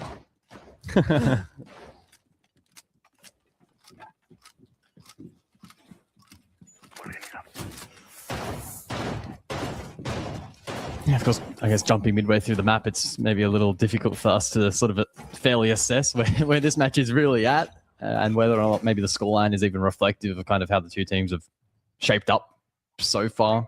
Again, Spain with some big hitters and some big names, and they're not to be underestimated, but Italy equally so. Probably, I think, fairly the favourites going into this matchup. And if I had to completely take a shot in the dark, I'd say that this scoreline's probably pretty on par to what I may expect. And there's still a world in which Spain can actually mount a pretty significant response here. Where, again, can be challenging to break down. But a clean rotation is always a challenge. In the lower bracket, Spain was knocked down to the lower bracket actually by Finland quite early on. Since then, they've beaten Austria, they've beaten the Netherlands, they've beaten Ireland as well, and now they're up against a very tough opponent in Italy. Of course, Italy were also knocked down to the lower bracket pretty early on, but by Hungary. Since then, they took down Greece, they took down Switzerland, they took down Belgium. All of those elimination games. So both of these teams have been running the gauntlet down in this lower bracket.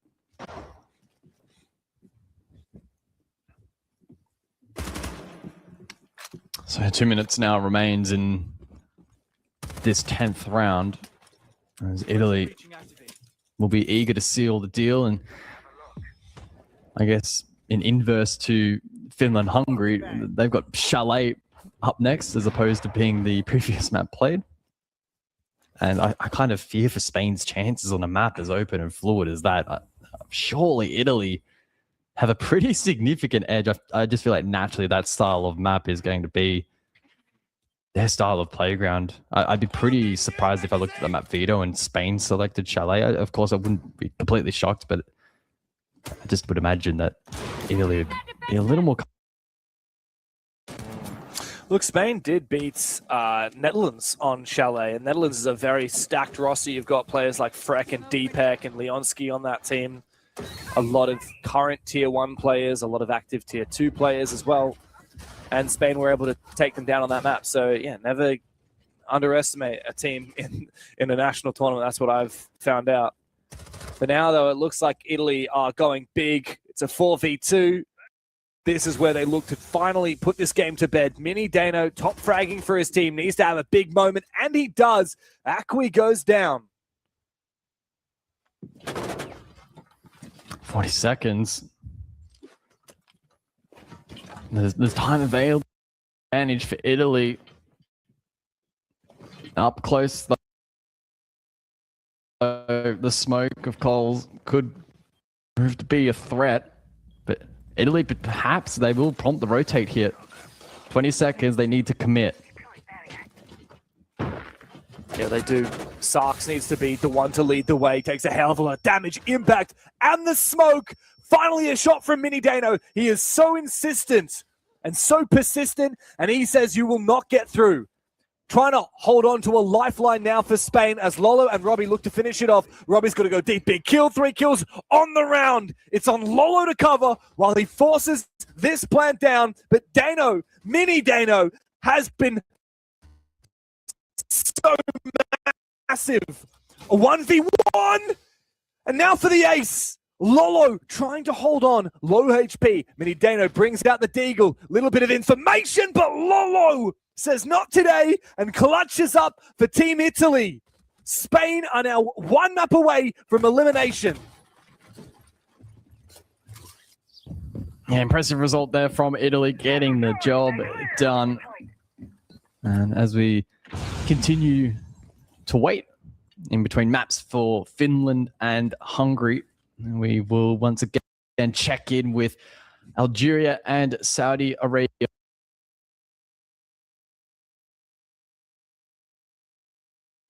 Bit of a nail biter starting to develop here on Nighthaven Labs. It's a 4-4 scoreline. Algeria to defend in this second half.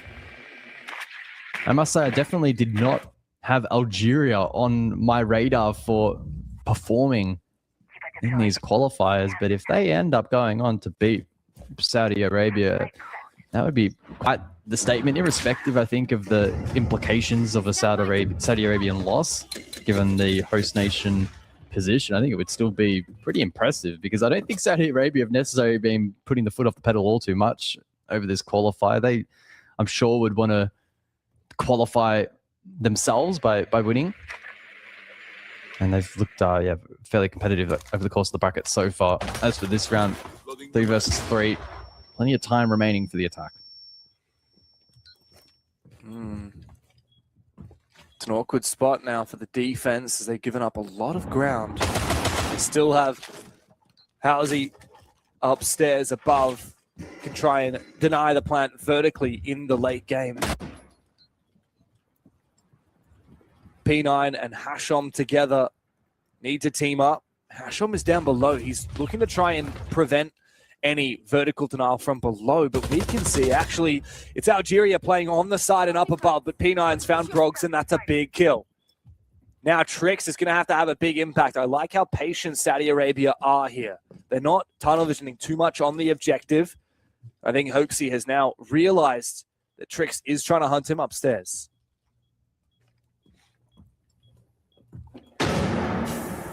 Yeah, the lurk factor here feels dangerous for Saudi Arabia to contend. Fino, look here, the plant go down, but shot in the back by Hashom. Great lurk from the Nook. Plant secured in the round with it for Saudi Arabia. Big from Saudi, big from P9. Massive round on the Nomad. Knew what his team needed, and they patiently waited, and they did exactly what they needed to. 5-4 now as Saudi Arabia have taken the lead. Algeria have fought so damn hard, guys, in that match earlier today against Turkey. They even took a map off of the otherwise undefeated Turkey team throughout the entire bracket, the only team to take a map off of Turkey. Algeria have beaten Saudi Arabia before. They need to do it again, but it's not looking too hot right now.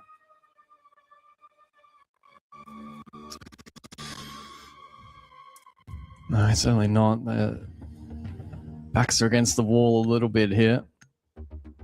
The additional bans for the final 3 rounds of the half. So it could be Defenders, protect your a bombs mirror. from being defused by attackers. Both are pretty typical at a Tier 1 level.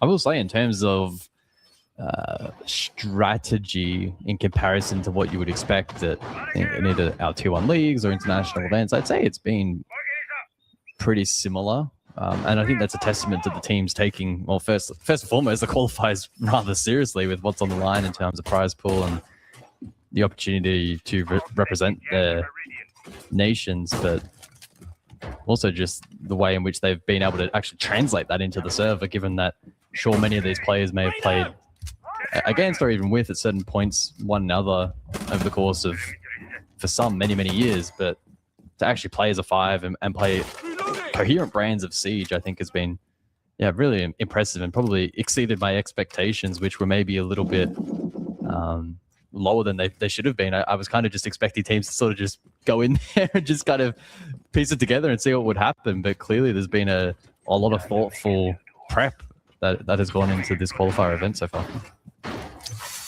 Very much. Now we're moving back to Hungary versus Finland. We'll say goodbye to the Saudi Arabia and Algeria match and keep that in the back of your mind. I'm sure we'll check in later when we have more information. But we're back and we're into map 2. Finland really did run away with Chalet. Lair, Hungary need to get on their bike and ask for a little bit more confidence. We were lacking at the end of Chalet.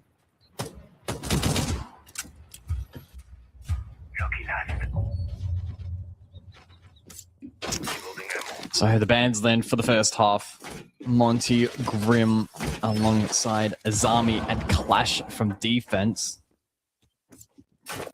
And so that means that Heartbreach is going to be an interesting arm wrestle in this first half with the Kite and the Bandit available, but also on the side of the attack, Finland have access to all of the Heartbreach, the primary Heartbreach as well. That Heartbreach critical on namely the top floor and dorms, and not to be discounted on basement to an extent as well.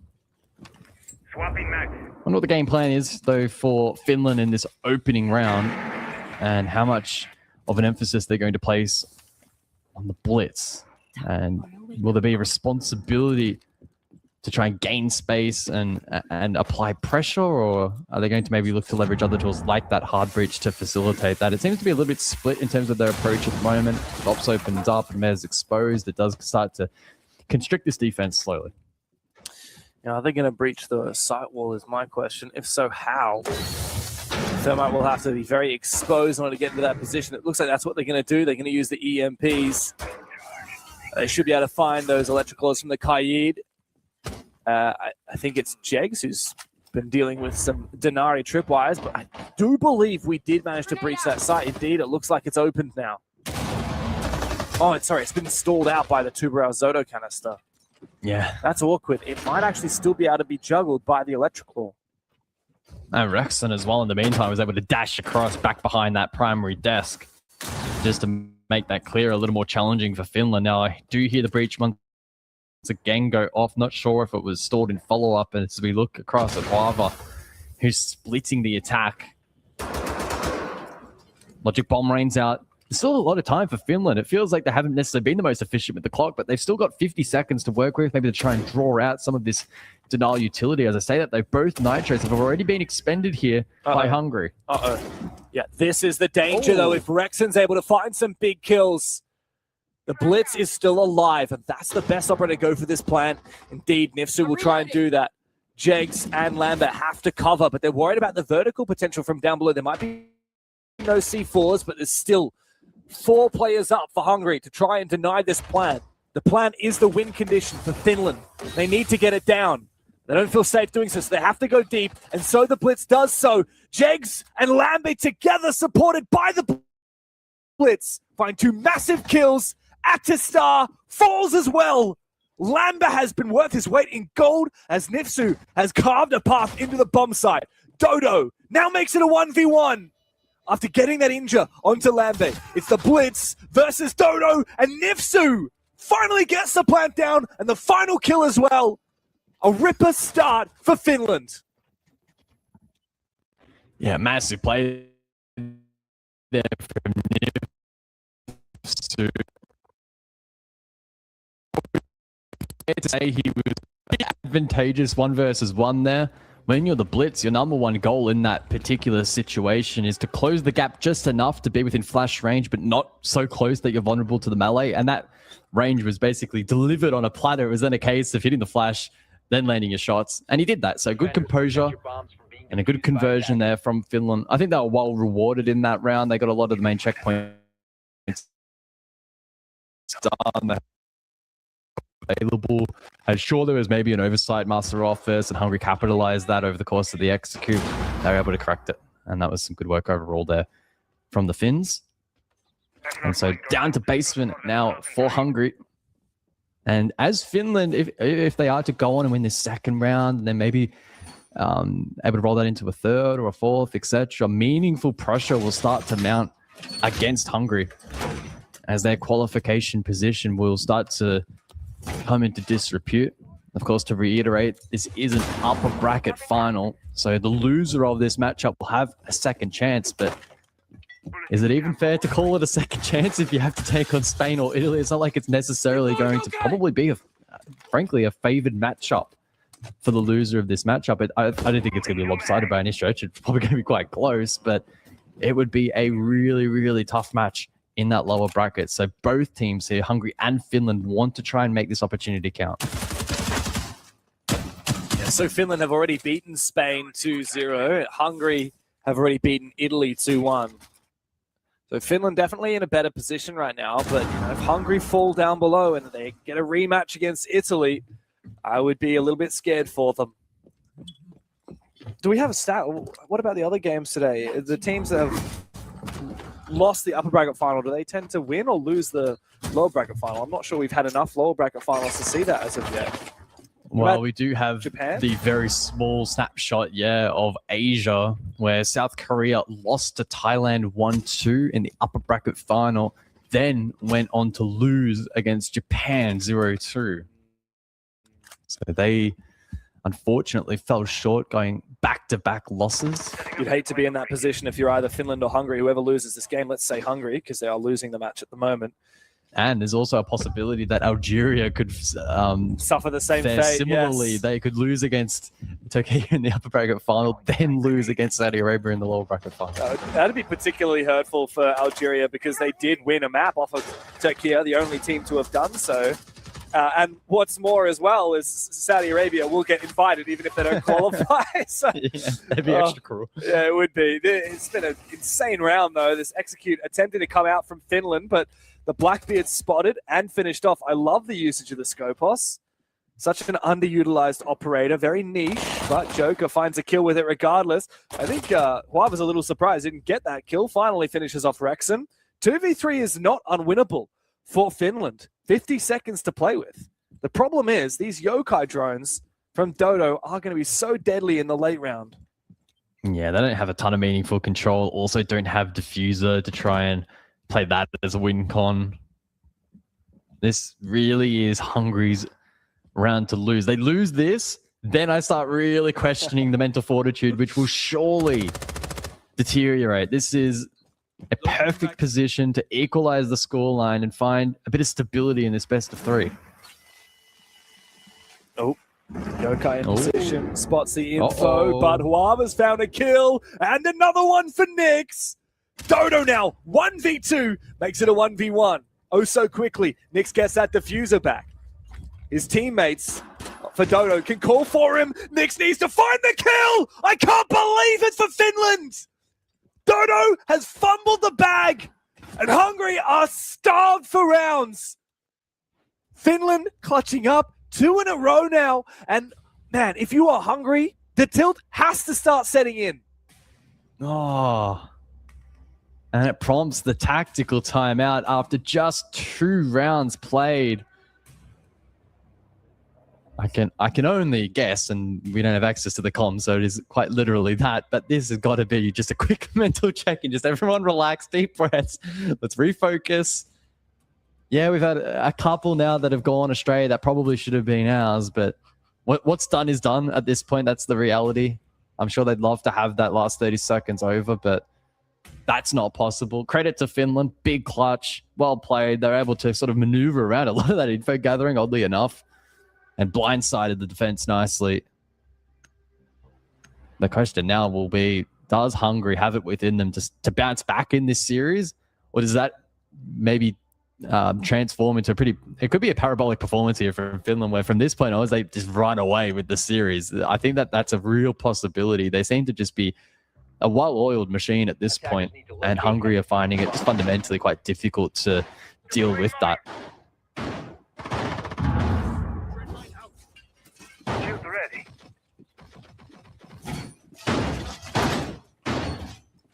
Sometimes games, there are turning points in matches, and they're not always the ones that deliver the match point or that deliver the victory. And I just have a feeling like, guys, that round just passed could well be a turning point for Hungary.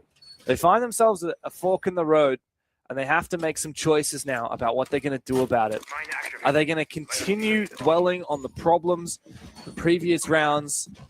Are they going to start to let the doubt and anxiety creep in about what happens if we lose this upper bracket final? We go down, we'll play against, probably Saudi Arabia, perhaps. Oh, sorry, not Saudi Arabia. Too many regions. Probably Italy, I was going to say, who are looking really hot right now against Spain. Man, we've casted 3 regions today, can I just say? It's I don't think I've ever casted so many different games in one day. Absolutely. Quick trade, though. It's at to start to go down. That's your smoke player. A big loss very early on. You could say the same for Jegs, though. Flores is very valuable. Huava on the Maverick has to be extra careful here. He's quite exposed while he's opening up that wall. And he knows it, which is why he's just waiting for Joker to peek him.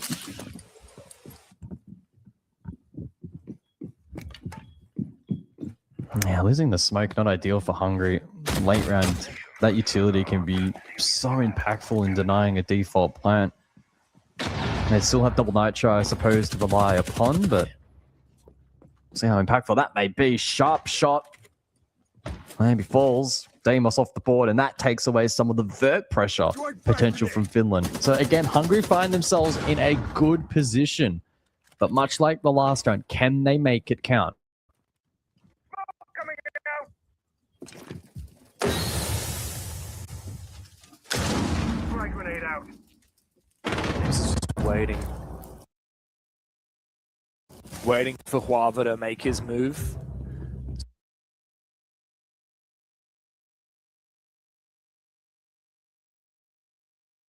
So they together can collapse, but Hungary are falling back. They're going to need to. Delhi is out of it. Nifsu's taken him down. Seen to that with the Blackbeard. How do they get into the objective? That's the question, because there isn't a good breach on the objective wall in from the mezzanine or even from outside of the breach. The Kaid is making things all kinds of difficult. And while there is a grenade on Huava, I don't think he's going to be in position to try and nade off that electric claw and enable the breach to go out. They're going to have to get desperate, and that is not a good way for things to go for Finland. Nix, 1v3, they know where he is. He can't breach open the wall. As a player hiding at the desk, they reactivate the Dread Mine. Joker Doc goes for the kill, and Hungary finally off the bottom of the scoreboard.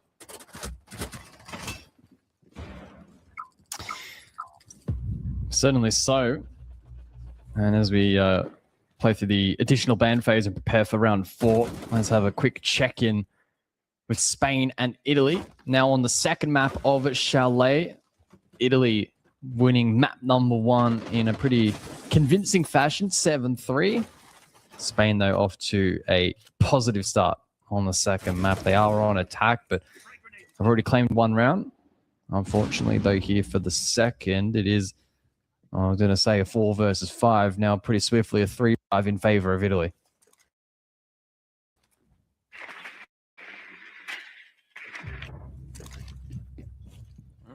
Yeah, I think it's going to be a quick turnaround, though, for Italy here.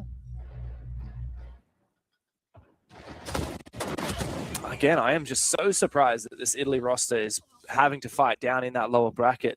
If you look at any team in this Europe qualifier, on paper, Italy is just the most stacked by far. But they've got to earn it.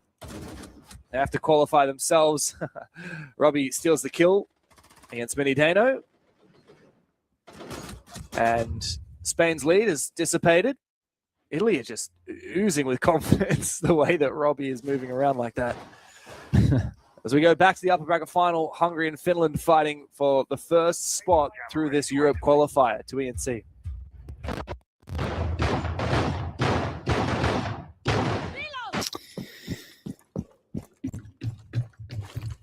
So let's jump in then. Round number 4. And I believe it's the tertiary site of choice here. Joker finds a very cheeky early pick, though, over towards Warehouse, completely catching Nix off guard. Primary hard bridge, the only one, in fact, on the board here for Finland, now in the grave. And that compromises the ability for Finland to generate that perceived pressure in towards the objective. And if Hungary have confirmed and know that it was that thermite, they'll probably have a pretty educated guess that it's the only primary hard breach, and they can probably now adopt their plan to really fortify up above, or in fact have an anchor inside at all times because of that lack of threat from that external hard breach. Oh, Dodo with the shotgun. Wow, what is the timing on that? Rexon read like a book onto Nifsu. Hungary looking to tie things up. Jags and Huav, a spot of bother. 5v2 now for Hungary to try and lock this in. And they have so much control upstairs. Now they know exactly where Jags is. They might go for a swing or two. Both players go. Atastar actually kills Rexon while trying to kill Jags. Finishes them both off. Huav now in a 1v4.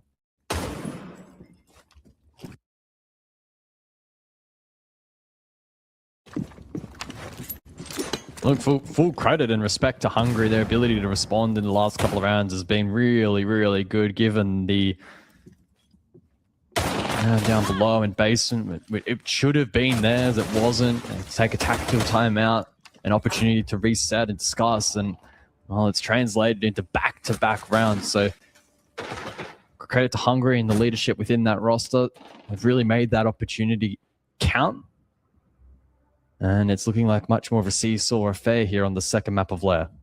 I like the Ella shotgun as well. Not something we get to see every day. Always a bit spicy, extra deadly in close range, but not very good when it comes to those long-range fights. But around those tight hallways on the top floor of Lair, really lovely. Attackers need to locate and defuse. So good work from Hungary. They're getting creative on the defensive side. It's up to Finland to show us a little bit more like what we saw at the start on that attacking side. Admittedly, it was a bit of a clutch up in round 2. That 2 versus 3 with the Echo still up on the board. Certainly didn't win that, but they did. You know what? Since then, Guz, we said that might be a bit of a turning point. It's kind of been a turning point in the other direction. Hungary, to their credit, on the back of that tactical timeout, have looked like a new team. Yeah, absolutely. We'll see if it has a lasting effect, though. Finland, to be fair, have reached what is largely considered the minimum round count. 2 on attack on pretty much any map is generally considered fine. Anything beyond that then can translate pretty quickly into a strong position. Hungary need to remain diligent here. They'll be looking to probably double that round count, ideally. But I think more so than that, just ensuring that they continue to play a really clean and concise brand of Siege, which they have been able to do in the last couple of rounds. They've actually really flicked that switch and been able to play some solid Siege. Certainly looks a lot more comfortable in sort of closing out these rounds and constricting Finland, who I think at this point have quite clearly shown the kind of brand of Siege that they want to play, which is very structured, very methodical, less about heads-up play and more so centered around info gathering and then having players act upon that information in a little bit more of a reactive fashion. It certainly worked well for them back on Chalet. Minute though down here in the 5th, as Finland, facilitated by that Deimos, look to take map control.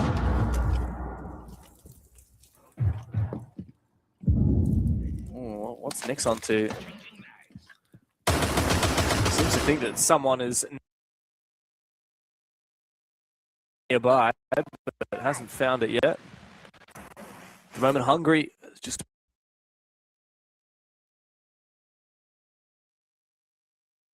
back. I like this info going. What a great usage of the Yokais. Oh, he's going to enable a flank as well. This is perfect. I really like this. Rexon on for a flank. In fact, there's 2 players there, but Jags is reading it perfectly. The Yokai drone is gone. And now Jags knows that there's 2 of them as well. So perfect. Couldn't have picked a better operator to be in this position for Jags. Yeah, you'd imagine that Hungary will not push forward after that ping, but they can continue to persist in this location and just be a threat. And it forces Finland to have dedicated flank watch, because at any moment, 1 or 2 players from Hungary could burst forward and try and catch Finland in transition here. This is a very volatile point of the round. And Jags is actually a great flank watch operator. He has missed 1 player going for a flank upstairs. There are 2 more. And they might be able to go for it now. Dodo pushes in, takes down Rexon, but it's chaotic on the bomb side as well. And Joker and Atastar doing their best to try and hold on. There might be some information on the bomb side. I see a bulletproof camera, but a good shot from Joker. Jags and Huava now have to pivot back onto the bomb side. Atastar is waiting for him. Vector in hands, just hoping that Jags and Huava are going to overpeak, and indeed that's what happens. Huava now 1v2. Atastar and Jokerdot have completely maintained control of the bomb site, and Hungary, despite Finland's best efforts, have taken the lead. Yeah, it's only been the most effective tactical timeout I've covered this afternoon. It's 3 straight after that early, generally speaking, early tactical timeout taken after the second round, where Hungary looked like there is every world in which Finland could really start to compound that lead and get this one done with ease. But we've seen some really, really good resistance from them. Hungary defensively has really turned it up, playing a lot more compact. They're punishing Finland. They're splitting the attack nicely, and they're not allowing Finland to play that more compact brand that we saw back on Chalet. There's been a couple of instances now in the last few rounds where Finland, some of those key players are getting caught in really bad positions, and then Hungary are punishing that. They're doing a good job playing off that, relaying that to the rest of the team, and ensuring that they're, I suppose, dotting I's, crossing T's, and just playing the fundamentals well. It's been really fun to watch over the last few rounds on their behalf. But I still have faith that at the drop of a dime, Finland could turn it back up here and start mounting pressure back in response. They also have their tack timeout to lean into. And again, 2 rounds attacking Lair, it's really not all that bad for them. The bonus one here would be great. And so this really does now shape up to be a critical round, the final of the half. Yeah, I just feel like it's a story of momentum, if anything. If this ends up as a 3-3, it's not just the fact that Finland has got 3 rounds, it's the fact that they have broken this momentum Hungary has built in the last 3 rounds. However, with Atastar going like crazy on that early pick onto the Thermite, no less, I'm not so confident that Finland will be able to get back on that horse before the second half. Time to redecorate.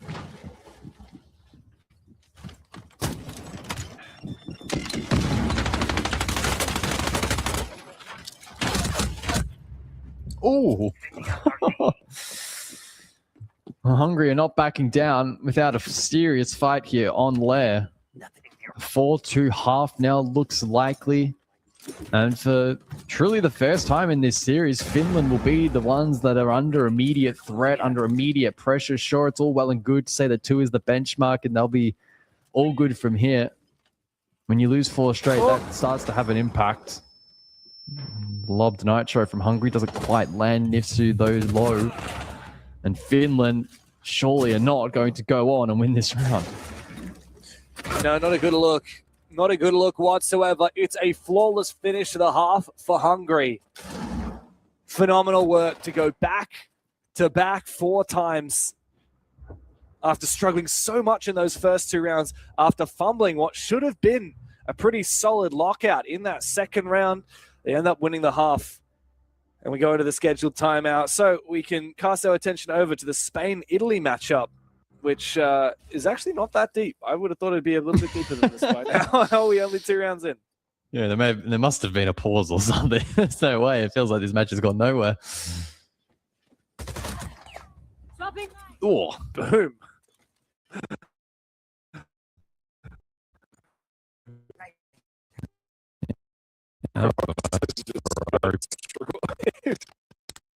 What a Ferrari pick. Yeah. You know what country you're casting? I only realized that after I said it. Could not have been more perfect. 1 minute 30 on the clock, and Italy in a good position. Yeah, that they are. Though I don't mind the incandelas here from Coles. What's Spain cooking here? Trying to get in with the Blackbeard.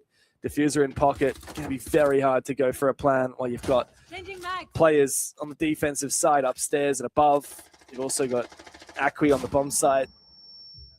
Impact grenade almost finds a kill, I believe. As Sneak finds a big shot onto Robbie, maybe Dano is going to be able to force this plant down. The cover is good, though, from Italy, and they deny that plant. Good trades back from Spain into the 2v3, but Italy look in control. Yeah, they sure do. And with both of the attacking players remaining stranded outside now, make it 1. Italy in the driver's spot to take the lead in this series. Cole's outside, 1v3. No util outside of a couple of smokes, which may aid on the vault in towards trophy. 20 seconds, forces his hand, and Sarks to find a freebie. Italy claim round 3.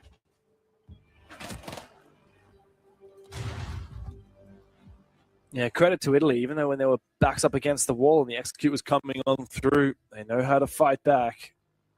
Denying that plan was so critical just in the final moments of that round. Into the operator bands now. What does Spain look to get rid of, I wonder? I'd love to tell you what's been a threat so far, but we probably haven't seen enough of the match to truly know. Ella's an intriguing one. I mean, that whole lineup is so trap-focused from Spain. And I don't really dislike it. Very unusual. On a map like Chalet, where those operators are so strong at denying the lurk, take those off the board, and it just gives you so much more freedom on the attacking side. Attackers need to locate and defuse bombs.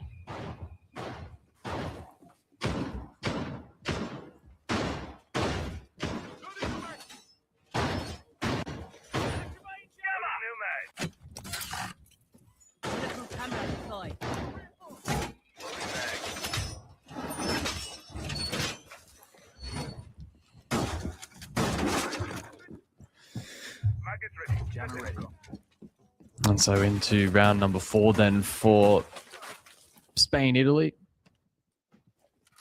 And we'll leave that and check in a little bit later. The role swap timeout has concluded between the primary matchup of this stream between Hungary and Finland. And for those who may just be joining, this was a strong and positive start for Finland. They were 2-0 up. The second round in particular was nothing short of a throw, really, from Hungary, to put it not so kindly. That prompted a tactical timeout from Hungary. And from that point onwards, they have looked like, honestly, a different team. They've looked really, really good. 4 straight with that a 4-2 lead. Finland on the back foot. Reloading! But now they're on defense. It's a whole other kettle of fish. They are going up against a very terrifying lineup here. Finland, curiously, banned out Glaz and Kapitao, neither of which are very common bans, and it's just left the floodgates open for Hungary to go crazy with Ying, Dockerby, whatever shields they like, and even the Grim, which does see a ban every now and then. They brought a lot of those ingredients to the table here. And they're looking to cook something with Dodo on that blitz.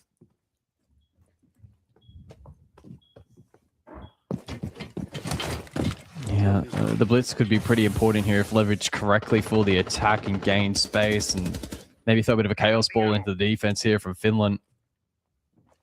Do their due diligence though, are Hungary looking to gain information on drones and not rush anything. Candelas to be potentially cooked as well here from that south bulk. Maybe free up a play through lobby, for instance, or the jump in, which could be again facilitated by that blitz. We'll have to wait and see. Utility in response though from Finland. They have that Tachanka and Smoke combination to play off. They're taking a lot of ground with it, but Huava is there to hold. Thankfully for Delhi, a pick is found. In fact, for Hungary, they're finding so many. Joker Dot with the shotgun on the Jegs, forcing Nix to get aggressive now. Perfect timing, though. The logic bomb didn't detonate too soon. Otherwise, Delhi would have known that Nix was about to round that corner. Now it's up to the two SAS boys with the SMG 11s, and both of them come to life. It's Joker Dot in a 1v2. Reaper secondary comes out. Needs to get that shotgun into action as well. That diffuser is on the ground. No more flashes to work with. Just a single smoke as it goes out. He needs to try and prioritize close range gunfights, and it's massive on Huava. Beautiful shot. It was information, I think, perhaps on his position, but not enough. And Nix will finally take him down. It looked dicey there for a moment for Finland, but a big 2vx clutch makes all the difference. One round closer to tying it up.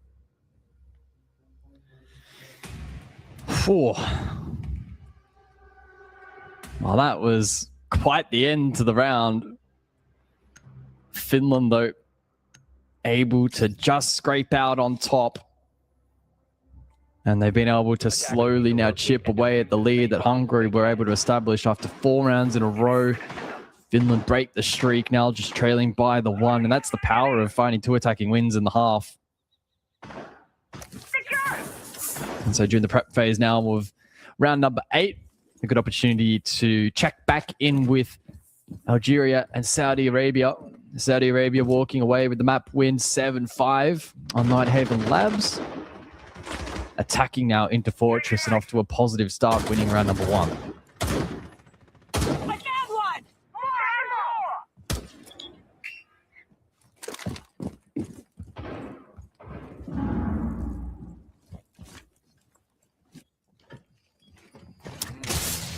I love this. Bit of Clash on Monty action, huh? Always a fun little treat to get to see how the shields interact. As we say goodbye to the Algeria-Saudi Arabia game for now. We'll check in again later. Time to focus back on Hungary-Finland. This is a big moment right here. Finland can tie the scoreline, or if Hungary can stretch their lead and just get 2 rounds away from sending us to Nighthaven Labs.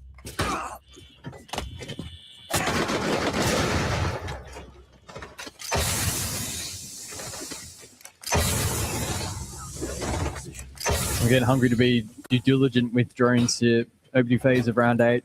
I think both teams have probably been given that, especially on attack, not wanting to take too many second chances, especially when it comes to gathering information, looking to play a little more reactive to that info, instead of maybe some of the heads-up style we've seen elsewhere from Asia in particular. Finland, though, to draw first blood. Rexon falls, they lose the primary hard bridge of the ace. Probably not as devastating on a map, on an objective such as Basement Lair, but still 1 less gun, and there's still some nice horizontal lines of sight you can establish with those Selmas. So that's a big loss for Hungary. Finland in a good position to maybe go back-to-back on defense, and if they do, James, it's already a 4-4 scoreline, and that lead and that streak from Hungary will already have been diminished. Count down the rounds. Finland only need to win this 1 map to qualify and send Hungary down into that lower bracket. Jags finds a kill. Dodo's trying to get active, spots him out, finally takes him down. 3v3, good recomposure. Jags got aggressive for 1, but bit off a little bit more than he could do against that Montaigne. And now forced back deeper into the objective. Finland are not in the best position But I believe there are still 2 nitros available on Nifsu and Nyx. So should it come to it, they do have a way to fight the Monty. Yeah, they do. 50 seconds. Nice vert dimension available here for Hungary to try and exploit as well. Limited drones remaining. It's on a knife's edge this round. Nitro ripped from Nifsu. Can this have impact? There's a second also available in the pocket of the mirror as well. That could be big counterplay onto the Monty for Hungary. Ooh, good air jab. Nitro Cell is nuclear, and it takes down the Monty. That's the most important element to this Hungary attack. 15 seconds to play. It's Joker and Atastar now quickly making their way back downstairs. They've got to get that diffuser. They've got to get into a plant position. They've got 3 players to find. Not a very big magazine there. In the assault rifle, and Nyx claims both of the final 2 kills. A big moment for Finland as they once again bite back and tie the score. Yeah, they sure do. And really, in the blink of an eye, that 4-round streak from Hungary has been eaten away at very, very quickly. Finland looking good on defense. That's the right level of aggression in the early round to find, at least in that last round, a really clean opening kill. Ace on the ground, then able to fill the backline nicely. Ankle work was smooth. With the double nitro still available, I just sensed that they're in such a strong position. And with the first one landing directly onto the head of the Monty, it was absolutely perfectly played by Finland. They've been well rewarded in the last 2 rounds, and the question now begs as to whether or not they can establish a streak, if they can continue this forward, or if Hungary have something to say about it. And again, the big caveat in the asterisks being that to try and slow down the momentum back in that first half, Hungary already used their tactical timeout, and not having that available now in the second half may potentially prove costly if that is a big tool that they're relying on.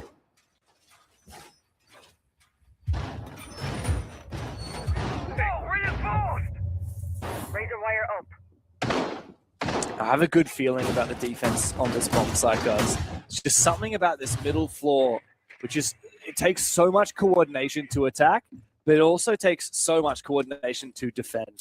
I feel like a lot of these players are going to be much more familiar with how to set up, fight for that top floor control. And I think that the round will likely be won and lost before it actually gets to an eventual execute. I'm going to be looking a lot at this Montaigne. What can Dodo achieve with the shield? Loading new mag! Blood out. Here we go.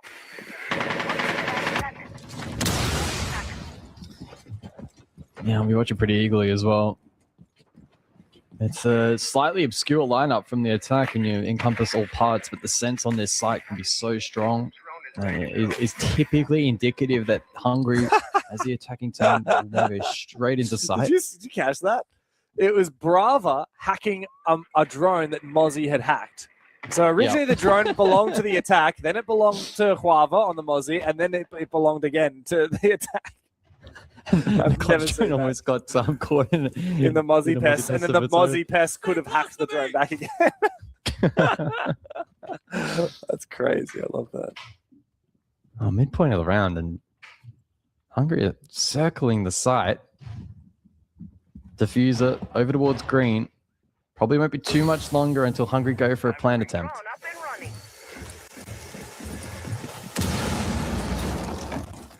Yeah, they are very close to that bomb site now. With that breach onto the main wall, the question starts to be asked, can we go for a plant? And realistically, it's so dangerous to do so.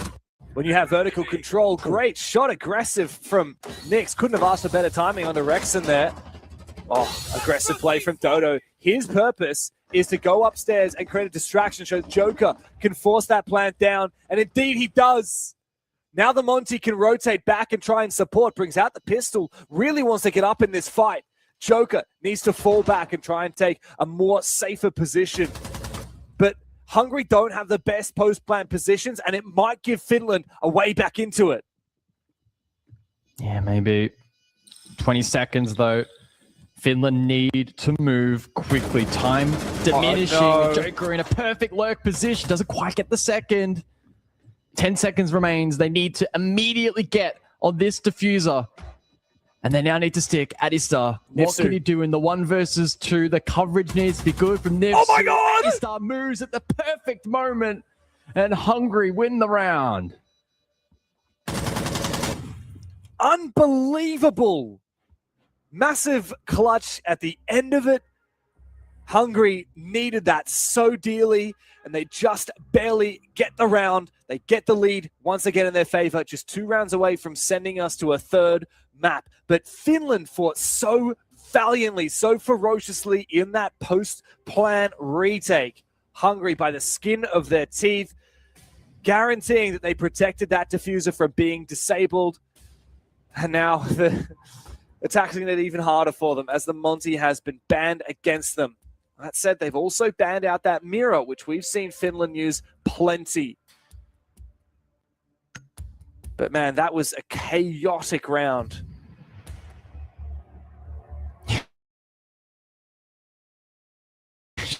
Sure.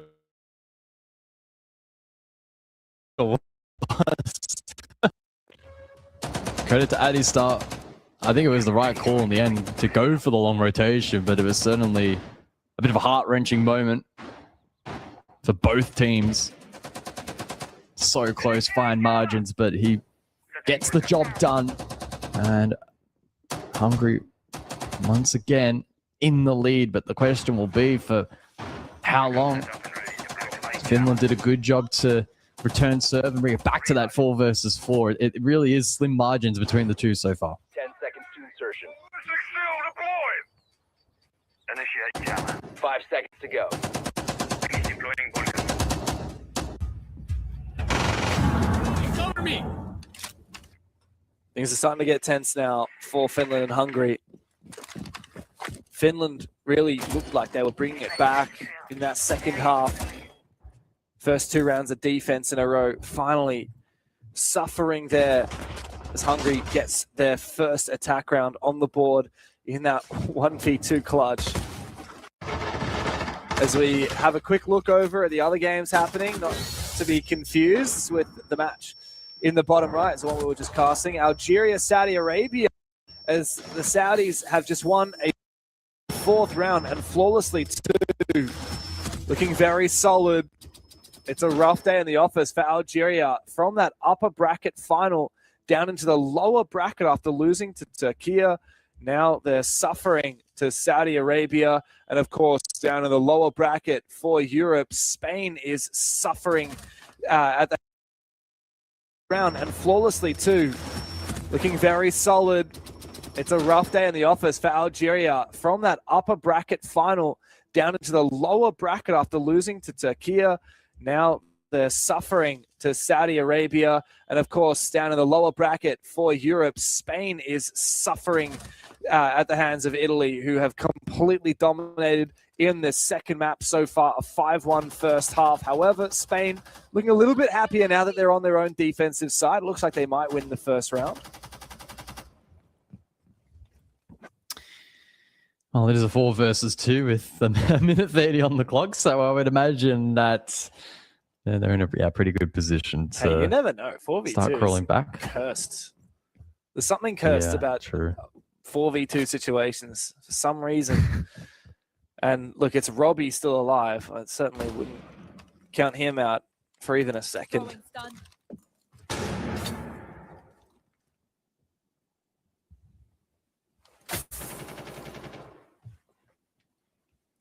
Minute on the clock. In fact, a minute on the clock on both streams. Where are your ears, my friend? Oh no! I told you! I told you! 4v2 is a cursed scoreline, and Robbie steals the show and robs Spain of a chance to come back. I can't believe it. Italy now on match point, on the verge of eliminating Spain from the ENC.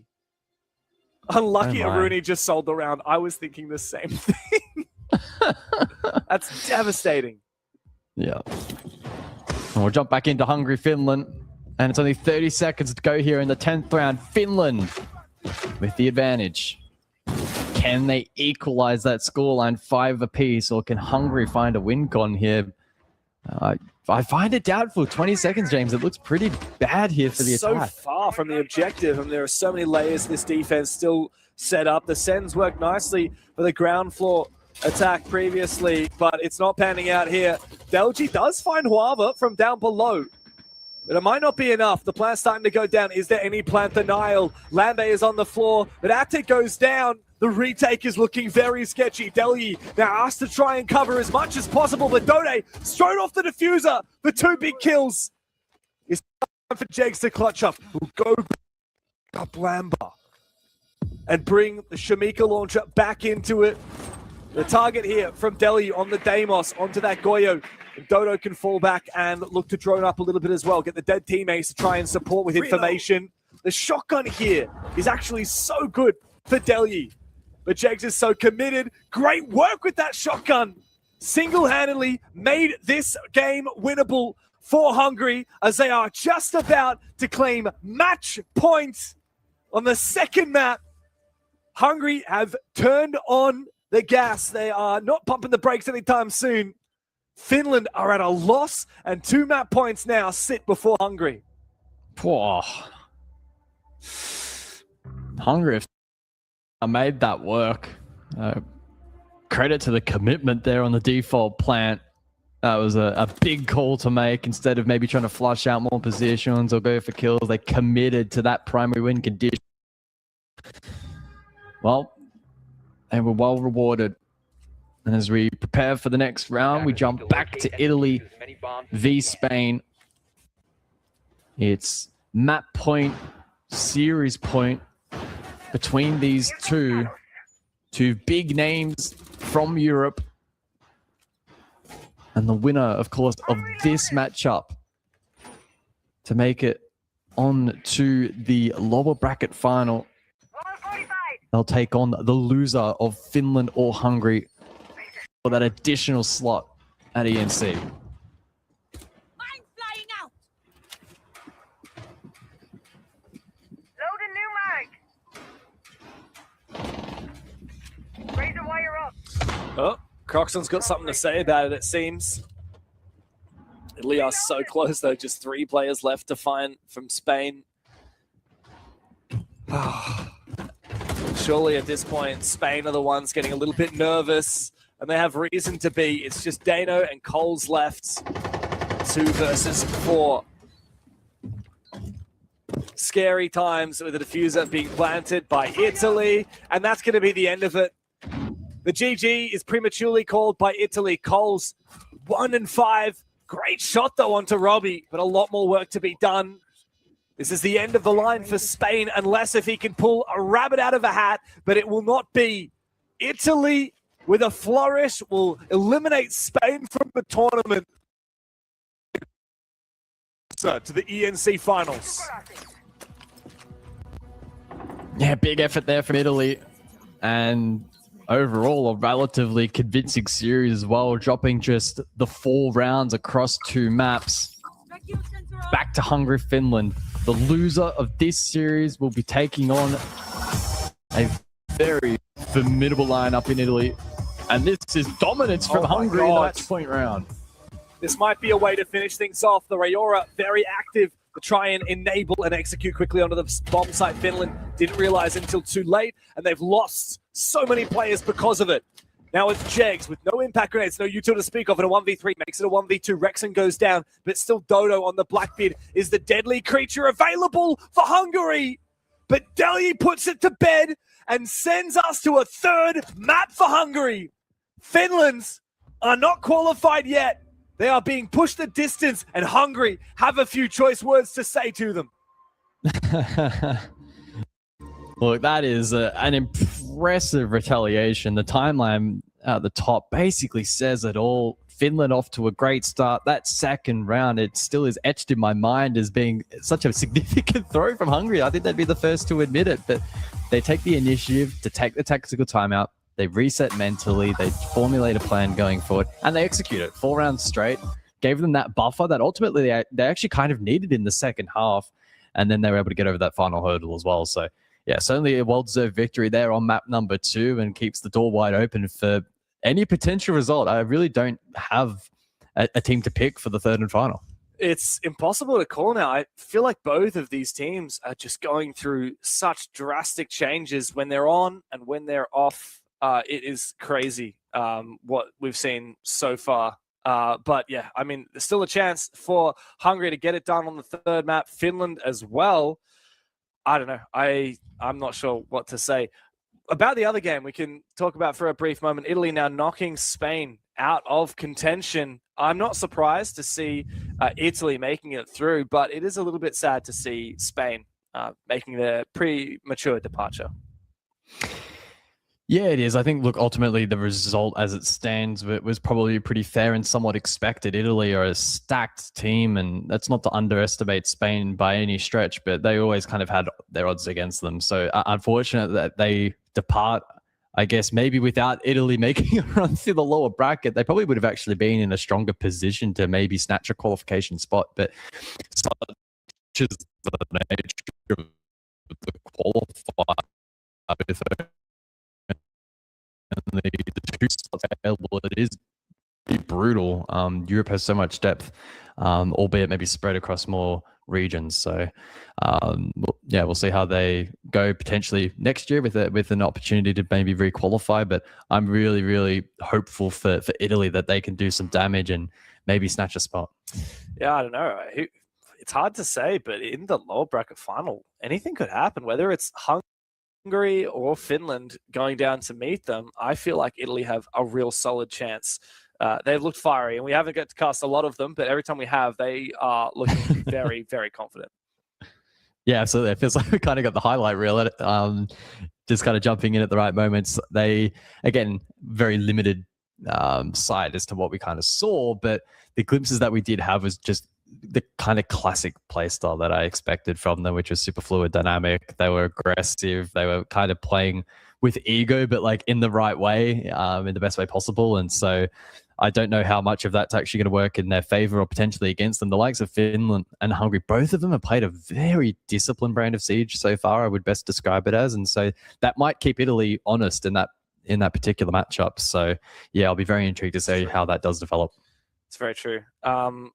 Let's talk highlight players, because for me, Finland-Hungary, like we've talked about, I recognize only a very small number of players. One has really stood out to me. Obviously, Delhi ended up getting the final kill and being the highlight at the end. But Dodo, who is on Team Hungary and actually formerly played on Wild back in the day in the EML, I've been really impressed. So much Monty play that has really helped Hungary get into it. A lot of these rounds wouldn't have happened if it wasn't for the team forming up and execute around some kind of a shield play that Dodo tended to be instrumental for. Yeah, absolutely. I mean, as is typically the case, bit of an unsung hero inside of the server. He hasn't necessarily had massive highlight moments. He has had a couple of good particular moments, but not with a massive volume. And so by facilitating the team, he's done his job really, really nice. And I do wonder, is that going to be a tool that they leverage in the third map? Or is Finland going to keep banning those shields against them? Maybe in the first rotation of bans so he doesn't get that Monty. I think that would probably be a wise thing for Finland to do. And they're going to need every advantage they can because they are now on the ropes. We go to map 3 between Finland and Hungary, and we find out who goes straight to the ENC after this break.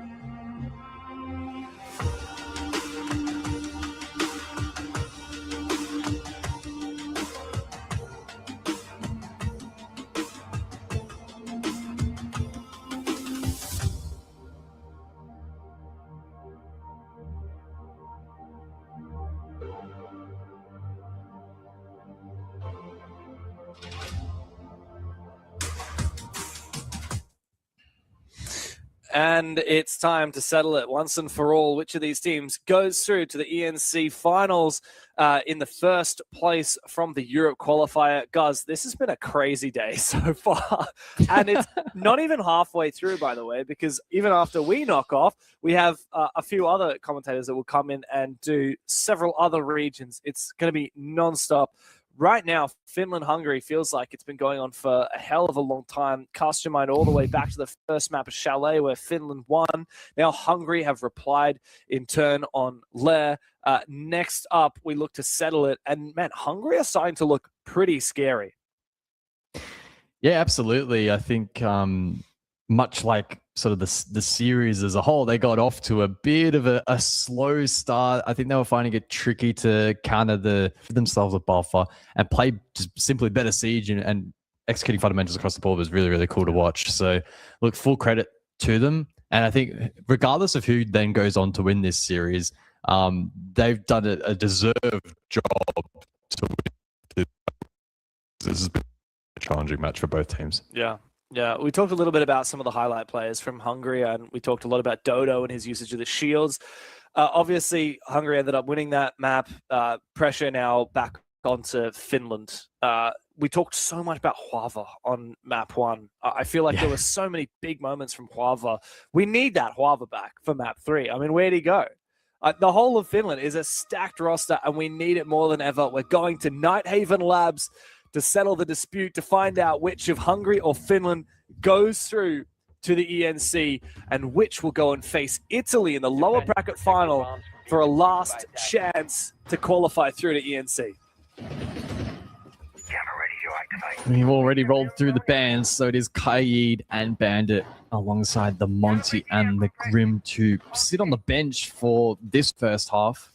And so with that, Hungary on the side of attack will be given a little more freedom and flexibility on hard breach. The main concern, though, will come execute time, especially with the Izami in play for top floor. It really unlocks a lot more playable area.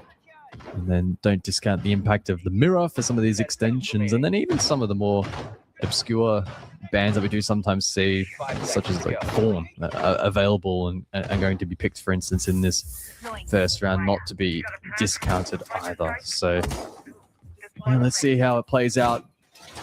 As I pretty much said a few sentences ago, it has been a hard-fought series. There's been some back and forth between the two. It's been pretty brutal at times. And so whoever walks away the winner after the next 45 minutes or so, it is going to be a well-deserved qualification. Very much the case. Of course, we still will be checking in occasionally, perhaps with Algeria, Saudi Arabia. That game is ongoing, even though Spain-Italy is now concluded. Huava finds a big opening kill. Well, the attack is starting to capitulate. Nice entry. Rexon finally finishes off Lambe. 2v4. Not impossible, but highly improbable now for Hungary to finish this as a smoke grenade stops Dodo from being shot if he decides to cross. Finland did end up going for the Montaigne ban, guys, just as we had talked about. It's forced Dodo instead onto the Blitz, which is not quite as safe to play, not quite as powerful in Dodo's hands. The Fuser is caught on the ground, and Finland are camping it at the moment. Even if Hungary can get into sight, they cannot plan. Well, the 2v4 might be West territory, but I refuse to believe that Finland lose this round. There is no way. Fuser on the other side, 4 anchors up. As long as they don't feed too many ones, they should be okay. Careful. So much time though for Hungary. I'm starting to get a little bit nervous, but those nerves are put to bay. Finland take round 1. Perfect from Nifsu. I really like that. Just held the angle so passively, tucked away inside of electrical, waiting for that moment to peek on out and clean house. Great opening round there for Finland. It started with a very chaotic execute from Hungary, trying to take control of the rafters. Didn't work out. As we check in with Algeria, Saudi Arabia. Saudi Arabia have looked very hot on this second map. Algeria have fought back somewhat, but 5 rounds to 3, perhaps about to be a 6-3. Devastating to see Algeria in this position after such a valiant effort earlier today against Turkey. They got so close. The only team that has taken a map off of that Turkey roster throughout this bracket, Saudi Arabia, fighting with no pressure on their shoulders, are about to crush Algeria's dreams.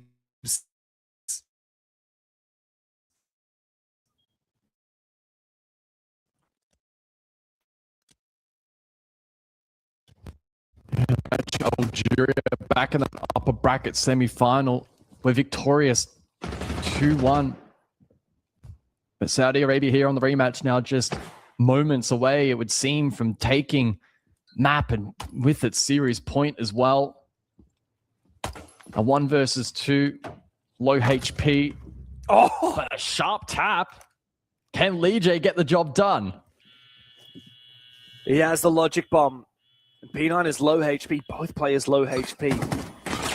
Information though, the logic bomb, Lee J knows exactly where he is. P9 decides to rotate. He's got a lot of flexibility here. Better gun though for Lee J. Against a low HP opponent, the SMG-12 is a terror. How does he play it? Does he go for the plant or does he go deep for the kill? Doesn't have a lot of ability to plant in a safe position here. Needs to expose himself. And P9 is falling all the way back.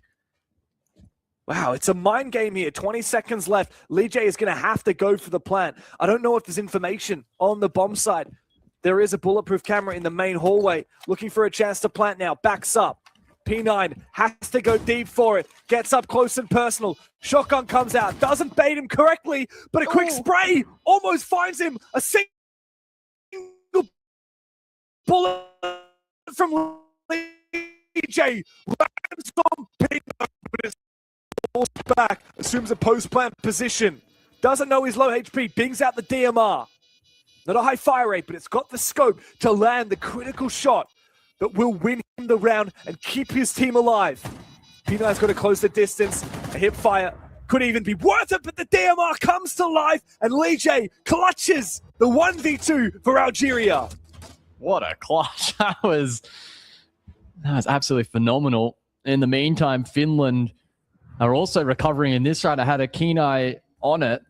I'm pretty certain that Finland lost 2 players earlier and have now been able to recover it to a 3 versus 3 minute on the clock.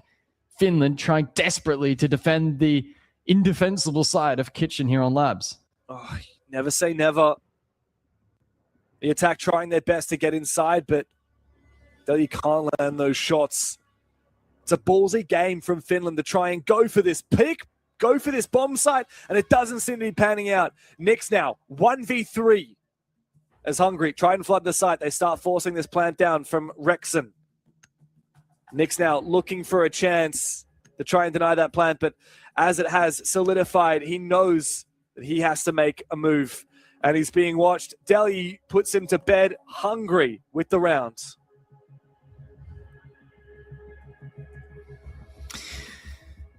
Yeah, it seems like wherever we jump to, it's a volatile round. I think I've seen so many highlight rounds in such a short period of time. It's been good fun to jump between all of the sub-regions on offer here for the ENC calls for R6. I'm loving it. It's so exciting. Of course, we covered Asia earlier, tracking Europe and MEA currently, and as we said it on several occasions, the party doesn't end with us two. We have another crew ready on standby for the remainder of the broadcast. So potentially another, I suppose, 9+ hours of action across another handful of best of threes covering North America and South America as well.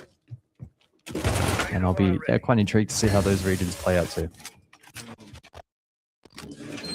I feel like I know a lot more about Asia and Europe than I do about North America and South America. Obviously, the main country or nations and territories that people would be more familiar with in North America and South America would be the US and Brazil. Both have already been invited to the events based on the pedigree of the players in those countries and territories.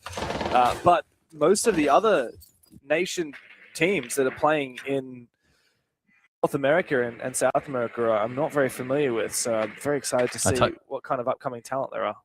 I tell you what, though, the upper bracket final in North America looks tantalizingly good.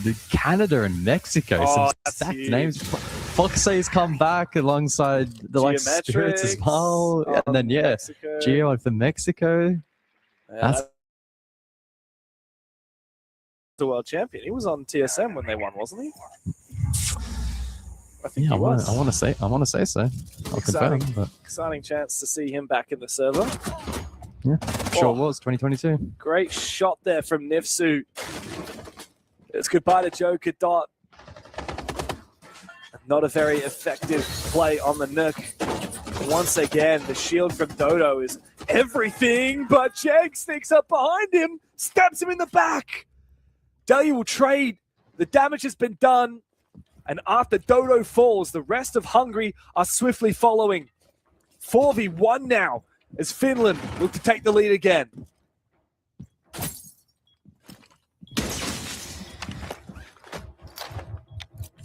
Well, again, we've seen several clutch moments so far, but this one also feeling out of reach for Rexon.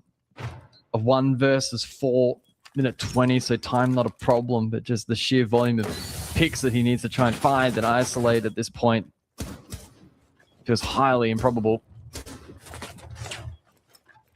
Trying his best to isolate these ones, but Finland, as they have been throughout this series, very, very disciplined.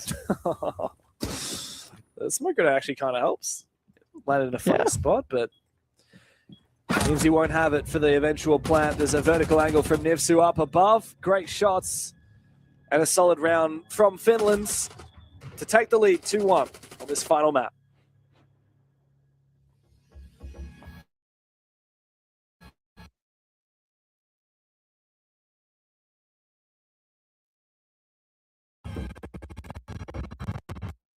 Round 4 ban phase.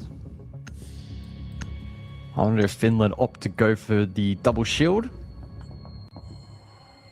And no, it's in fact the Ying's a double crowd control in combination with the Grim.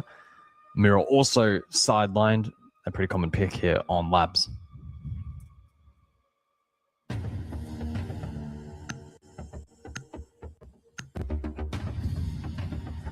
Interesting to me that Finland have just gone with that one shield ban, not decided to go with the Blitz or the Blackbeard as well. But it is quite clear to see that Dodo does not pack quite as much of a punch with the Blitz as he does with that Monty. So clearly that first ban was very effective. Reload.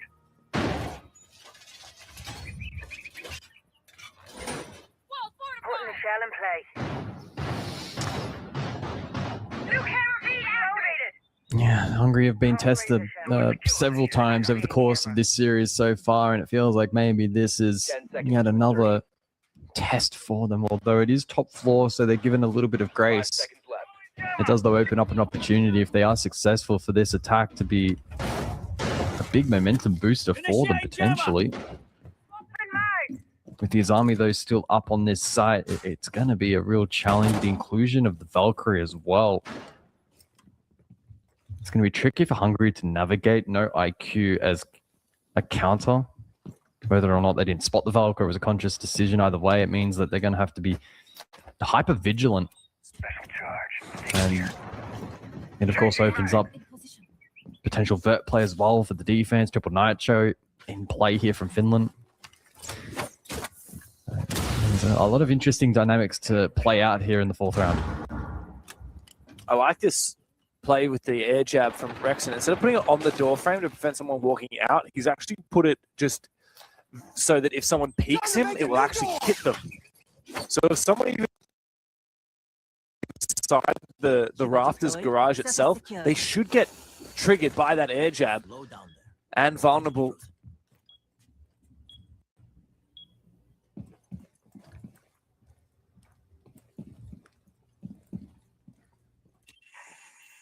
Meanwhile, Huava is on this roam downstairs. Good the Valkyrie.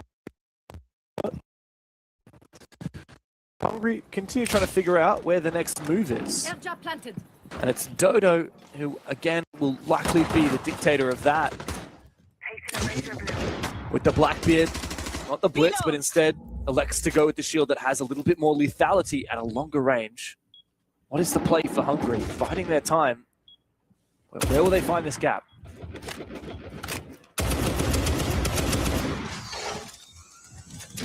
Yeah, and once again, it's another slow wind-up round between these two. Dodo trying to gain ground over towards Electrical. Feet gets peppered and forced back initially, but that ground now eventually should be taken. Still the two Nitros up here for Finland. Some good info still being relayed by the Valkyrie as well, and they are furiously flicking through that information at the moment. I can't help but feel like Finland have a pretty good read on this push from Hungary. 45 seconds on the clock. Yeah, and Nifsu's in such a nifty little position behind that shield inside Electrical. Good flashbang. Might open the gates here for Hungary. They don't have any grenades to deal with that position from Nifsu. And the Tuberal, the Zodo canisters will slow this down. Nifsu finally loses his gunfight to Rexon.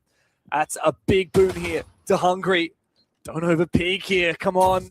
Nix doesn't need to go too crazy as Lambert finally takes down Rexon, player on the floor, and he just goes straight for them both. How does Huava? Clean house on the rafters. Joker Dot. 1v3 becomes a 1v2. Got info 1v1. Far too close for comfort. As he starts to go for the plant, does Nix have info? He does, but timer just ticks away. He didn't. Okay, so he didn't deny the plant, but he got off it and the timer hit 0. Probably one of the more anticlimactic ends to the round I've ever seen. I was genuinely confused. Yeah, I think it's just a wave of the white flag there, probably sensing that the plant was going to be denied. Speaking of climaxes. Yeah, Algeria fighting back here against Saudi Arabia. It's now just a 2-round lead.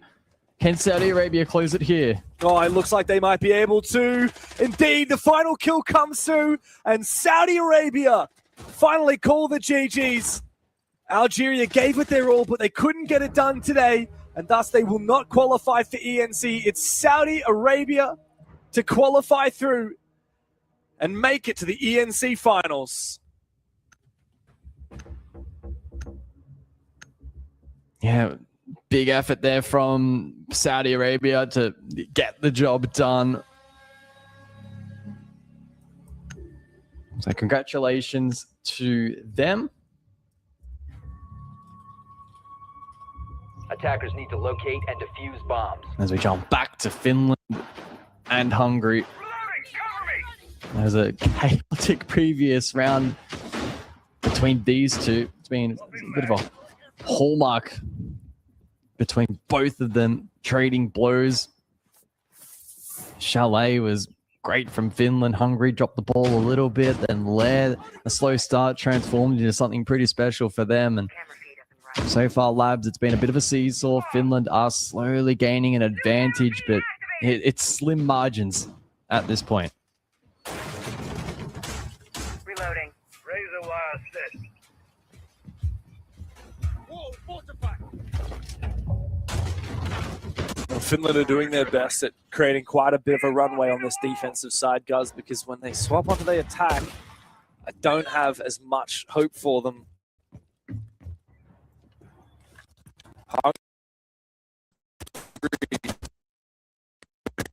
Best at this one. It was a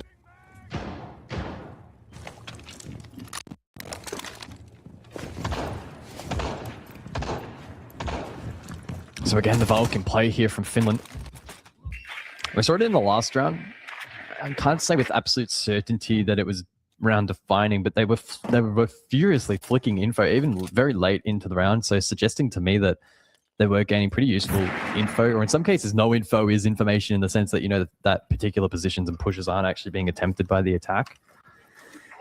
We'll see how much of an influence it plays here in the 5th round. It's just the double nitro as opposed to the triple here from here we go. The defense. As Dodo looks to get active once again on these shields. The blitz for round 5. And the Solid Snake is very effective for clearing map control as well. Hungary looking very confident as they make their way into the map. Ooh, a lot of damage done. Finland have been so confident at peaking against this blitz. Doesn't matter what Dodo is playing, which shield operator he's gone for. They're always peaking aggressively. Joker was in the bomb site, deep inside, and Jegs takes him down. Delia gets info on a player upstairs inside of electrical. It's Nifsu roaming on the top floor. He doesn't have to make a move. He can just continue falling back.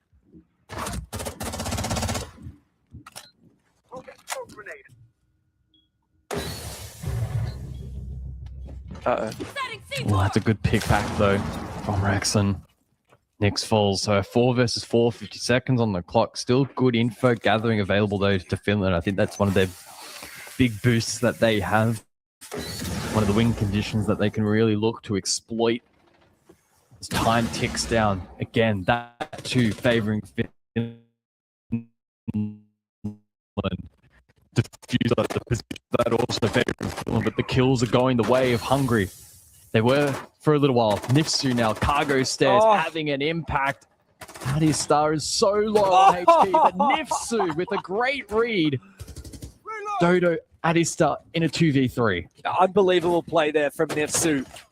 Massive impact from the staircase. Forces Dodo into a very awkward position. Nitro Cell comes their way. Doesn't do enough damage. Good shot from Adistar. Low HP doesn't matter.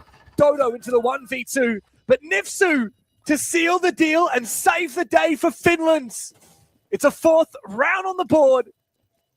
And Hungary are watching this slip further and further from their grasp. It feels like we've been in a similar situation before. Back on Lair, when Finland were gaining control, Hungary called the tack timeout and tried to wrangle it back. I do wonder, is this an opportunity now to call it once again and at least reach that 2-round minimum, give themselves the best opportunity to achieve that? But as the time ticks down, it seems like that won't be the tactical decision to be made this time around. Attackers need to locate and And defuse instead, bombs. they'll back themselves in to try and win this 6th round. It feels like one of the more crucial ones we've seen in the series so far. Tertiary side of choice, of course, and so Finland will be kept honest in this final defensive round. Jammer ready.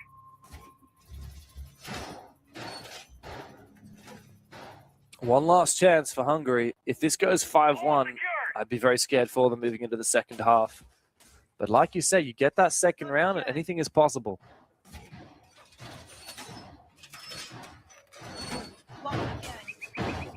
Finland, though, the real X factor in this round is going to be that pulse. So good at getting information on where that plan's going down at the end of round. Aside from that, gathering, just one bulletproof camera here for Finland. And so if Hungary are very cheeky, they take good map control, and they go for an execute and look for the plant, perhaps with the glass covered with smoke somewhere. Yeah, the Finland to deny that plant.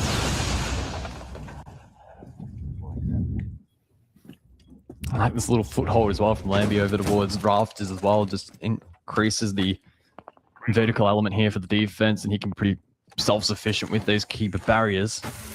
On the horizontal, the poles to contest as well from Nix. There's a lot of nice positive moving parts in this defense from Finland. Instead of playing a super defensive, playing not to lose style of defense, they're looking to go out and gain this information and then formulate a plan to play around it. And so far, as you can see, Nix especially with good info, he'll relay that there's 2 outside con. Typically, you'd expect that to be the hard breach through con to then gain control. And so with that information, Finland can start to anticipate the clear up above and the fact that it won't be from IT and instead it will be on that con side of the map. It's a perfect Nitro. Nick's the MVP of this round so far. When you're a Pulse, you got your 1C4 and you're often thinking, okay, do I use it now or do I wait till later in the round? This was the right play here. Use it early on. Big peak though, Dodo will fall. Nice from Lambo, and Nifsu is there to support as Delhi tries to make an entrance. There has not been a statement made by Hungary in this round. They have tried so desperately, but Finland have been there waiting, ready to receive. Great shot from Wrexham, but Nifsu is there to support. Now Joker, the last one left alive for Hungary to try and save what has been a devastating half, on the verge of losing a 5th round on their attacking side and giving Finland chances after game in the bag. Joker trying to bait our shots, gets an injure onto Lambert. That's pretty nice. Might be able to confirm it. No, never mind. Nikas is there and finds the kill. And with that, Finland are up 5-1.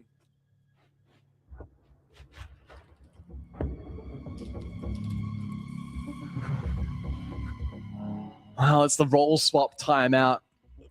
Scheduled, of course. Hungary elected not to take their tack timeout before that round, and we'll wait and see whether or not that proves costly.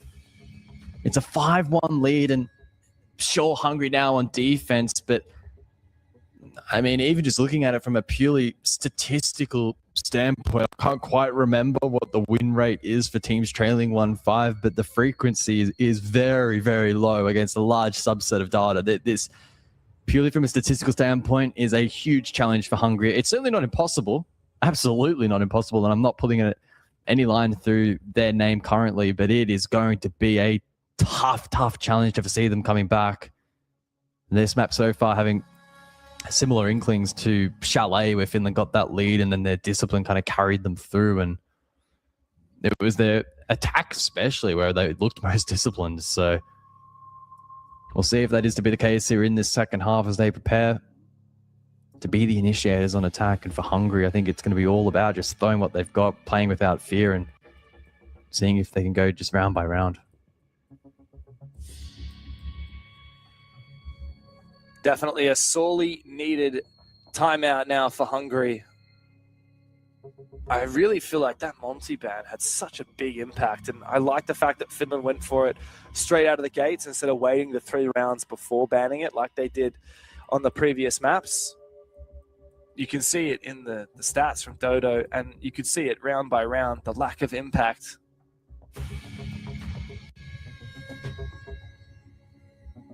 Nifsu's having a phenomenal game as well. 9 kills to 2. Big moment. We talked about Huava and the impact he had earlier today on, I believe it was the first map of the series on Chalet, but no, Nifsu's definitely shown up here on Nighthaven Labs when it matters most. Let's see what we get into with the operator bans. Are we going to see the shields taken out?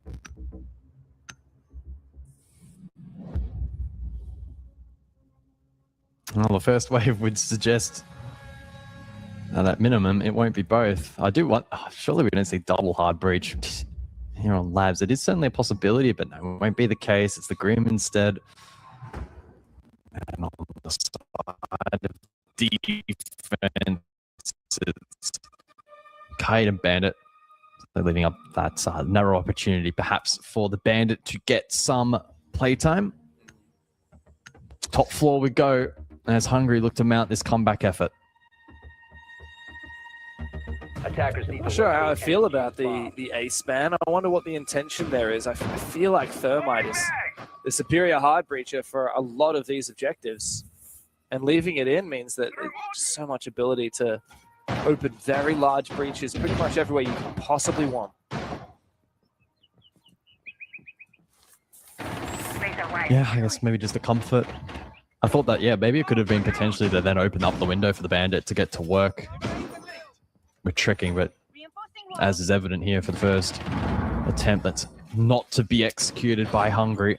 Yeah, I feel like Bandit juggling is just not possible on that IT wall because of the window down below. At maybe some lower levels, perhaps, but at this level, these players would all punish that Bandit juggler and probably guarantee a kill as a result of it. It's just not worth the risk. Yeah, absolutely. You know, it would certainly at this kind of level be considered a cheese strat and a one-off if you're able to execute upon it.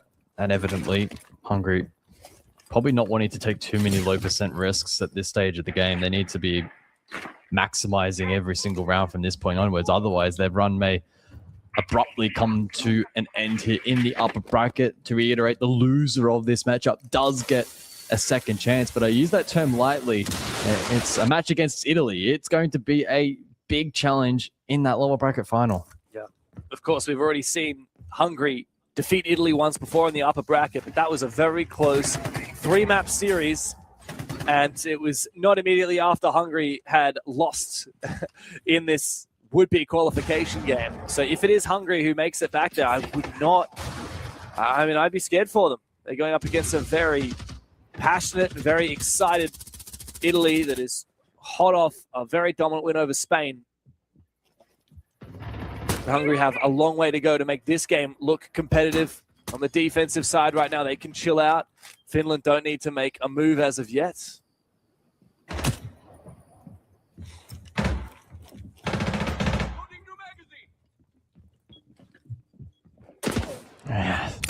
It's tense inside of the server at the moment. Midpoint of the round, both teams prodding around. This lurk could be so dangerous for Hungary. There's the first. Can Finland snowball the round? No. Good response from Joker.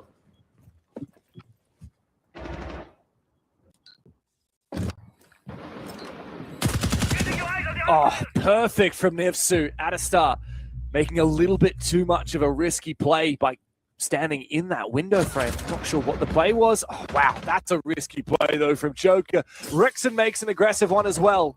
And Finland are back on the ropes. Nifsu has been the savior of Finland, but he's now the last one left. Gumain in foot pulls it out.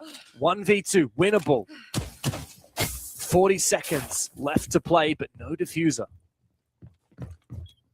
Doesn't have a flash, though. If that can be utilized correctly to force 2 1v1 fights, he's in a good position to clutch up big here for Finland. They know where he is. Rexon's playing this perfectly, backing up all the way into electrical. He now has cover. But it does mean Nifsu might be able to isolate this first 1v1. Doesn't know exactly where Joker is. Can't land the shots. Hungry. Finally on the board for a second round. Tucked up close with the shotgun. Yeah. And Finland not expecting the unexpected there. So some good resilience on offer, but the top floor, when you have the Azami available, it's a round that you should be winning. Basements now where it starts to get a little more dicey for the defense. Finland will have plenty of opportunities, both in direct hard breach, vert as well, and with all shields available as well. That's again another play style that they may elect to exploit. So options are plenty here for Finland. And they're only one round away from series point, and that's when cracks might start to form for Hungary. Seeing some repicks on the Finland side as the Monty gets swapped in for a Blackbeard. Surprising lack of a thermite, though, as we are going to the basement bomb site. Are we really not going to bring a single dedicated hard breacher? It's only going to be the hard breach on that recruit, the striker. To me, you can only have one tiny bit of a breach on each of the external walls down in that basement. And that doesn't account for getting any hatches. This seems a little bit risky for me from Finland. I'm a big fan of thermite on this bomb site. I'm a big fan of thermite on this map. I think thermite is one of the best operators on this map. Yep. Especially with that Kayut ban.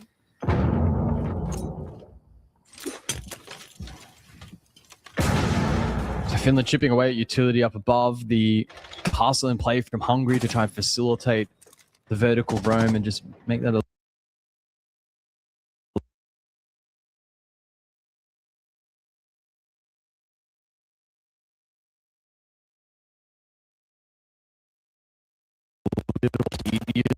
push through. In the meantime, Elliot taking a chunk of damage, and he's in a position where it's very tricky now to run down vending stairs with the windows occupied. Escaping there is going to be tough. There's more due diligence to be done here by Finland. More crosses to be cut and more ground to be taken. IQ offering a perfect counter onto the Valkyrie. What I is have that? never seen that cam before. I thought it was indestructible for a what was second. I was going to going be on? like, hang on. Is that inside the metal? That's crazy. No good sniff out there for Finland. It's like I was saying before, not a lot of hard breach brought to the table, and only one vertical operator. This is risky. Oh, wow. This is a very, very risky play from Nifsu. Adastar finds him. Dedicated to holding on as long as he possibly can. Jegs will jump over, quickly find him, but Rexon is quick on the trade. This is a very good look from Hungary. Sure is. Advantage Hungary, 70 seconds remaining, and it's still some groundwork to be done here from Finland. Fortunately, a little bit of time. Yeah, they can't open and the striker wall. here from Nyx, maybe for EMP hard breach combination, but things better off. And in the meantime, Rexon's found a sharp kill. Hungary on the verge of back-to-back defensive round wins. It's still Rome game. Well and truly alive. Good crossfire. What a flick from Huava. Might lull him into a false sense of security, not realizing Joker is just around the corner. Now it's Nyx in a 1v3. Low HP on Rexon. A little bit of damage on the Joker. Hungary do not have to expose themselves. 25 seconds to play. Not a lot of time. And Rexon, so deadly with the TCSG. A big 3K and a second opportunity now as Hungary are starting to put rounds on the board. Oh, we've already seen Hungary's resilience tested. Most notably back on Lair after that second round, and I guess by extension after Chalet, where it was very one-sided against them. Early inklings of that here in the third and final map of Attackers need to locate 1-5 at the half. They've confidently regained some control back to just a 2-round margin. The big caveat, though, is both round wins were on the, I suppose, two strongest sites typically. On a map such as Labs, top, bottom, very classical to expect the defense to typically do well there. The tertiary, though, is where things really start to get interesting. A win here for Hungary would be massive. That's right. The tertiary bomb site's a whole different story. I think Finland have got a few things to think about for the next time that they go and attack those primary bomb sites, but for now they can focus up and decide what is the priority here for control room. This bomb site plays out very differently. They've been struggling with the Valkyrie. They've been dedicating an operator to countering the Valkyrie in the IQ pick every round. It's invested so much time from Huava. Meanwhile, they're not picking, obviously, good operators like Thermite last round. It makes me wonder, maybe we'll end up seeing the Valkyrie ban come out. We need Huava's leadership now. Oh, they're shaping up maybe for something direct here. Good info site. Did they back themselves to flood, snowball the objective and try and force a plan? Oh, it's so dangerous. It'd be pretty atypical from what we've seen from Finland so far, but it seems they'll go for it. Indeed they do. Blackbeard goes in. They're going to try and force the plant down. They're going for kills at the same time. Is there going to be plant denial? There is not. The plant is confirmed. But Nifsu goes down immediately afterwards. It's a post-plant now for Jegs and Lambert. 2 versus 4 with Nyx on the ground. But Lambert completely obliterated by that nitro cell. 1 versus 4 with the F2 in hand. Jegs must take matters into his own hands, but he is destroyed from up above. Cover me. Hungary have done it again. 3 rounds on the defense in a row. And a beautiful retake. Just 1 round trailing behind Finland's and another step closer to qualification. Yeah, such a sharp retake. To be honest, I was actually a little shocked the plant was confirmed. The retaliation just after it was secure was such a short window of opportunity. And then it was a snowball effect from that point onwards. Great nitro from below, and then even Verplay up above to secure it. And in the meantime, really good discipline from Finland, from Hungary rather. Didn't rush for the retake, didn't feed ones. They played as a team. They maintained their composure. It's now 3 in a row, and they are a serious threat now of achieving quite the boil over to qualify for ENC.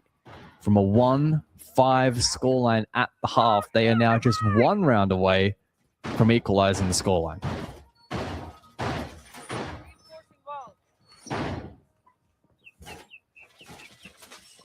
This is where Finland need firepower. They need to have a clear idea of how they're playing the round, what their strategy is, and they need to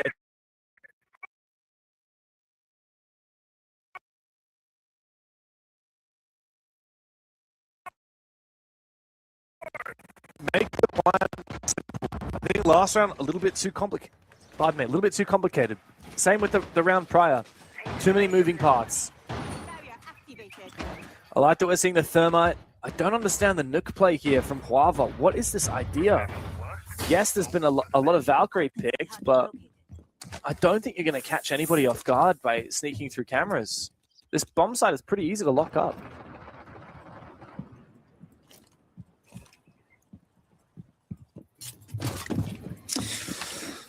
Well, let's see.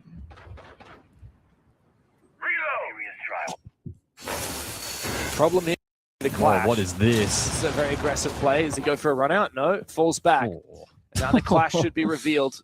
Finland don't have a lot of utility to clear with that clash. 2 sets of stuns, 1 set of nades, that is not enough. Capital Fire could come in handy, perhaps the air jabs, but they're going to need to make sure they don't expend that util too early.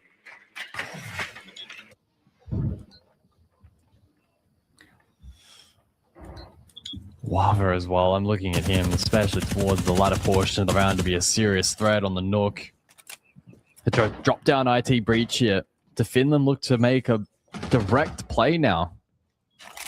They showed that willingness in the last round, and whilst they were able to get the plant down, they were unsuccessful in the retake. The style of this objective means that a direct approach is not really physically possible, and so a pause in the action and an opportunity now for Finland to gain more info. How do you play direct against the clash, though? That's the question. We're going to need air jabs or Capital's fire. This is such a good angle as well. Dodo can just set that shield down. Here comes the fire, and the clash is getting fried. Dodo gets away from his shield. Just enough time, but he is really taking a hell of a lot of damage. There's still a second fire, I believe, available for Lambert.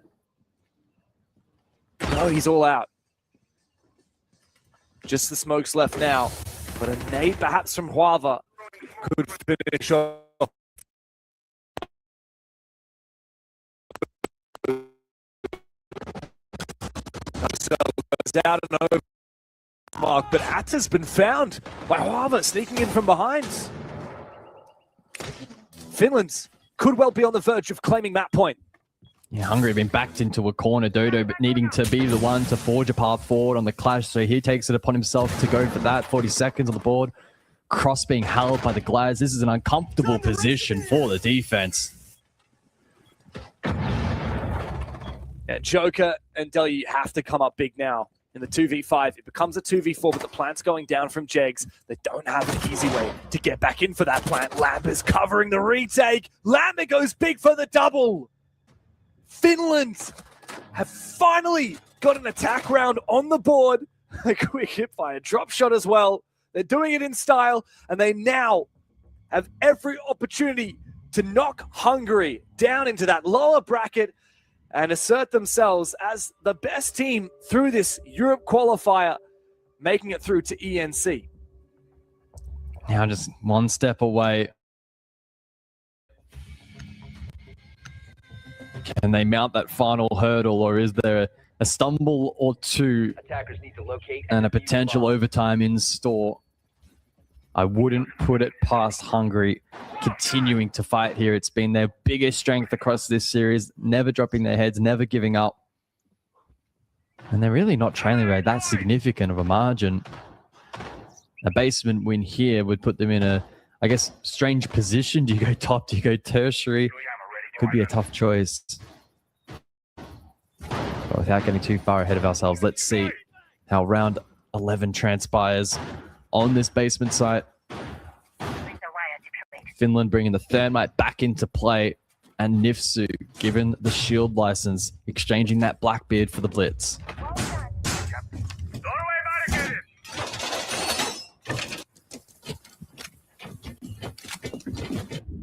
It's going to be a long day ahead of Hungary if they fail to qualify here. They will have to go down and play against Italy, which will not be an easy game. They beat them once before. Can they do it a second time? Well, for now, the focus is just coming back against Finland. Round by round, all it takes is 2, and then it's overtime.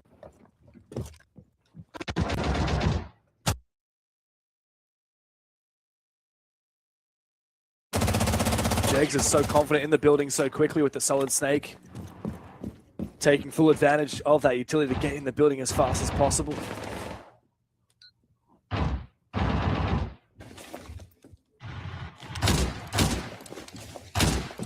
Gotta reload. It's about to get hot. 2 minutes on the clock. And Nifsu will posture over towards vending stairs. So that could be the game plan here for Finland. Try and hit EXO, get that control. And then in combination with the cross from the main breach, start to really Attackers have located choke a out bomb. that B bomb site. It'll be a potential big weakness for this Hungarian defense. New mag. Patience though in the meantime. The Snake as well can look to compound info. Nifsu is deep EXO, so he actually commits to the play. Diffuser in hand. And Jegs now with info can relay where these defenders are deep in sight. 90 seconds to work with as well. So far, so good for Finland. A flank from up above. What's happening? There are players wanting to try and make something happen upstairs, and Finland has a lot to think about as they try to go for this execute. I think they're going to go for it anyway. Adestar finds one, Jegs gets in, takes down Dodo, the plant going down from Nifsu. Is there plant denial from Hungary? Is there anybody in position to try and conjure up some courage against Finland? The execute is complete. The plant is down and it's into the posts.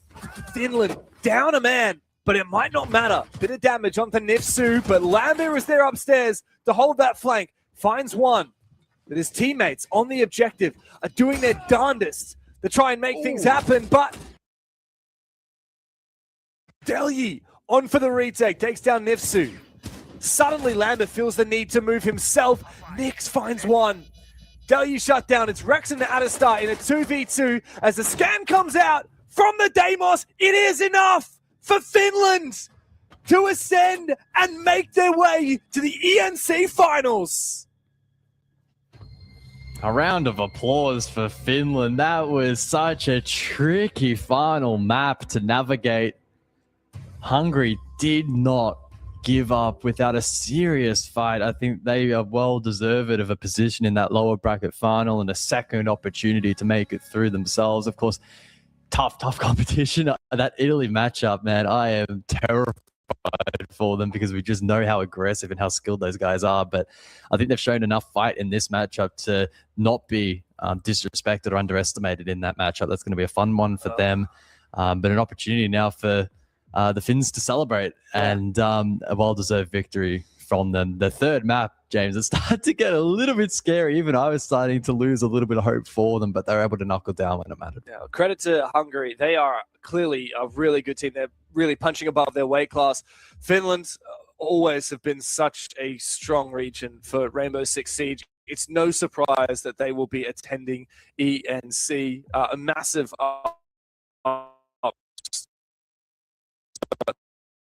they really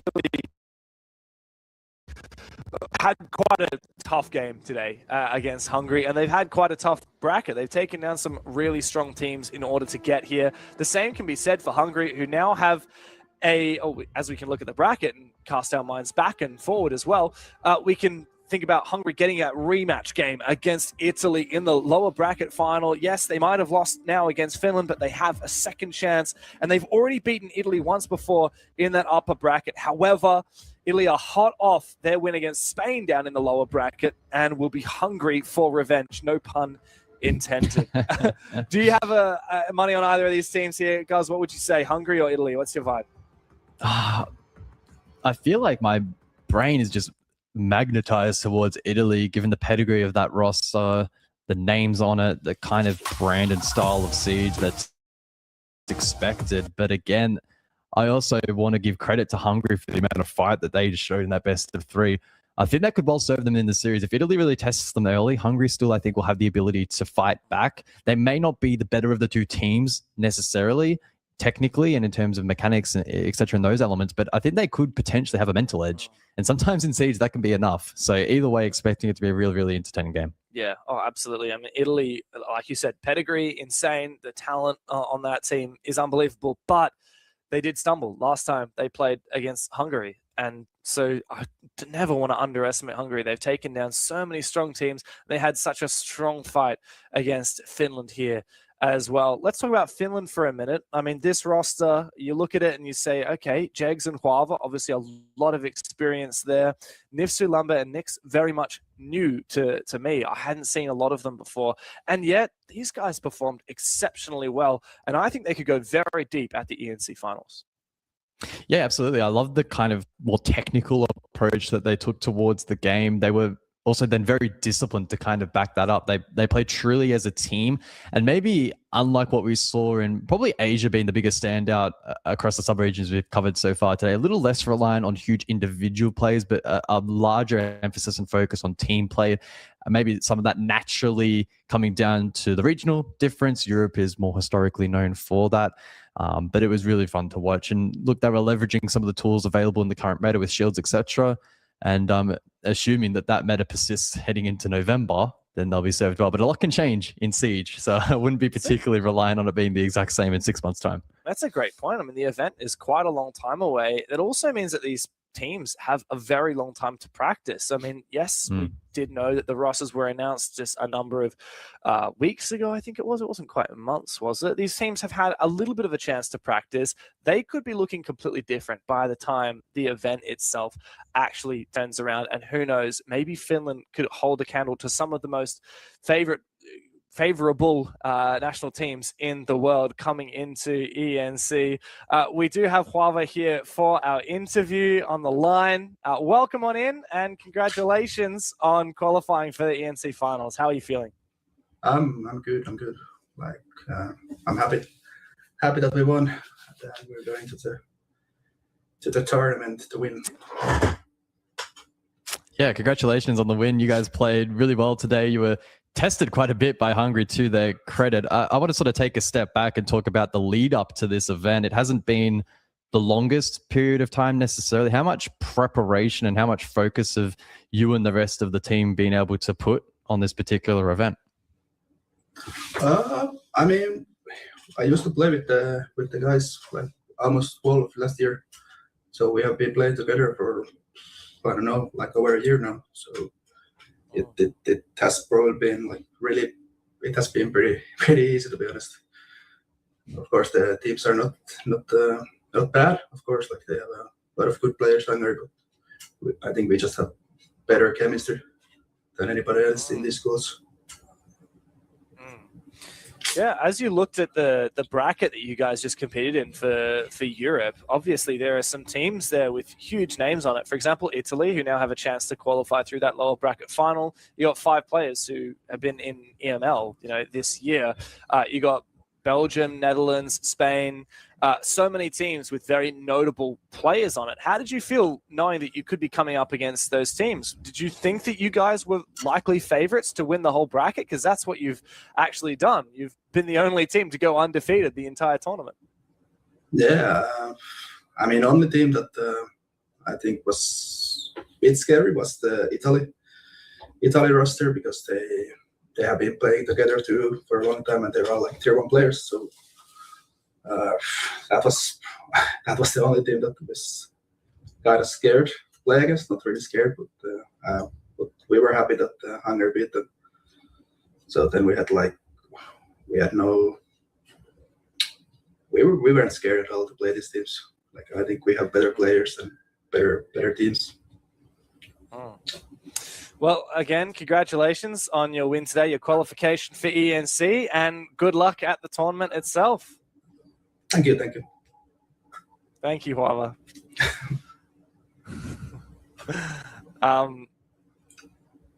There we go. Guz, a fantastic opportunity to talk. Yeah, I don't know what's going on there. A fantastic opportunity to talk to Huava. It's been a little bit of time since we've seen him, obviously, in an interview and not here for ENC before. Very exciting. He was just like emanating with excitement. He's so stoked. Most excited fit on the planet right now. You know, that's what they're renowned for, being cool, calm, and collected. And we saw that inside of the server in terms of their composure. I guess my question was more so necessarily about the specific lead up for this event. Obviously, I knew that these guys have played together for quite some period of time. If they had maybe put extra focus on this event, it seems like that wasn't necessarily the case. It was more so a natural transition for them. And as you then kind of followed up, despite the pedigree of some of the other teams, experience at a tier 1 level, they kind of just took that in their stride, took the challenge head on. They walk away the victors of the bracket. And again, so difficult to envision if their kind of well-rounded team play style in this sort of meta is going to translate across to November. All it may take is a meta change or two for that to, you know, move the needle either way, better or worse for them. But yeah, either way, excited for them, and I think they'll do Europe proud. Yeah, very much so. But Europe is not finished here for ENC qualifiers. Of course, we have our lower bracket final. Hungary have another chance, but they have to go up against the terrifying Italian national roster. That's coming up after this. It's also it for me and you, guys. Thank you for being here tonight, but we have fresh faces ready to take you through the rest of the action, so stick around for more.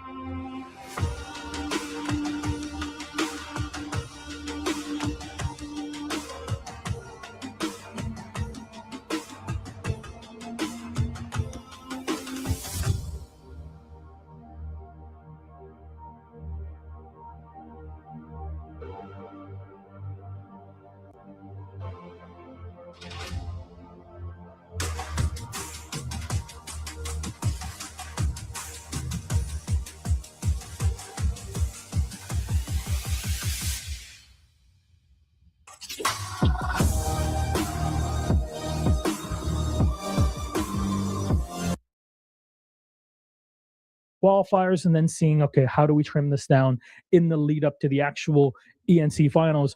But before you get there, you still have to qualify for it, right? So you're kind of focused up on the best players that you can put out there for a game like this. And this is not going to be an easy fight, but Hungary showed, even against the team that is as strong as Finland, that they can definitely punch up there with some of the best in Europe. Yes, and I feel like that's something very important for a lot of Siege players who are trying to aspire to get better. A lot of the time, there's not much of a difference between, the top players and the worst players. It's mainly just a confidence thing and your ability to go out there and win.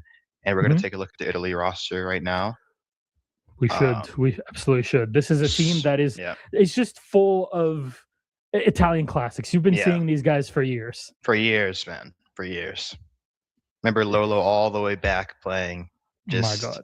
Yes. Like these guys have been fighting from the depths to qualify for invites. These players, they have just that competitive urge to really push themselves past what people think they can go. And that's really important in a game like Siege, being to extract every inch of what you think is capable from your team and from your teammates. And the fun thing about this is that these two fought earlier in the upper bracket quarterfinals. And this is the crazy bit, is that Hungary, Italy got really close. So a 2-1 victory for Hungary, where match was very much, yes, a 3-mapper, but very lopsided on each one of the 3 maps. Having consulate border and faces in terms of map new adaptation compared to what we had 3 days ago when the teams were playing up against one another. So there's a lot here that question wise that we're looking to solve, but consulate is always a map we talk about when it comes to the defense and kind of how much faster in execution and I guess you're scouting a million times over, measuring 10 times, and then actually cutting once on it. Because you make a mistake that's a factor here, it's very easy to lose a round. Yes. I feel like to that point, it's just the attacking side. It's a lot of split pressure you need to establish for the defenders, because at the start of the round, their gaps are going to be up, their traps are going to be up. We see the Denari is so strong on this map for this vending extension, just kind of cutting off the admin side. So you really have to make sure that you can kind of, as an attacking team, not give away opening kills to your defense, and make sure you can actually establish this pressure inside of admin, establish this pressure below, establish this pressure on CEO's side to make sure that the defenders don't actually know which side of the map you want to end on. And that's when you can kind of start picking apart the defense a little bit easier instead of throughout these hard zones that we see with the mirror, with the Denari here. So let's see how Italy's going to go. Yeah, as you're talking about the Denari, it's the tiny little angles that are being opened up so that the actual the trap mine lasers can flow through perfectly and finally up on that top floor. And in the meantime, it's the usual setup here from the attacking side of Italy. We'll talk about the bans real quick. Hungary did take out Monty and Glaz. Glaz has been a very common pick over the past 6 or so months. Monty, I don't need to talk to you about how good shields are right now, but shields are a huge commonality. And Robbie taking out Dodo, who tried to you're not supposed to vault anymore. They kind of tried to patch that out. Yeah. It's only really viable on Windows when you're falling to your death because you can actually ADS, but for that type of play, especially the smoke, Tachanka ban, you're going to know they want to go for the yellow side here, especially with the Grim Blitz combo. Probably going to be a CEO window plant with a squeeze through yellow right now, and then you losing the smoke is big. There's no more stalling, so it's going to be all on the guns of Hungary here. We're going to see they had a Scopus below for late flank. We're going to see the Scopus now playing for piano side. That could be their deep win con from below, so they just need to stop this yellow ISO. But right now, perfect kill, 4v4 here. Right now, Italy just needs to recognize Hungary stacked towards this side. And this is when it's really nice, Milos, when you establish that split pressure, because you can kind of bait a reaction from this defending team and kind of take space that they give up right now. Because the team is fully leaned towards this yellow side. 2 in box, 1 below, and 1 probably holding for spiral bathroom side here. It's very difficult to get. very difficult to get anybody out of that side room up there. But you got to be careful with those little holes and put the shield in front of you as you're moving forward. Dora's right on in and just making sure that he can breach through. Utility throw it at him from the Azami. And making the cross is a tough one here. Rexun watching from upstairs, but Sark's doing the vertical gameplay. Nitro goes out. Can it be blocked? Yes, it will be, but Lolo is able to get an extra kill in the meantime. Doing work on the windows, I believe, and he's going to leave one more left alive. This is the Mira. You don't really have much to do after you drop through the hatch, flashed out, and Dora is going to make it for Italy. The first round going to the Italians, going all off of, as we talked about it time and time again in the first round, losing the smoke in a sense that not only are you throwing away a body, you're throwing away a huge deterrent. Imagine adding to your Azami an extra smoke canister that can just delay things, give you a bit more time to remaneuver. Unfortunately, Italy just win con. Let's go for it. Yeah. Get the site open. No, it's now too. It really forces you as a defender to have to kind of make those plays when the attack is expecting them. Because you see, Italy just kind of froze up. They took their steps extremely slow. They saw that they were pressuring the zones that they wanted to clear through. They worked the kill below, and just Hungary looked very separated right there, starting from the smoke OPK play. So I think just right now, especially this defending side on Consulate, it's an extremely defender-sided map, but you have to make sure that you're playing it to that style. You have to make sure you're making these teams clear through your hard zones, clear through these setups where you have, 3 to 4 people holding these zones together.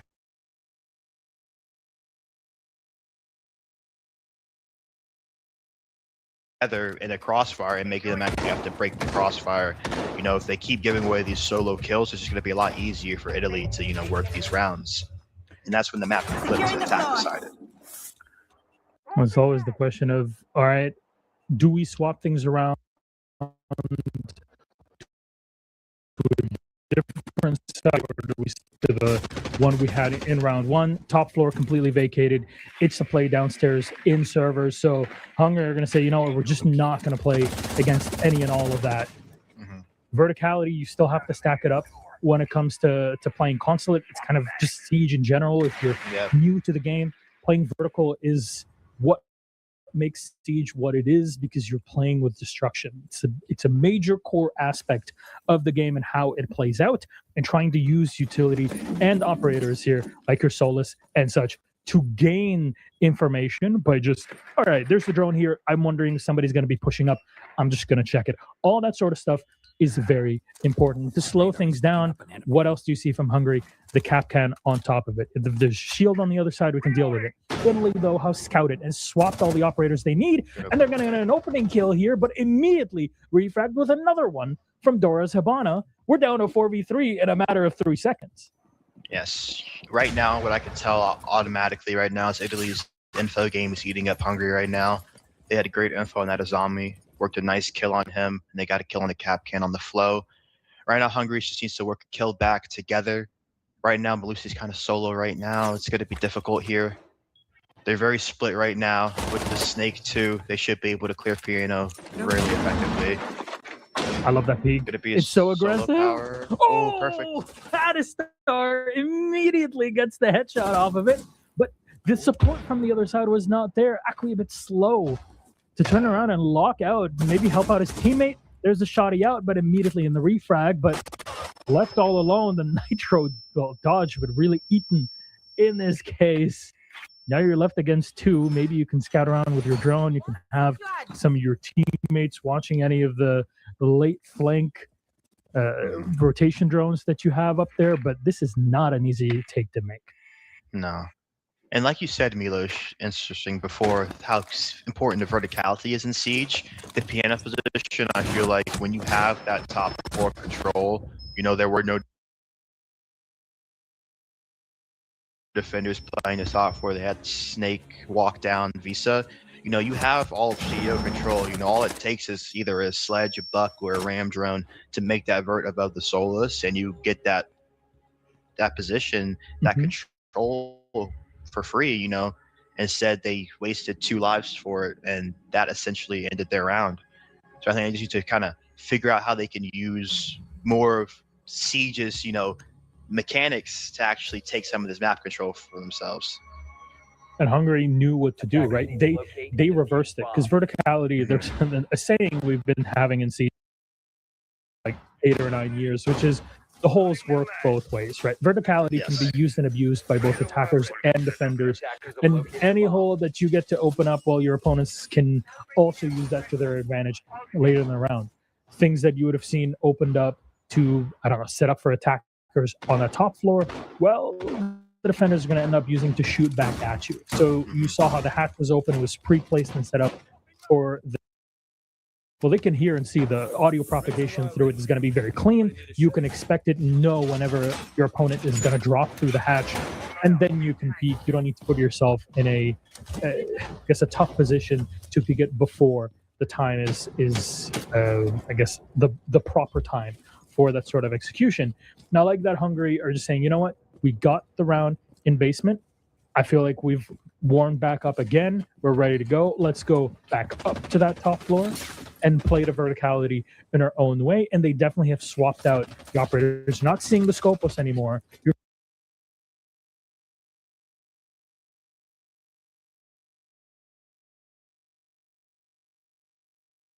seeing more slowed things down kind of things with the Tubarão, for example. They're looking to milk right now. Bringing the Goyo smoke combination. It's going to be nice with the Tachanka ban. You know, you still get kind of that stall that you would want, that double denial for flames on yellow for the smoke for CEO. And then you also get some flames on the admin side. The tube's going to be nice too if they want to go admin over. They can slow some of the admin walls. You still have the C4 capability if you do actually want to drop below, like you would sort of get with the scope post impacts here. And obviously too, the DMR is one of the best guns in the game right now. Italy's looking to go for the same style start.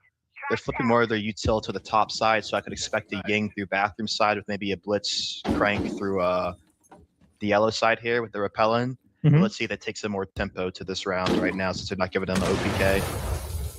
One so flames far, down. No jump out the window. That's a good start compared to round 1. No, yes. And right here, like for the defense, it's very important for them not to give a kill and for them to make a play when they want to go for their action, whether that's a flank up yellow or just having the correct gaps covered on the top to shut down their push. Always got to be careful. The buck downstairs. Oh, DMR in a great spot maybe to take the damage, but it's siege timing. At least Tubarão here is able to run away from it. You're slowing things down. Great from Rexuin upstairs, even though he got pushed out a little cubby. It's still a kill that they get off of it, and he's got to be happy with that. But then down and taken out by Dora.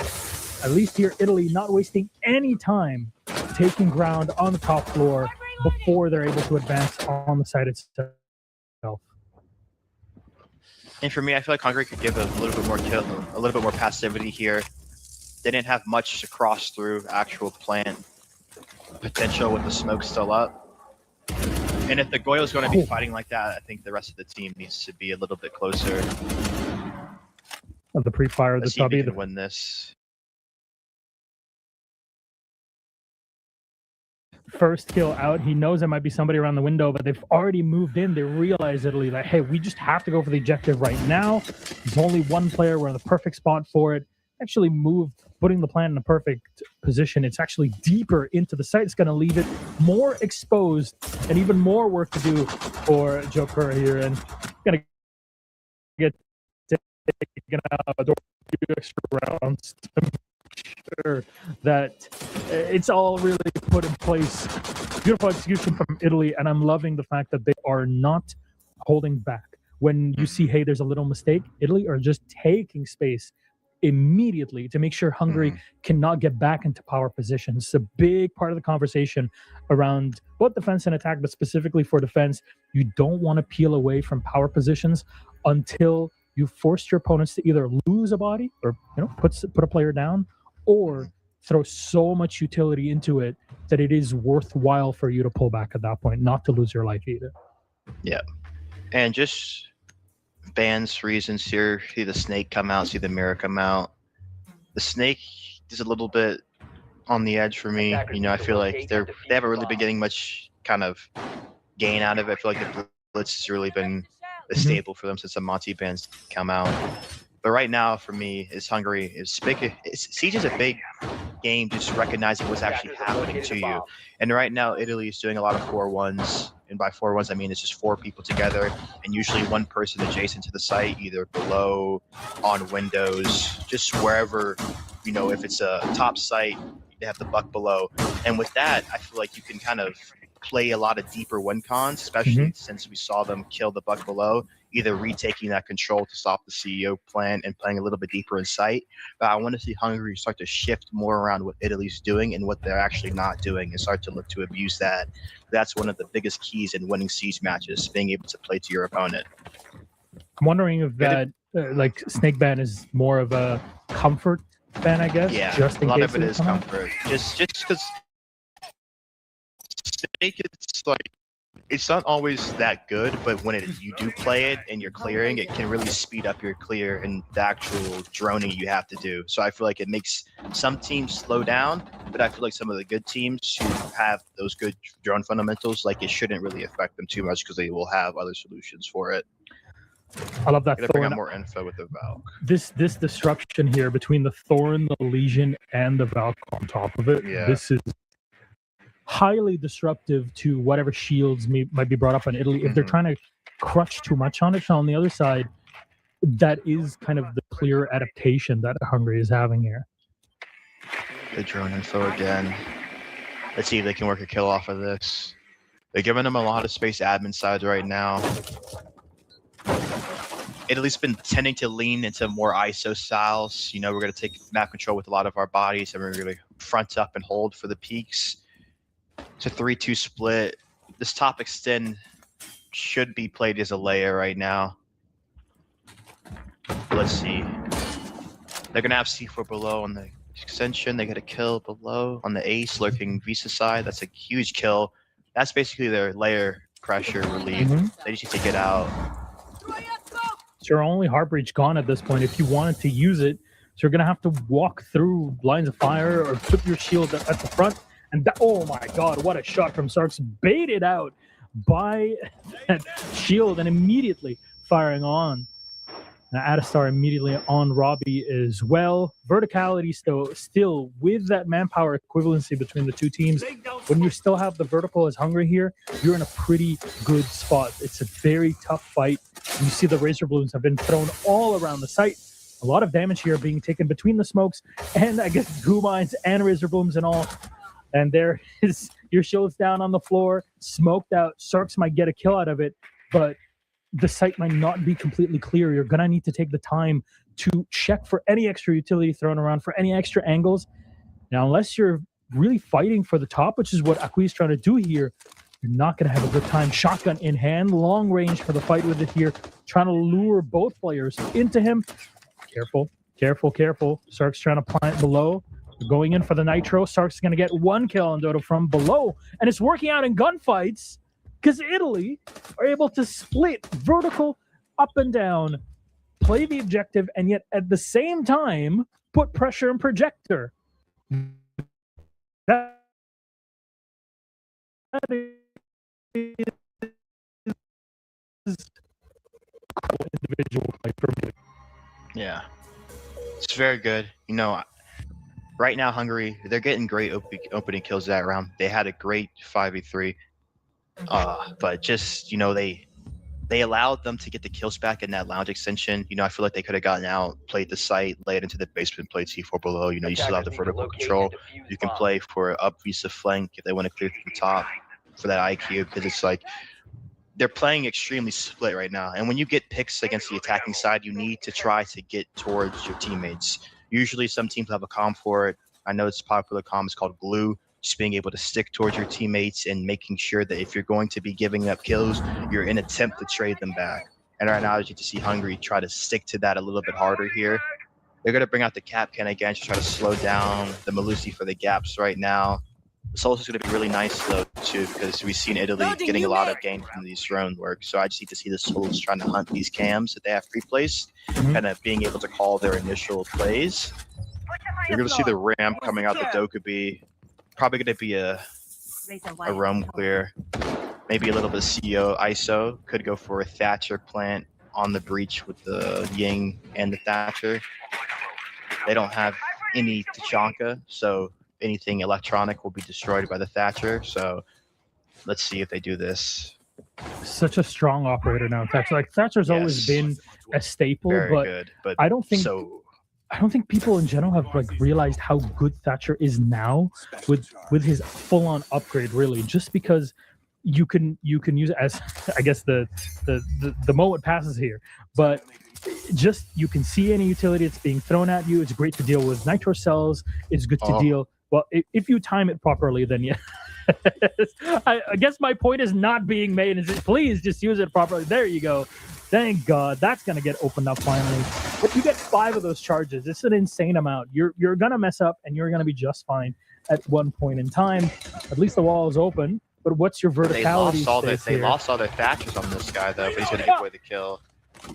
Okay, quick kills. Yeah. Robbie's just running around with an SMG. I guess Dokebi can just do it all. SMG 12 for the win. Still 2 players down on site, split up back and forth here behind the actual garage plant. When a guy walks, they're probably just going to eat the sight on this Malusi right now. Avoid the vert. They just need to find their gap in. Careful for the holes. Drone coming from the back to see him. Get the spot. They see the cap guns on the yellow door. So the intel you need at this point, you know there's going to be one person at the way bottom of the hallway. You can pinch them, or you just don't have to at all. Careful. Oh, Robbie, unsure there where the bullets were coming from, gets taken out by Delyi, who's trying to bring this one back. The calls are still coming in from Dokebi. You know there's going to be one person on the other end, but where's that diffuser? It's with Lolo, and it's quite far away, still on that top floor. He is unsure of how to take this move down to the basement, and suddenly the advantage you had in manpower is gone. Now they know exactly where you're at. You're going to have to win 2 tough gunfights. This is not an easy situation to be in. They know exactly that he's coming from this back construction hallway. You have to check every single little tiny corner.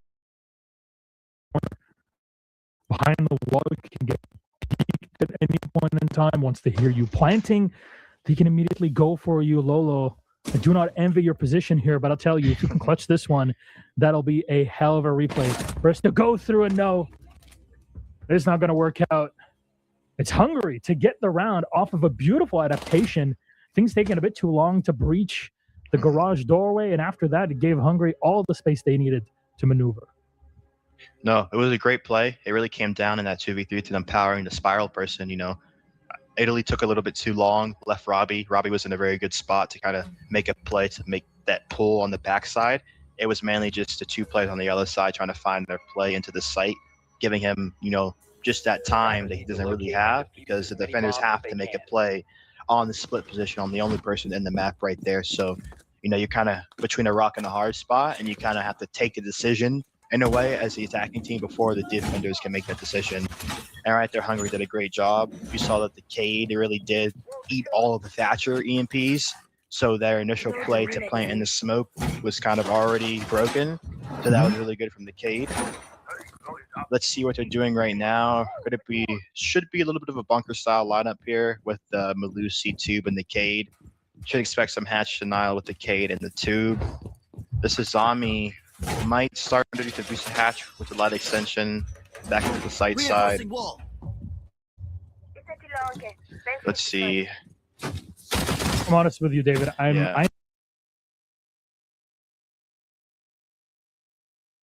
scared of when our next patch drops and Dokebi is going to be even more of a menace. Yeah, it is going to be hell on earth in more ways than one. That is nothing intended on the fact that she'll burn your phone and your pockets with it at the same time. But you can tell a well-played Dokebi can do a lot of damage even already, and it's going to be something on another level once our patch drops. So I what think it's going to shift. It's going to shift the style of Dokebi play, because right now Dokebi's more like I feel like the best thing of Dokebi is like the call that you call everyone, but then the fact that it gets everyone off of cams, because it allows you to really take gaps without having to expose the gaps by shooting the default cams. And then right now, it's going to turn into, you know, kind of like this other Deimos type character, more useful and more potent for tracking solo roamers and just, you know, those operators that you know are going to be extended, like the Solus, especially Echoes too. Mhm. It's not going to be very fun being an Echo main with Dokupi change coming through. Absolutely will not Good be. C4. Hunger just collecting free kills Yeah. here. We haven't talked Great about, well, OPK. we've been talking theoretically about the Dukebi, but she's one of the few still left alive, dodging through all the bullets. Flashed herself, sure, but at least you got your support right next by. Robbie is going to run in with the SMG-12 and get a kill on top of it, but immediately whacked from below by Rexun. Verticality still playing in the way of Hungary as the top floor is being opened up here.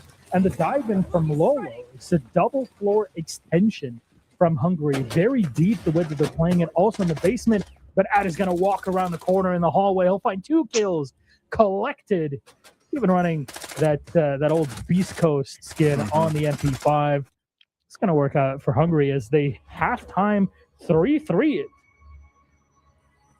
That was a great half from Hungary. You know, it wasn't the best start from them, but they really showed that they can just get back into the game, and I feel like that's important. That's all it is in Siege. You know, it's never how you start; it's always how you finish, and being able to pull yourself back to find out how you can start winning these rounds is extremely crucial, just for your longevity to go forward as a team. Going into the half, there's not much that they can say about what's happened. It's just mainly about what's going to happen, what defenses they're going to run, what attacking style they're going to play to. I'm very interested to see the bans right now coming out. I feel like the Tachanka bans, just really good. Like if you're a team who kind of likes to bait the plant, you can get rid of the Goyo flames early to force them to have to use their smoke grenades. A lot of times we see a trap, especially now getting gone from the bans. The Thorn, the Nari, even Ella is just one of the, I think the Thorn and the Nari are the best actual traps, but Ella, the gun, the speed, the impacts, it's one of the best fraggers. It's going to be a good game. It really is, Absolutely will be. This is a rematch. Let me remind everybody who maybe was not able to watch 3 days ago when the games were having more co-streamer coverage or player coverage at that time in Italy playing Hungary. That was a 2-1 victory for Hungary, which is what knocked Italy down in the lower bracket. This is revenge for the Italians, and on top of it, qualification to ENC. I think Hungary would be not too happy, not just losing a close game against Finland, probably the best game that we've had so far in the bracket, but then losing to the team that they knocked down to the lower bracket. And we're only on map 1 in this case. None of the 3 maps that you're seeing here, Consulate, Border, and Cafe, were played in that series. That was Clubhouse, Chalet, and Bank.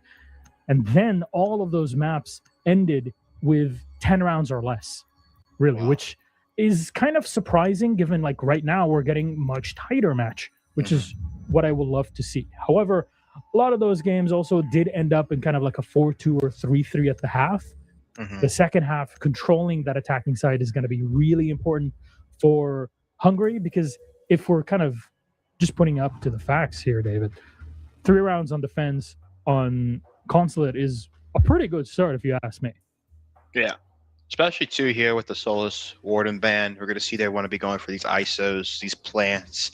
They're going to be looking at on the piano, on the basements, planting smokes probably into the site side. Protect your bombs from being defused Solus by ban attackers. too, that you won't be able to see anything of their info in the round. They're going to be hitting the site. The Dope Snake ban is pretty standard, especially going into this next season. I feel like Milos, you're going to see a lot more info bans coming out. So it's just a pretty standard issue. Cons bans right now. They're bringing out look at this lineup from Italy. Just the Echo, the Tachanka, the Goyo. They're playing pure Saul with those 3. And then you have the Azami on top of that, and the Bandit too to keep pro close. It's going to be very tricky. Let's see. It might be a quick play right now with the Finka. That's always a tell for something fast. Maybe so. You're also bringing the Fuse, and I'm curious if the Fuse... No, he's running full-on LMG. Okay. We don't really get Fuse LMG. It's usually AK-12 just because the AK-12 is such a great rifle to use in Siege on really either the Fuse or if you're running the Ace. But LMG is a bit unusual this day, but it might also be to, hey, I'm going to saturate the audio, right? Got to make it so they can't hear anything. We're going to be able to breach and play off of that. Suppressive fire. Yep. Cannot underestimate that. Yeah, I'm not seeing much potential for them going admin side. No range breach. It's really going to be a quick play on this yellow side with this blitz. I'm interested to see how they do it. They haven't cleared any of the Goyos off CEO window, or yellow yet. Excuse me. And that's very important too when you do see a Goyo up, just being able to nade off CEO window extremely early, because that just puts pressure on defenders having to have the Tachanka or the smoke in a position ready to stop the plan. I love this Azami setup here. It's such a difficult thing to push an Azami out of position when all of your Kiba barriers are deployed and ready and set, and you're going to have to expend a lot of utility to deal with it. I guess what we're seeing here from Hungary is timing, right? You're trying to time everything together for a push. They're definitely not stacking up Heart Breach, but that's kind of par for the course, just putting a bit of pressure on the opposite end here, allowing Blitz to just push on through deep into enemy territory, and he's going to be completely clear. All right? They were telling us, I like this a lot. What a reverse. The reverse play around. Pokeball right in the face. Going to eat that one here. Impact won't do much. Oh, good swing. Play. That's great. Stark still last alive and immediately from behind.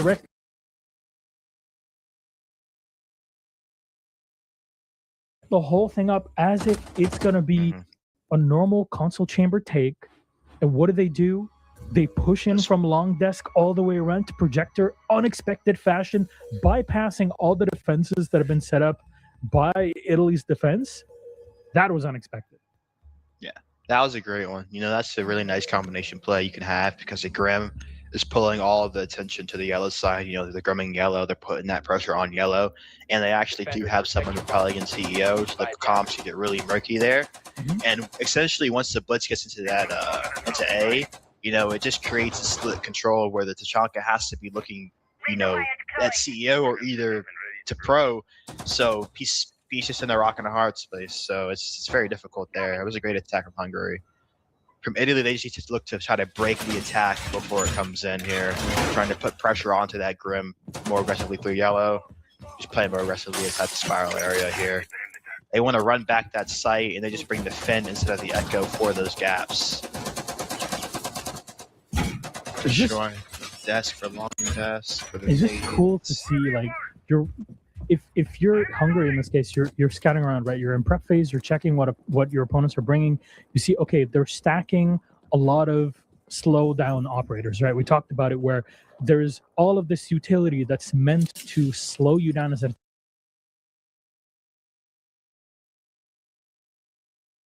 attacker and require you to take, I guess, difficult angles in fights to deal with all the utility being thrown at them.